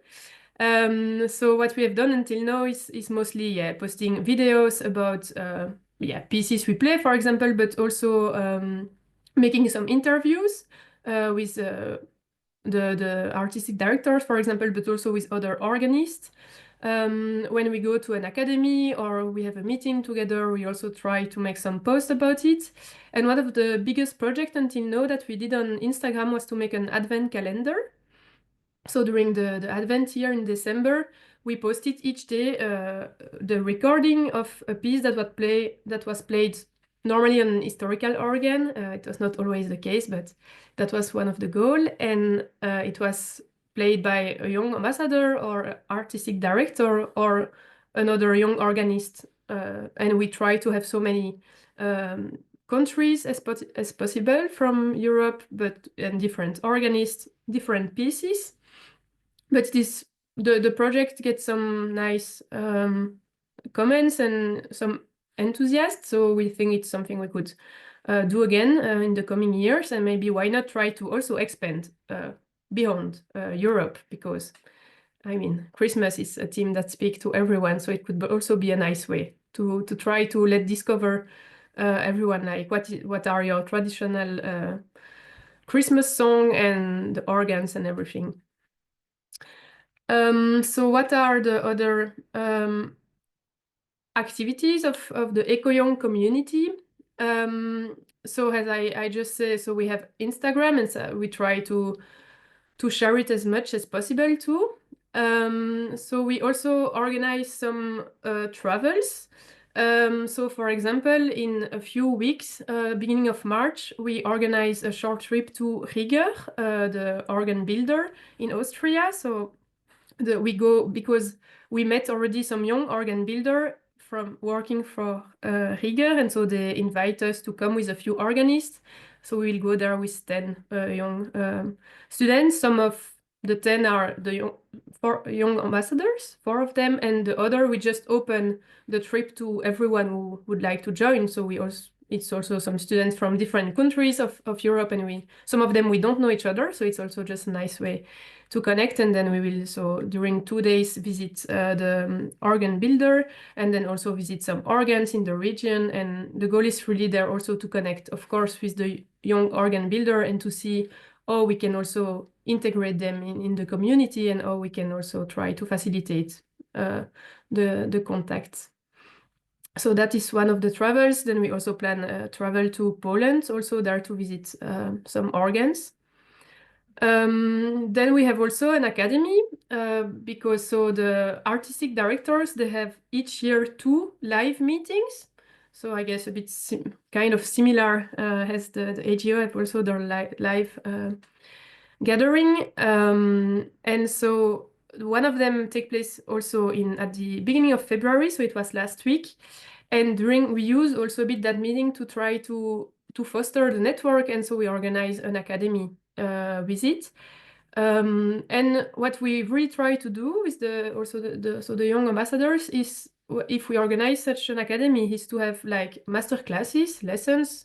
It's the common way of having an academy, but we also try to have discussion sessions, to have also concerts, of course, but really to give the time to the people that they can meet each other between the students, but also with artistic directors, because it's often something that we miss a bit. Like during our lessons, we just speak about organ, but we don't always have the time to get to know each other, but also sometimes to speak about more general theme, like a bit as you did yesterday and today during the conference. So we had also more broader theme, like we speak, for example, about how can you make a nice concert programs, because those are aspects that we don't discuss so often with our teacher during lessons, at least in Europe. And so we had 30 participants to the academy. So for Europe, it's quite a nice number. And we will try to continue to do that each year, to have an ECHO academy in a different city of ECHO. And again, of course, it's also open for everyone. So that's really the goal, to be as open as possible. In the future, we would also like to see, is it also possible, for example, to integrate like composers or organ builder to such academies, maybe to have different topics, or we still need to think about it. But then the 2 last points are projects that we still need to make real. Those are still just ideas, but the idea of Zoom meetings, it's a bit an idea that we have stolen from the young organists from the AGO, because so that's something that we until now never did, and I think never really happened in Europe. I mean, inside the ECHO network, it for sure never happens. And I think it's really also important to try to keep in contact, because of course we cannot meet each other each week. Even with the young ambassadors, all our meetings happens via Zoom, except twice a year. And so we are thinking also maybe to have some Zoom meetings with 1 or 2 speakers, maybe at the beginning the artistic directors of ECHO about a specific theme, and then also to take the time to share about the different projects that happen in different cities. So we have planned the first Zoom meeting for the 31st of March, but we just fixed the date, and we still need to decide about a theme and speakers and everything. So and I would also really like to try once to join one of the Zoom meetings that are organized in the US, because I mean, it could also be something that we could share maybe with each other, because of course there is always the time difference, but I think it's for sure possible to find a moment that suits for everyone. So why not? And another working point still that we have with the ECHO Young and the Young Ambassadors is to try to create national networks, because it's yeah, as I said at the beginning, for Belgium, it's not so complicated because it's small. But if you think about Germany or France, or I mean, they're a bit more complicated to get to know even the other organists from the same country. And so those are still stuff we think about it because we don't always know what is the best structure to do it, because you can think about a WhatsApp group or a Facebook page or a Discord group, or I mean, we have different options, but it's not always easy to know what would be the best, because the idea is also to try to facilitate contact, like if you want to go in a city and visit the organs there, and even to get to know the young organist who is working there, like how can you easily share contact with each other. So that's also a bit the idea behind. So yeah, that's, as I say, a project that is still really young if I compare to what's happened in the US, because yeah, it's just 1 year, but it's really something that gives us also a lot of energy, and we are also looking forward, like how can we first make it like really a real network in Europe, but also then how can we try to make connections with other networks that already exist in the US, or also other countries that also have some organs, and where there are also young organists who want to try at least to know what is happening in the other part of the world, because I also noticed that we don't work with organs always in the same way. We don't have the same history or the same habits, and I think it's really also nice just to have the opportunity to share about all of that. So I'm really happy I could be here today, and I would be really happy if you have some questions, or if to see, also just maybe to think together how can we further try to work together or to share some ideas. So yeah, that was it for me. Yeah, thank you. Great presentation. So yeah, so it's very exciting to hear about young organists, not just here in the States where we are, but that it really is more of a global thing than just that, and to know that we're not just so isolated. I know you talked a little bit about the like types of organ and what counts as historical and what doesn't. Can we ask, what organ do you currently play on? Me? You. I play on kind of many different organs, because in Leuven we have I mean, it's really a small, I mean, all of you would even consider that maybe as a village, I don't know, but it's really a small city, but we really have nice instruments. So some of them are really small. So if we speak about historical organs, it's also sometimes just really one keyboard and a few stops. So I play a lot on one that's from 1765. There is another one with 2 keyboard and pedal, also kind of the same time period. And then we have also, for example, an organ, the Contius organ, that was reconstructed 2 years ago, but exactly as a copy of an organ from the east of Europe that was from the time of Bach. I don't remember the exact dates, but the builder of that organ knew Bach, and Bach had said some positive stuff about him, and so they make that big instrument really in the same I mean, an exact copy of it. So that's already a question. Do we consider that as an historical instrument or not? Because it was inaugurated 2 years ago. So yeah, those are really, and that's really a nice project, because they have also a young organist in residence, which is also one of the young ambassadors. And yeah, that's also great to see that we get the chance also to play on those instruments, but also to think about artistic projects, concerts, masterclasses, and everything.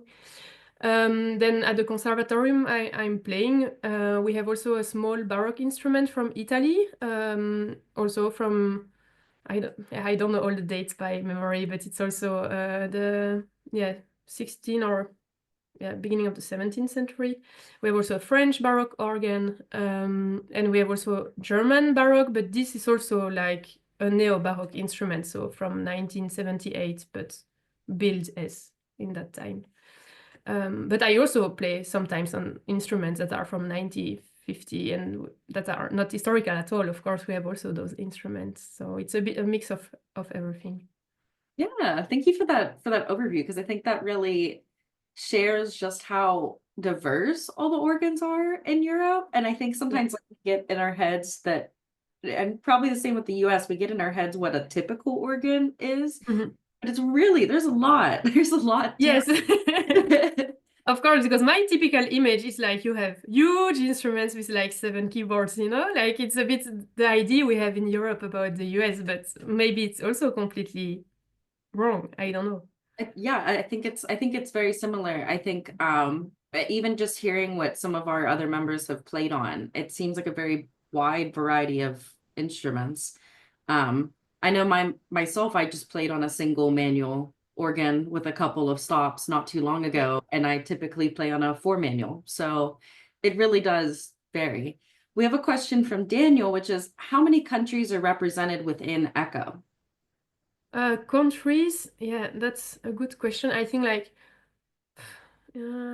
I would say like 13, 14, something like that, because I think there are 70 cities in total, and only a few have 2 cities because Belgium, but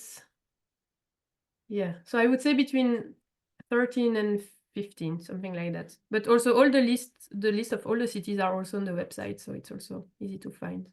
Yes, which I did share. Oh, I showed everybody the Young Organist page, but you can click around the website, look at lots of great photos, information about the different cities, people involved. That's really useful information. If someone was to come over from the US and be around in one of the areas for whatever reason, it could be a variety of study abroad, to study with a specific teacher, how would knowing about ECHO help them? So for the moment, like if that person would just take contact with us via Instagram or via, we have also a Gmail, an email address,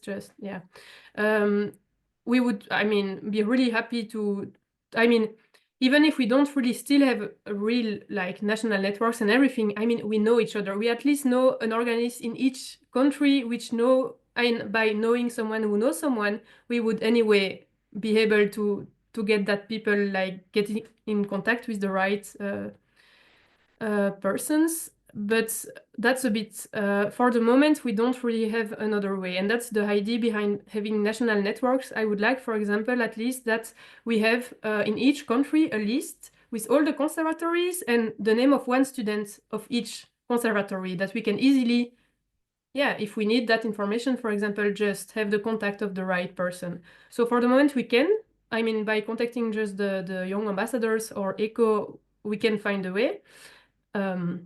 But it's still something to be improved. Yeah, thank you for that. We got another question, which is actually from one of our members who says that they're going to be in Vienna, Austria. Is there a connection there that they can make? Because one of the young ambassadors, Vienna is still not part of the ECHO network. It's not a city of ECHO yet. It is on the list of the cities who try to get part of ECHO. But we have already a young ambassadors in Vienna, because for us it's one of the most important conservatory in Europe, so it makes sense also to have one young ambassador there. So yeah, we can definitely easily get in touch. So reach out and connect, And I just listed too, because one of our questions about what cities are in ECHO, so I just linked the main website that lists all the different cities so that everybody can click on it, explore the different options. It's really great to hear that young organists everywhere are trying to make these connections with each other and making the world kind of a little bit smaller so that we can talk, we can explore other instruments.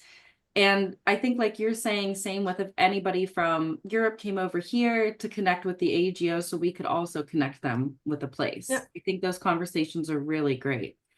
I think so too. And sorry, I was just gonna say, my last question is, where do you think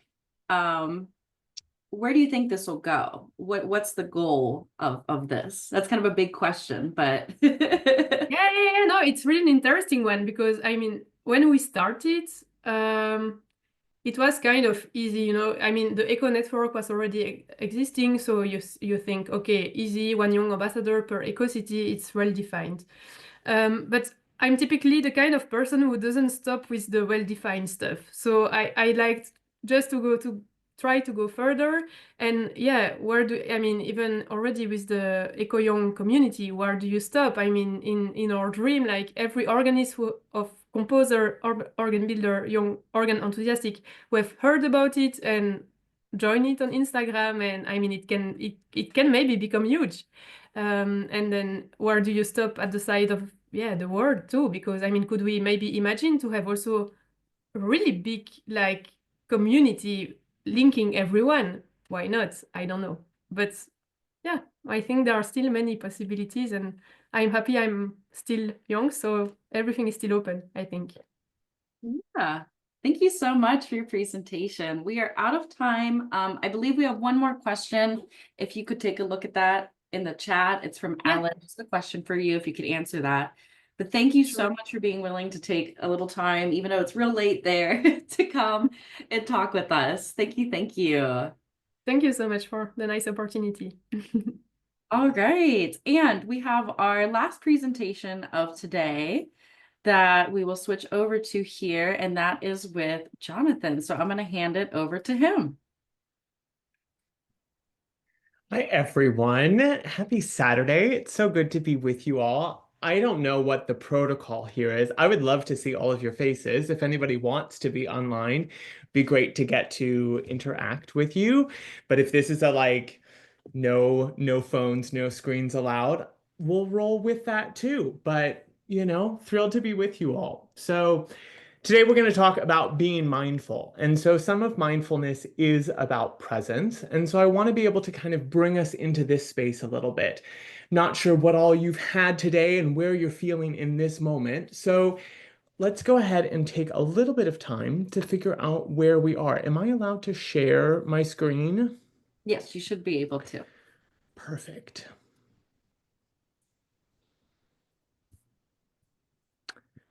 Here we are.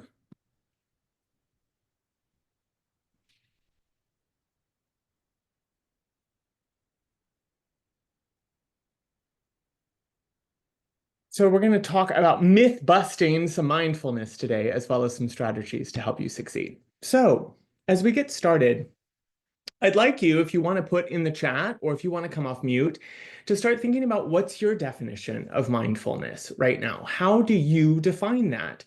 And maybe a complement to that, where are you in this journey of mindfulness for yourself? Does that look like a meditation practice or some journaling?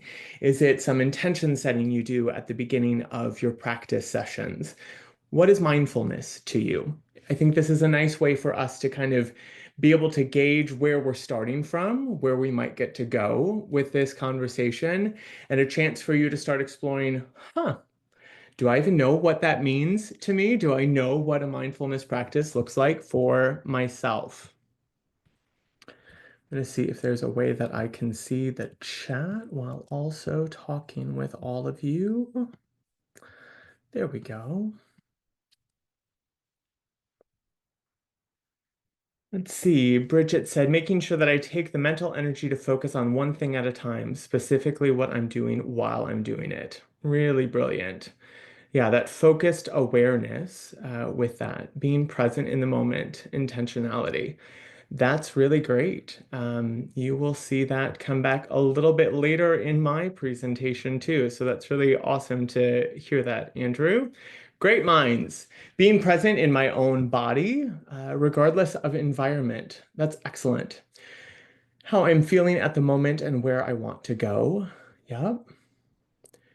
Yeah, that's nice because it's an aspect of being here now, but also with an aspect of direction, right? Like, where do I want to go with this? Mindfulness is about taking time to ensure that your behaviors and actions are aligned with your beliefs and thoughts. Brilliant. Putting my phone aside. Yeah, these are really, really great. I'm excited to see where we get to go with this conversation today as well. So mindfulness can also be just checking in, as we've been talking about that. So this reflection question then of, how are you feeling right now? What's coming up? If you've been sitting for a while, is this a lot of time staring at a screen? Do you need to get up and stretch right now? Feel free to give yourself what you need. And how we give ourselves that is by being able to tune into what is it that I really need right now in this moment. So if there's anything that I can do to be supportive, if everybody can hear me okay, you can give me a thumbs up. If there's anything that you need over on this side that I can support and help you make sure that you're set for this, I would be more than happy to accommodate that. And then maybe start thinking a little bit kind of in that future pacing of that intentionality and where we're wanting to go. What would you like to have at the end of this talk? What would feel like, oh man, I'm really glad that like I got to sit through that presentation. What would you have? What would you know? How would you feel? What's kind of an intention you might have for yourself? That's something you can share with all of us in the chat. It's also something just for you to kind of be able to think about. So I'd kind of love to be able to just give you the 30,000-foot view of where we're going in this next hour, so you have some ideas about it by way of being intentional.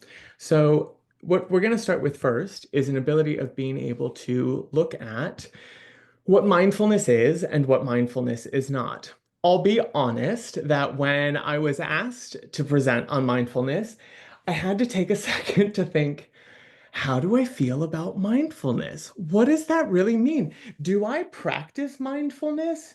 Do I like mindfulness? There was a lot of soul searching I had to do, and I was like, okay, I'm happy to talk about it. Let's see where this goes. And in my process of being able to prepare this presentation, I realized, oh, I was operating under some very false ideas of what mindfulness was and what mindfulness could be in a way that, how can this be supportive for me? So I'm looking forward to talking about that. Then I want to be able to offer sort of a concise definition that I hope will be very supportive for you as well as you think about how you can incorporate mindfulness into your life. Then we're going to share 2 long-term strategies that you can start working on, and then 3 short-term strategies. So some kind of in the moment shifts for you mentally speaking to be able to feel more mindful in the process. And then I'll share just a little bit about my work as a coach by way of some questions and frameworks to offer you so that you can sort of take on the role of being your own coach and having that direction for yourself of where you want to be able to go. Sound good so far? All right, a little bit about who's talking to you. So I have all the things of organ in my background. So this is so exciting to get to talk with all of you because you are my people. I get you, I feel you. And so it's really wonderful. I'm thrilled for this invitation. Organ has been such and continues to be a very significant part of my life. And I found for myself when I graduated and ended up in my first full-time job, I felt like I maybe didn't have all of the skills that I wanted to have. While I could tell you a lot about the biography of Johann Sebastian Bach and had read all of the biographies there are out there, I didn't necessarily know how to ask for what I needed. I didn't know what to expect. I didn't know maybe how to fully process my emotions. I had a doctorate and then I was still like, I feel nervous in performances. How can I feel more stable and grounded? How do I not let my emotions take over? How does my mind support me? And so it kind of led me on a personal journey these last 10 years looking at it. And along the way, found that I really loved talking with people about things like this as well. And so then that expanded my next educational interests into aspects of coaching. And so along with all of these degrees in music, then I went on to do certification in neurolinguistic programming, hypnotherapy, Master Reiki certified. And then you'll see the emblem that's there is maybe one of the ones that means the most to me. The International Coaching Federation is the main governing body, much like the AGO exists for us as organists. The ICF exists internationally to be able to accredit coaches to say, this isn't just somebody who's putting a sign, out there, hey, I coach for a living. This is somebody who has gone through a set series of practices, has met number of hours, has taken the exam, has done all of the things, that this is somebody who has invested time and energy and meets the core standards that we hold. And so with all of this, I've found a place now to be able to teach and coach and guide in a way that carries the passion that I have as an organist and as a training as a musician in a new way to hopefully empower artists to find that renewed creativity, that schooling is so important and trains us a lot in technique, but how do we allow ourselves to return to maybe what's most on our hearts of what we're meant to be bringing forward? And that is so helpful about mindfulness. So in order to know where we want to go, it's important to understand how we're able to be mindful in the moment of what we're feeling and thinking. So what is mindfulness, or rather, what is not mindfulness? I have 6 of these myths that I felt like were important for me to understand that I hope will be supportive for you as well. These first 3 deal with an aspect of like being, like how one is supposed to be. And then the second set is about kind of doing or action or maybe inaction and what that means by way of mindfulness. So this first one, when I thought about mindfulness, was about, just be in the present, like be here now. Maybe you can relate that at this point in your careers, you're probably thinking a lot about the future. What's coming next? Where's that next job? What's happening to church music? There's inevitably a lot of feelings about the future, and mindfulness starts to feel like, oh, I just shouldn't think about that, or I shouldn't reflect on the past, or think about a past performance and how did my preparation go in that. Oh, well, just don't think about that. Just be here now. Mindfulness is actually then about being able to be present with whatever we're thinking about. So that can be being intentional of how we're thinking about our future, or being able to reflect on our past in a way that allows us to feel really supported in this moment by just being present with whatever comes up. The second one, in terms of being present with what's coming up, was feeling like in the present, you were also supposed to clear the slate, right? Just don't think about anything, just nothing on your mind. I'd like to think I've been practicing meditation now for a while, and I'm here to tell you my mind never stops talking. Turns out that the ability to silence the mind is, at this point, not a gift that has been endowed to me. And so this notion that somehow silencing the mind was going to be the thing that meant that I was mindful, I was like, okay, so I'm really bad at mindfulness. Got it. Turns out that it's not necessarily a silence of an absence of thought. Again, it's that being sort of present and following around almost with a sense of childlike wonder of, oh, what are we talking about over here? Oh, you've got some thoughts over here, and being able to go with it. I've sometimes heard meditation talked about, sitting back and imagining just the stream of all of the thoughts, just washing in front of you. And that never really worked for me either. I'd be there, I'm sitting, I'm watching the things go by, and then I'm all the way over here. And what's been supportive is recognizing that mindfulness is actually a chance of being able to go with that and sort of follow the thoughts of the mind, because inevitably, in moments of even silent concentration, is where some of these great ideas really come about. And it would actually be missing out on the insight that's trying to come forward by trying to sort of over silence the mind with that. It's that Albert Einstein quote where we can't solve problems from the same area of consciousness that created them. And so when we meditate, for example, or sit mindfully aware of what's happening, we allow ourselves to sort of shift into a different state of consciousness where now the ideas and the thoughts inside the head actually have benefit. And so it's actually really important to be able to cue in on what those thoughts are. So the second one is about thoughts. What about feelings? Well, again, I always felt like mindfulness was just like, be real Zen, like no feeling, calm vibes only, right? My father carries the French lineage of the family, and so being emotionally Zen is not something which is gifted to me. One of the nicest things my mother, who carries the Germanic side of the family, and Stoicism runs so strong with her, is she said, but that sort of passionate energy, the French fire, is what makes you the performer that you are. And it was so gratifying from my mother, who, when I'm really excited, she's like, that's great. And when I'm really upset, oh, that's too bad. And I'm like, I need you to work with me here on my emotional swings. That's not always something that she can offer me. And somehow then I thought that mindfulness was stoicism, was like, oh, so I'm wrong that I have this. And yet I think for us as performers and as artists, we need to be able to have this range. And it's about experiencing it, which means tuning in more to the emotions that are happening, being mindful about what's coming up, and maybe even what they're asking, anger or fear or sadness actually all carries with it wisdom that it wants us to know if we can sort of turn and look at it and say, you're feeling really scared right now. What are you scared about? Or you're feeling really angry. What boundaries have been crossed that you actually need to be able to articulate, hey, that's not okay for me. And so it was very freeing for me to recognize mindfulness isn't the absence of emotion, it's being able to actually sit with and to learn from.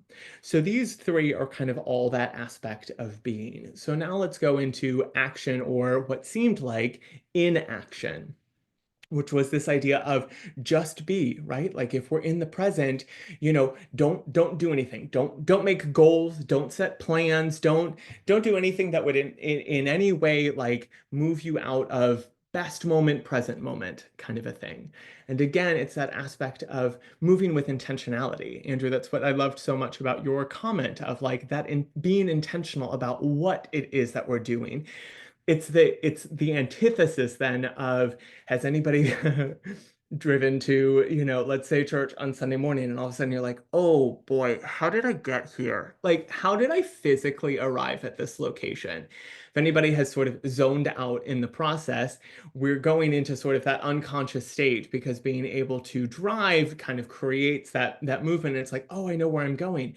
But there's a moment inevitably where you're like, I don't remember where the last 10 minutes of this drive. Did I stop at the stop signs? Did I run a red light? I'm really hopeful I paid attention to that. So mindfulness then is about being able to be cued into the things that we're doing. It's not an antithesis to doing. This aspect then of disconnection was also how I saw mindfulness, right? Like, go and be the yogi who lives in a silent retreat somewhere up in the mountains of the Himalayas and just, hang out there and just be in a silent retreat for, a month. And that's how we practice mindfulness.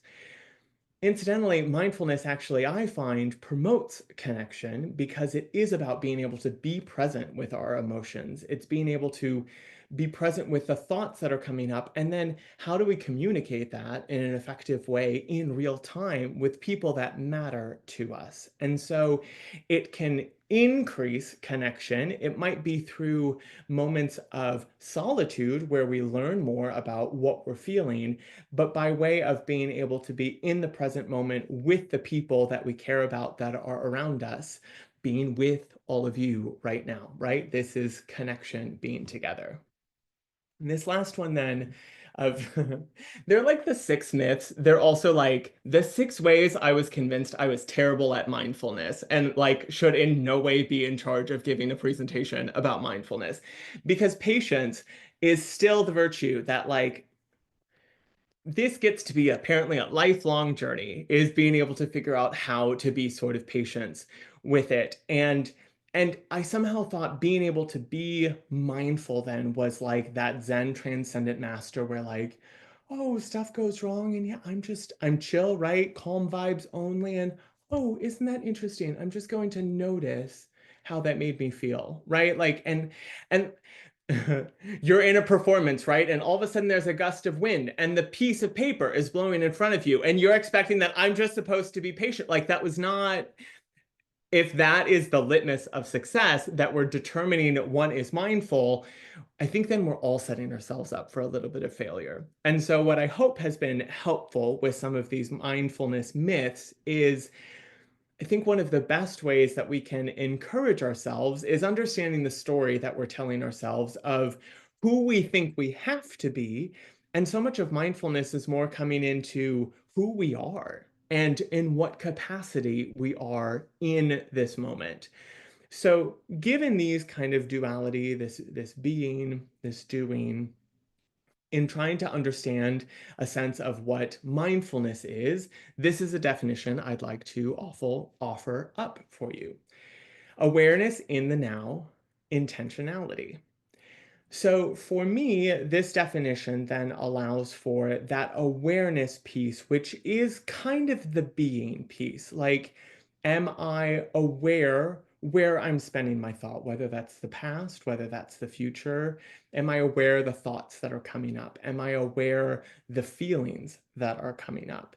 And then the second half of this doing is being intentional with whatever it is. And so it's sort of being able to be in the present, whatever it is that we're doing in that moment, being intentionally focused on where we're going with these goals, being able to kind of find some aspect of connection as opposed to disconnection, the being able to be really present in the things that we're doing, and this shift of patience of not some transcendent space, but able to be really intentionally in the moment of what's happening with that. So before we go into some strategies with all of this, I'd love to take another little mindful moment right now of what are you hearing? How is this connecting for you? What new ideas is this allowing? What questions do you have? So feel free to write into the chat if you would like, or come off of mute.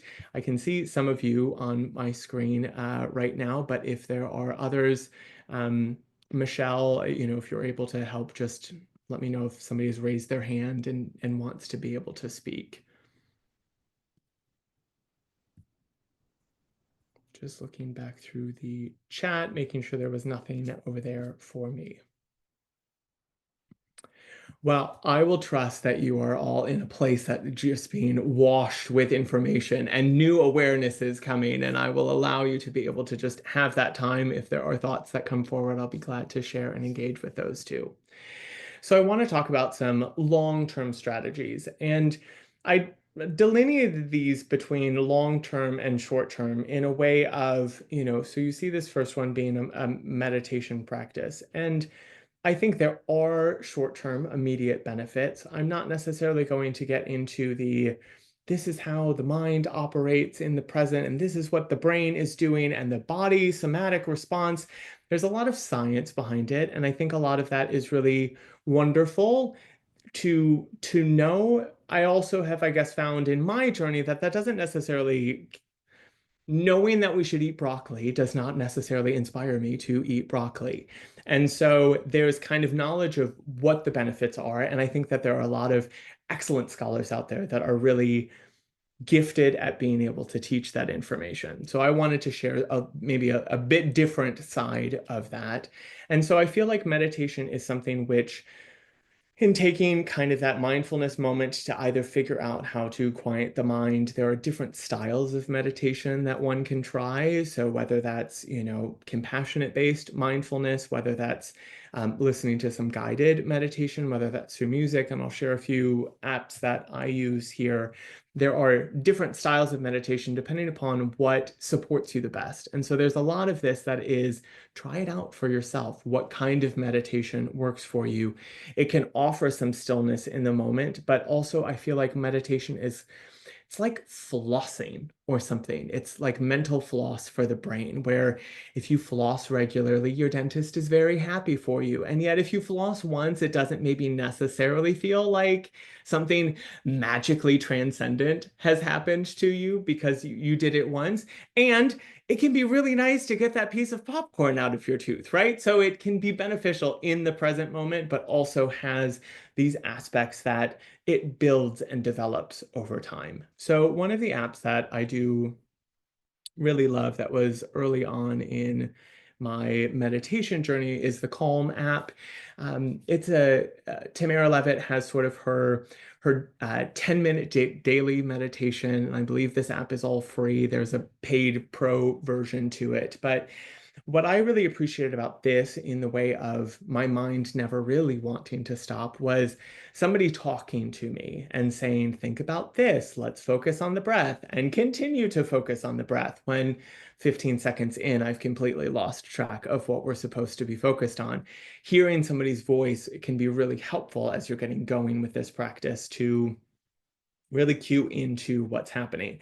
I also appreciate that in this, the last few minutes of the 10-minute meditation then is some idea or a new way of thinking about something. And so there was like always this educational component that felt really supportive in a growing practice of awareness, of mindfulness in that aspect.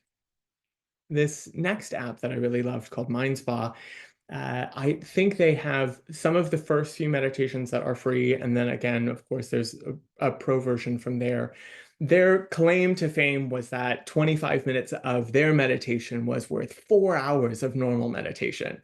Now, I'm very aware now after the fact, the irony of trying to hack like mindfulness or meditation, that like somehow you could go and do something for less that would give you more. Like, I think there's something about it that is like very counterintuitive to mindfulness, and I totally bought into it. So they use some binaural beats action so that each ear has a different sound and how that's supposed to help support the body.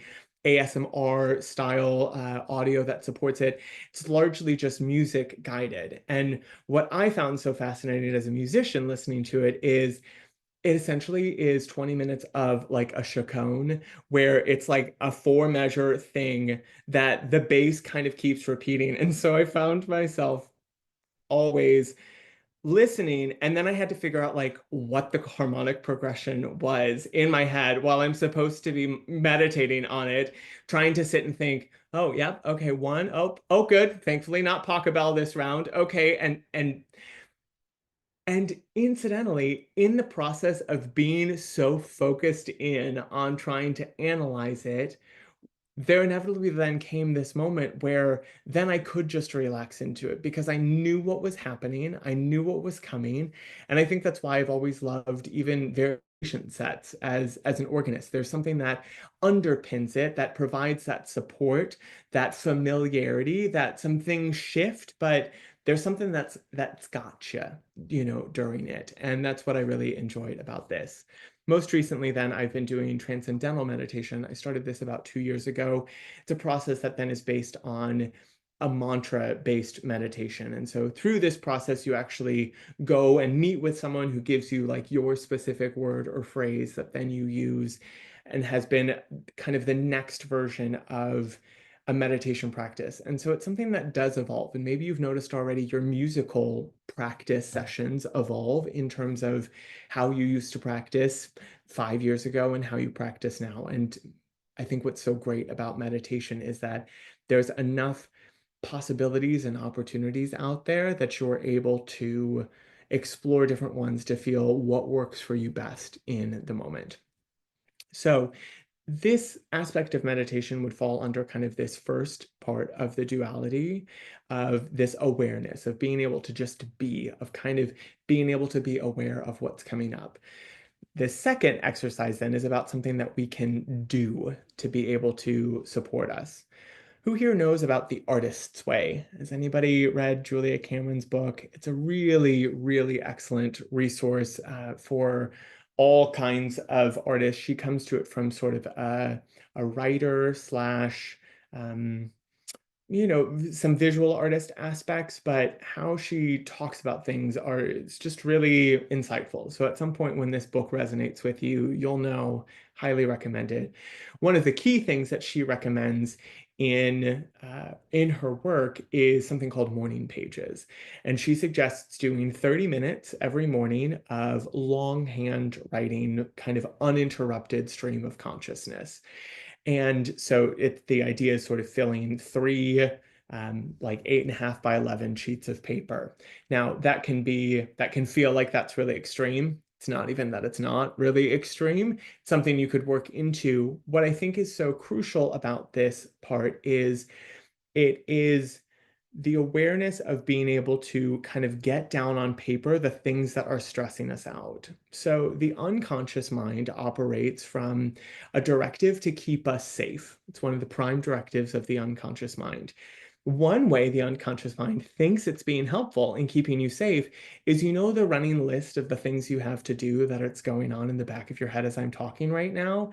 Well, your unconscious mind is continuing to remind you that you have to send that email, that you have to finish your fingering exercises for, you know, the Pachelbel that you're playing next week, that you really need to work on your memory work for this, that you have to send in this application.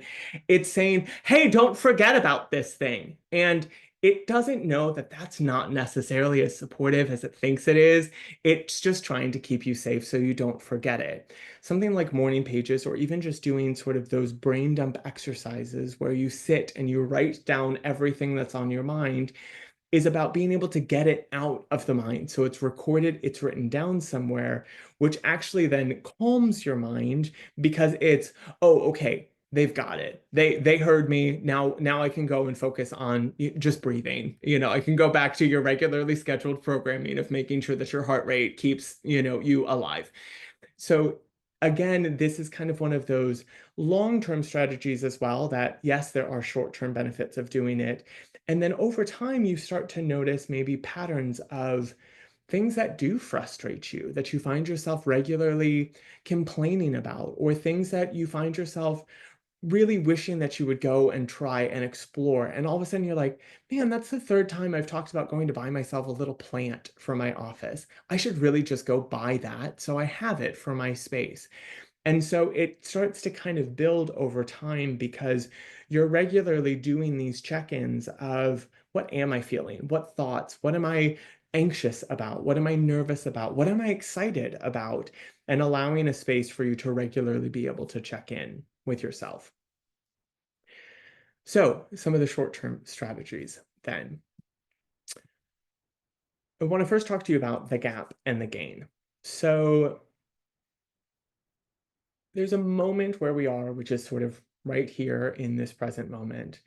And looking ahead, you probably all have untold number of goals and plans and hopes for what's ahead of the first job or the next job, or maybe it's finishing this spring semester or getting to summer, or, you know, the kind of opportunities you want to have of the different venues you want to perform in that are in the 5 to 10 year range of what you want to do. We tend to live our lives always looking forward of, what are your goals? Where are you going? But from where we are here to where we're going is a gap. There's a gap because we're not yet there. And the premise of this book by Dr. Sullivan, Dan Sullivan, and Dr. Benjamin Hardy is that that gap is then the seed of our dissatisfaction with our life, because we're always focused on what's ahead. And so instead, they suggest that likewise, from this moment behind us is a gain. You made it through fall semester. Maybe you finished high school. Maybe it was that you already have your bachelor's. Maybe it's that you already have a master's. Maybe it's that you already do have a job or 2 jobs, or have won the competition or another competition. For whatever lies ahead, if you look back down the mountain, as it were, you see that there's a whole host of things that where you are right now is already the attainment of all of the things at one point that you wished and were hoping to get to. And so this becomes the place of fulfillment and joy and contentment, recognizing what has been achieved. So I like it because it's a slight variation to me on a theme of gratitude, and gratitude and appreciation is very popular right now, and it's very important, and it is a good and lovely thing to be able to do.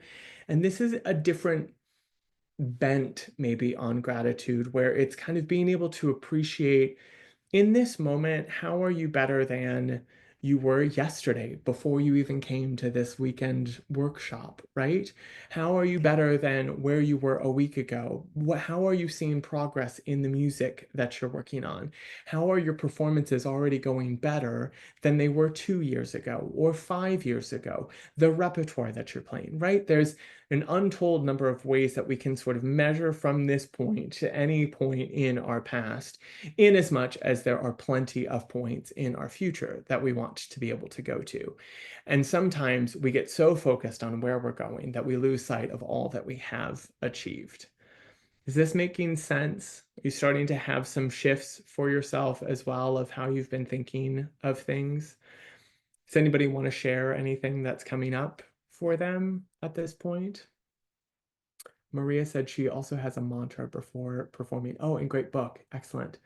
Nicholas has mantra as well. How fantastic. We would love to be able to hear it if you want to share what your mantra is. If it's personal, by all means, but if it is something that would support the rest of the group, I'm sure people would love to be able to hear that as well. So as we continue thinking about these reframes then of how we're thinking about things. So mindfulness to me by way of awareness and our thoughts and kind of where we're letting our minds go. I want to share kind of a story of imagining two different people with, let's say, let's not take a musical example. Let's just do something like with a goal of they want to lose 15 pounds.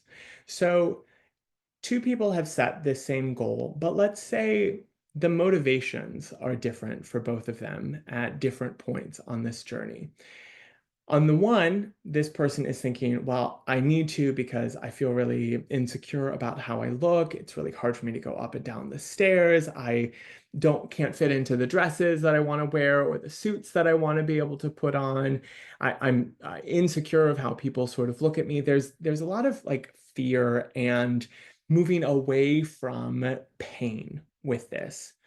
Maybe this one over here who's moving towards is thinking, you know, I want to feel healthier. I want to be able to have that spring in my step with it. I want to be able to know that I can. I'm prioritizing my health this year, and this is just a good way for me to be able to start. And the 15 pounds is a nice way to sort of set a goal of something that I can keep track of as to how I'm doing getting there. Which one do you think is going to be more likely to succeed in achieving that goal? This one over here moving sort of more away from, or this one over here maybe moving a little bit more towards.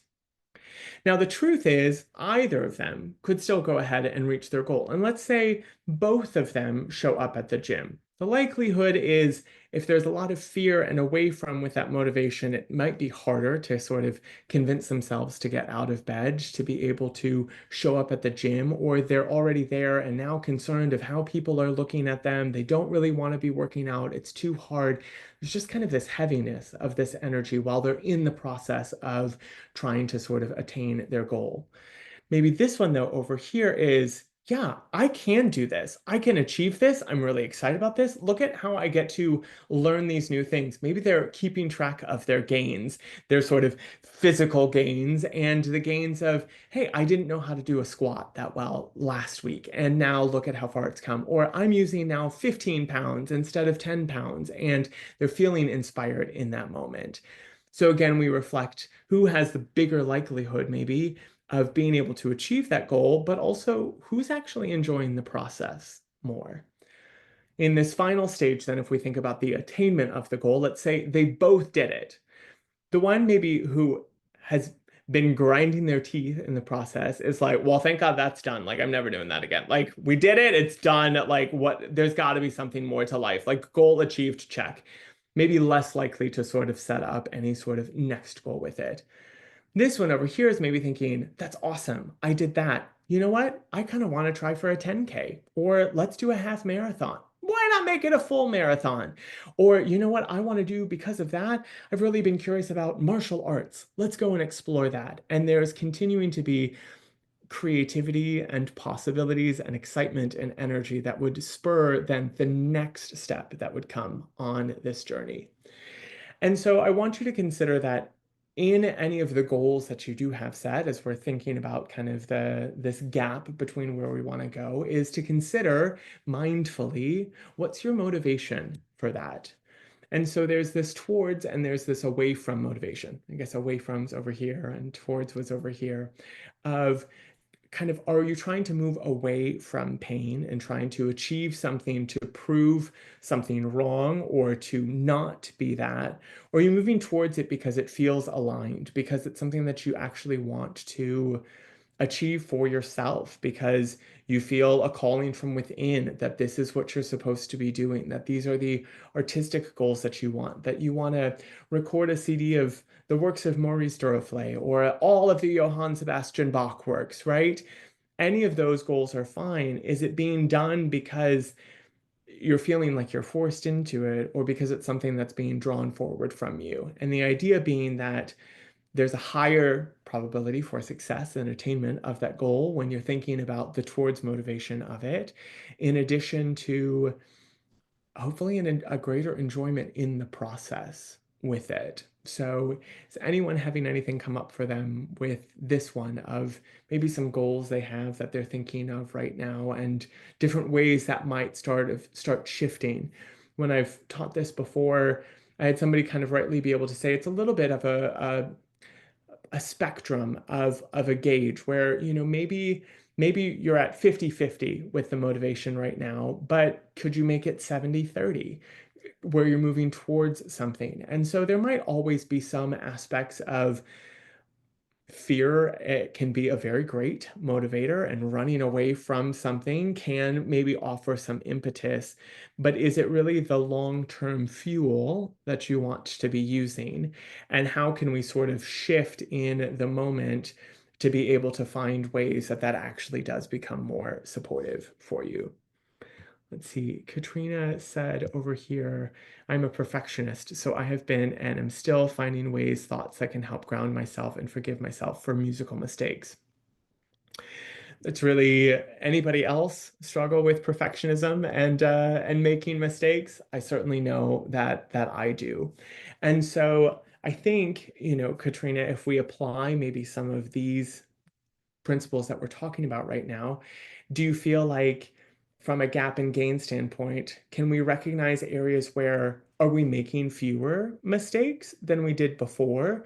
Are they different kinds of mistakes? Are we able to then start adding mindfulness of being really aware of where were moments that I felt like I was most perfect?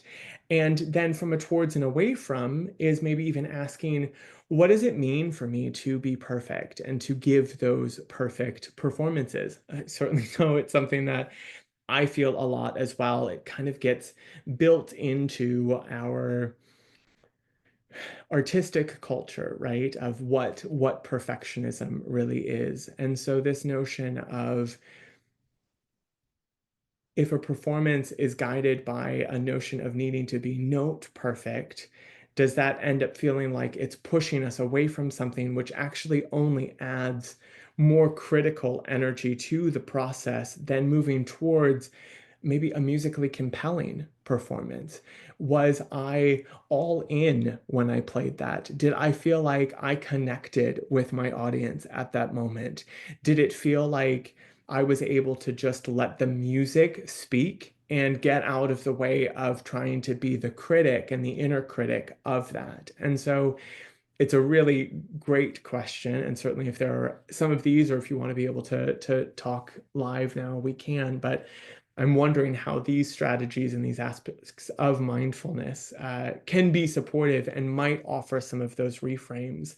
The other idea that shows up for me is part of what can be helpful about something like meditation, and why we do a meditation practice, is, for as much as, even if the voice goes away telling me to focus on the breath and it comes back and it reminds me, oh, okay, we're still focusing on the breath, there's an aspect of concentration and focus and continuing to kind of quickly pull ourselves back into the moment to recognize, oh, I've been driving on autopilot for the last 10 miles to get to my job.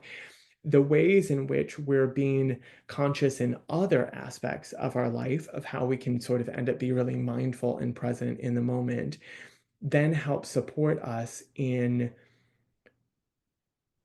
those moments of high stress performance when then that mistake does happen of, great, okay, and now that's in the past. And it doesn't mean it's not something that we can't go back and look at and explore and wonder about and be curious about, not from a place of judgment, not running away from it, running towards. And okay, how do I come back and be present in this moment? Great, that was just the prelude. What's my attention going to be like for the fugue that's ahead or for the symphony that I have to play after that, right? And so how can we allow some space? And so mindfulness to me is about a way of kind of creating a sense of breathing room around us for that. So I hope that offered some support with that. Let's see. Bridget says, I've been working on choral accompaniments and reframing towards wanting to have successful performances and smoother rehearsals might be easier than away from stress or over mistakes. That's really great. Thanks for sharing that, Bridget. Anyone else be able to feel that? Of thinking even about showing up to lessons. And what about, I want to have a really great lesson as opposed to, I just really don't want to get yelled at this lesson. I don't want to like show up and feel this failure. I want to have something that feels really exciting. And we connected and made really great music together. And that was made possible by me feeling really excited of what I got to bring into that lesson. So really, really great. Daniel says, naturally, I'm an away from person, but I've recently found that a towards approach is the least stressful and a better approach for me personal. That's awesome. Congratulations on that shift. You know, it's interesting, the idea of being an away from person, because I think it's something that many of us would agree of feeling that for ourselves, in the sense too that part of why you end up good at what you do is there's a certain amount of the critical faculty of being able to be highly critical of what's working and not working, and wanting to sort of make these changes, to see these improvements, to continue growing. It sort of gets praised almost to sort of be trying to avoid the pain of the process or of the negative feedback or of judgments from somebody. What will they think of me because I made those mistakes, right? And it kind of can very naturally feel like it's a part of the process. And then mindfulness is being able to see that, oh, maybe that's a story that's coming up for me. Or maybe, as Daniel's articulated, oh, maybe this towards way, it actually helps me be able to feel less stressful and end up being a better approach with it. And so it's kind of catching ourselves, being aware in the moment of what stories are running on autopilot for me, of what I think is true for myself as a performer. So thank you for sharing that, Daniel. Really, really great.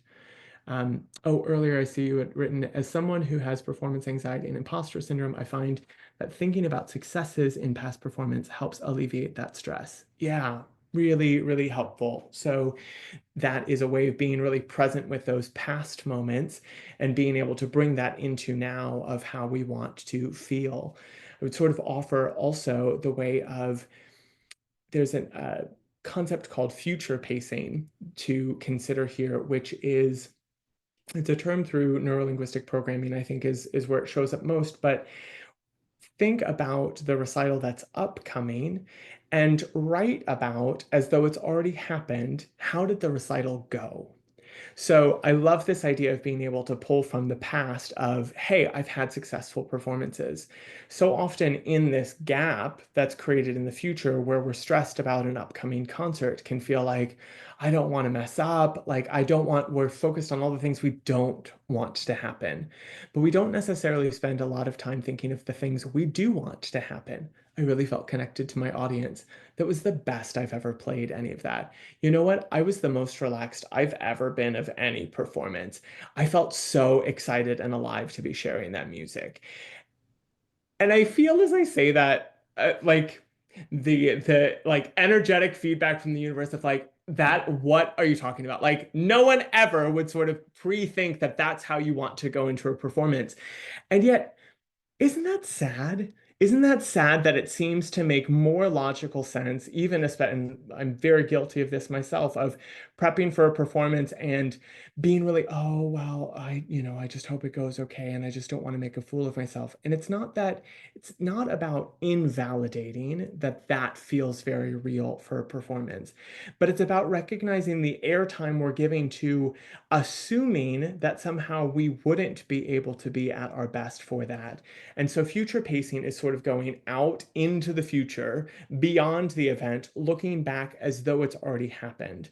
What that starts to do then is connects with the unconscious mind in that way that then shifts the sort of series of events between where you are now and the performance. So you get done with the performance and read that back and say, oh my gosh, that all happened, because you're not only pre-expecting it to go well, you've sort of already started telling your mind, I felt really great doing this. And that can be something that can also hopefully help alleviate some of that performance anxiety. Bridget says, I work on visualizations with my piano students, but rarely do it myself. It's always good to be reminded. That is one of the the best things I think we're all very guilty of, is it feels so easy to teach. And then it's reminding, how am I implementing those for myself? So even just that awareness right now is really, really powerful. Maria says, love the pre-thinking. I always visualize a performance before it happens. Makes you feel even more control of the future. Yeah. Control is such an interesting word, and it's always such a trigger word for me, because all of my life seeks to like be in control. And some days I do feel like I use mindfulness as like the secret hack to try to like feel like I'm in control of the situation. And I think mindfulness is ultimately about recognizing that fact that we all get to come back to again and again, of like the only thing we have control over is ourselves and our emotional reactions, and honoring those, being present with those feelings that come up. It's so crucial to feel like we learn that self-control, that control of ourselves, but we can't even know what we're meant to be controlling or articulating in space if there's not been that moment to sort of be mindful of, what am I even feeling in the first place that I'm wanting to sort of shift, and being able to articulate it. This last concept then that I want to be able to talk about with you is a notion of helping everyone with confidence. So who would like some more confidence? So I have what I've decided is the magic formula for confidence. Are you ready? Clarity plus certainty. What? That can't be. That's a bunch of phooey. So here's my thinking. Hear me out. How often do we, let's say I'll put this on myself. I'm playing a piece of music in a way that maybe is not the tried and true traditional way of playing it. And I'm feeling really good about it. It just really inspires me. And I go out there feeling sort of like, okay, let's see where this goes. And inevitably then I end up with this feedback that's like, so that was a choice that you took, and like that didn't work out. So right, we get this feedback from the peanut gallery of, we'll say, well-meaning friends, colleagues, community members at large who want to sort of suggest that that is not how Virgil Fox played it, and ergo should not be played that way by us. And we get so bought into how something is always being done that if we have new ways of doing something, it can feel like we're going at it with sort of this lack of confidence, in part because from who we are, how we're hearing music, to this aspect of somebody having a feedback reaction to who we are and how we're presenting music, undermines our ability to feel like who we are is okay and good and is allowed to exist in that. And so what ends up needing to happen is that there's like this buffer of certainty, this wall of certainty that hangs out, which is, that's really great. Please go listen to Virgil Fox right now. This is how I love playing this piece, and this is what means a lot to me. I feel like there's a lot of tone in my voice, so I recognize that maybe there's like personal history in some of this. So if anybody else is feeling that, I apologize that my reaction, I do feel frustrated though when, right, being mindful, look at me be very mindful about my emotional reaction I'm having right now of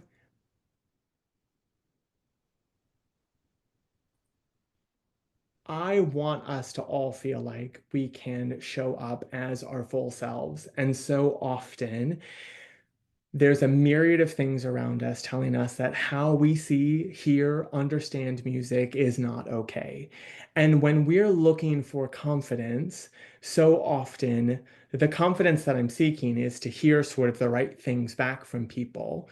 When what really I find empowers me the most is actually having that wall of certainty, which is, I actually don't need that from you. I don't need you to think that this makes sense. Now, that can feel maybe really easy or trite when you're beyond school or competitions and doing something like that. And it's like, but I want to win this competition and I'm in school and I've got teachers.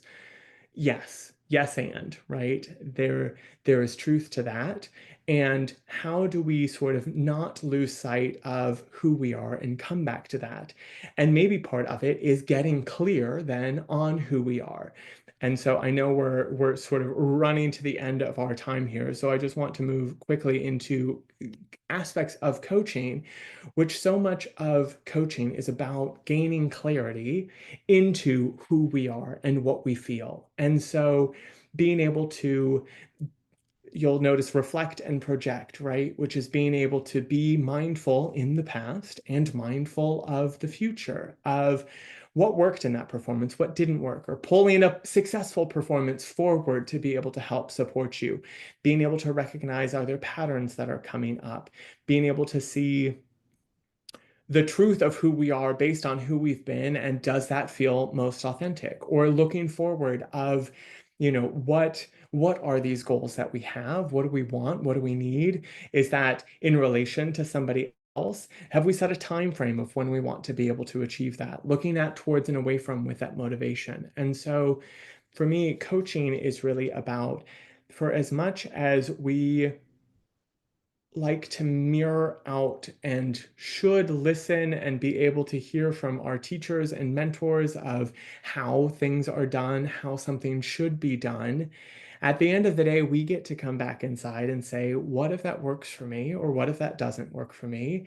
And being able to sort of gain that clarity, coaching is a way to be able to try to empower you about what it is that you're meant to be able to bring forward. And the way we're able to sort of do that then is through creating space for mindfulness in this moment of what's coming up for you. So I want you to consider, what was your definition of mindfulness? How has that maybe evolved? What was it that you wanted at the start? Are you feeling like you have that now, right? These reflection questions of, where is this taking you?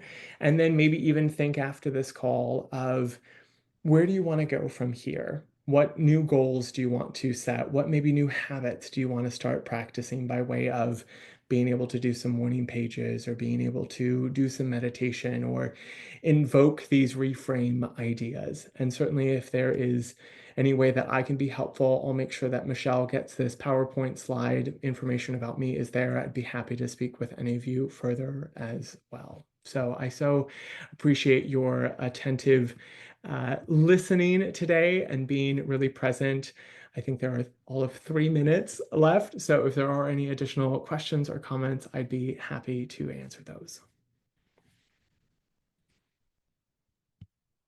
Thank you. That was a great presentation. I know that I was listening and just thinking through, especially at this point in my career, finishing my doctorate, but still, like you said, even after 12 years doing degrees, still feeling just as shaky and not really centered. And so I know I definitely took a lot away from this. Does anybody have any questions that they'd like to ask?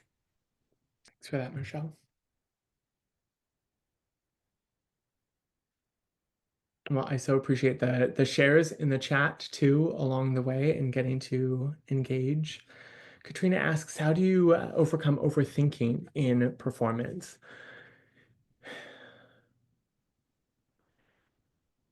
again, for me, it is feeling like the idea of silencing the mind doesn't work for me. And so I think it is less of, it's not that we're overthinking, it's that it's how can we direct that thinking into things that are actually going to support us of, oh, I feel really in connection with the pedal board, so I'm feeling really grounded right now.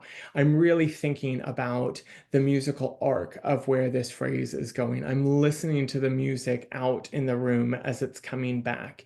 And so sometimes, for me anyway, overthinking has meant more like the obtrusive thoughts of, oh my gosh, you're totally gonna miss this next piston. Like, what are you doing? Center, and like it starts to, right? It's never calm. I'm sorry, I just very much rose my voice. Like here I'm like, let's be mindful and zen. And then I do have these moments because this is who I am, where it's like, ah, and that's how everything comes through in my head is very much like that as well. And so it is, I don't know how to stop that. The point for me has been just not giving it sort of the airtime. Sometimes it's saying, I really love that you're having a reaction right now. I'm going to need you to go sit over there on the first pew. I'm going to take care of this. We can chat after, right? Like sometimes it's like treating these like little parts of yourselves of like, you're going to just go sit back in the green room. I'll talk to you later. Like I've got this. And so it's more, how are we keeping that focused attention, that concentration on where we want to be going? Because just thinking that we would be void of thought, I have found to be a very like beautiful pipe dream that like has not managed to show up. Does that support you at all with that? That's great. Great session. Thank you so much. Loved having this topic from the perspective of an organist. Oh, so great. Thanks, Maria. The name into the towards and away from mentality is really helpful to have put into words. I've wrestled with this before, but have not been able to name the feelings. Good. I've really loved that framing for myself as well. So I'm so glad that resonated. Thanks, Adam. Thank you so much, Jonathan. Thank you so much. I got a lot of things that would be helpful in alleviating my own anxiety. What routine do you personally follow just moments before performance? I certainly do love to be able to sit. Incidentally, I used to be one who loved to pace a lot, and yet that is sort of already physically engaging the body. So being able to sit is very crucial. I am one who still loves the good banana hack, a half hour before performance, whether it does anything, it's hard to say. I will do a meditation in sort of 15 minutes, like if it's at top of the hour, like 6:30 to 6:45, so that I can come back to reality on the other side of that, but being able to sort of find moments of those stillness. And then this is also a good chance to then be able to start prepping what's going to go really well, or what do I get to look forward to after, and trying to maybe take myself out of the anxiety spiral of it and allowing myself to kind of come back to the breathing. What can I celebrate after, and how do I want to feel at that end? So those are a few of the things that I look forward to in this. Do you have a mantra you would share with us? It always feels cliche, but some version of being able to recognize that I'm enough is, there's so much to me that feels like it shows up to suggest where I haven't practiced enough, I haven't studied enough, I didn't sleep enough, I, didn't, whatever. And knowing that in this moment, in whatever, it is enough. That how you're showing up to walk into a performance, it's enough in that moment. And so I think it's that little phrase, but that gets to be used and applied in sort of the different things that maybe wherever it feels like it's stressing you out, going towards that and saying, what we have right now is enough, is more than enough, who we are in this moment, and getting to celebrate that, because there's always going to be these next moments coming of these goals. But there's also a wealth of success that each and every one of you has already achieved to this moment, and being able to celebrate that. So I know you guys are ending here at the very end of this hour, so I do want Michelle and Daniel and everybody else leading this to have the time that they need to wrap things up. But so wonderful to be able to be with you all. If there's any way I can be supportive, please don't hesitate to reach out, okay? Thank you. Thanks, you guys. Awesome. Thank you.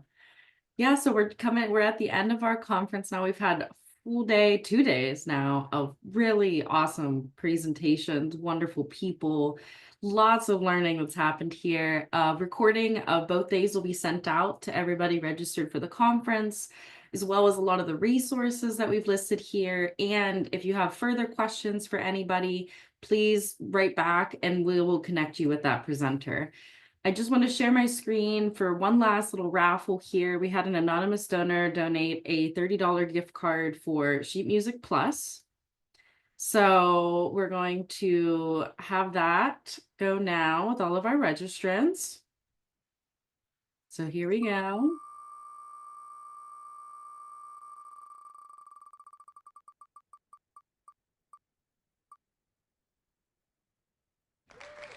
And it'll go to Layla. So Layla will be contacted to get the gift card. Jacob Miller won our free AGOYO membership. And I think that wraps us up. So thank you all so much for attending. Thank you to other AGO staff, Molly Davy, who was here to help us out. Thank you to the AGOYO committee, our counselor, Nicholas, just being able to pull all these names together, put all this support in here. Just really thank you, everybody, for making it such a wonderful event. Have a great rest of your weekend. And if you have any questions at all, feel free to reach out. Thank you, Michelle. This has been really wonderful. Thank you. Have a good rest of your weekend.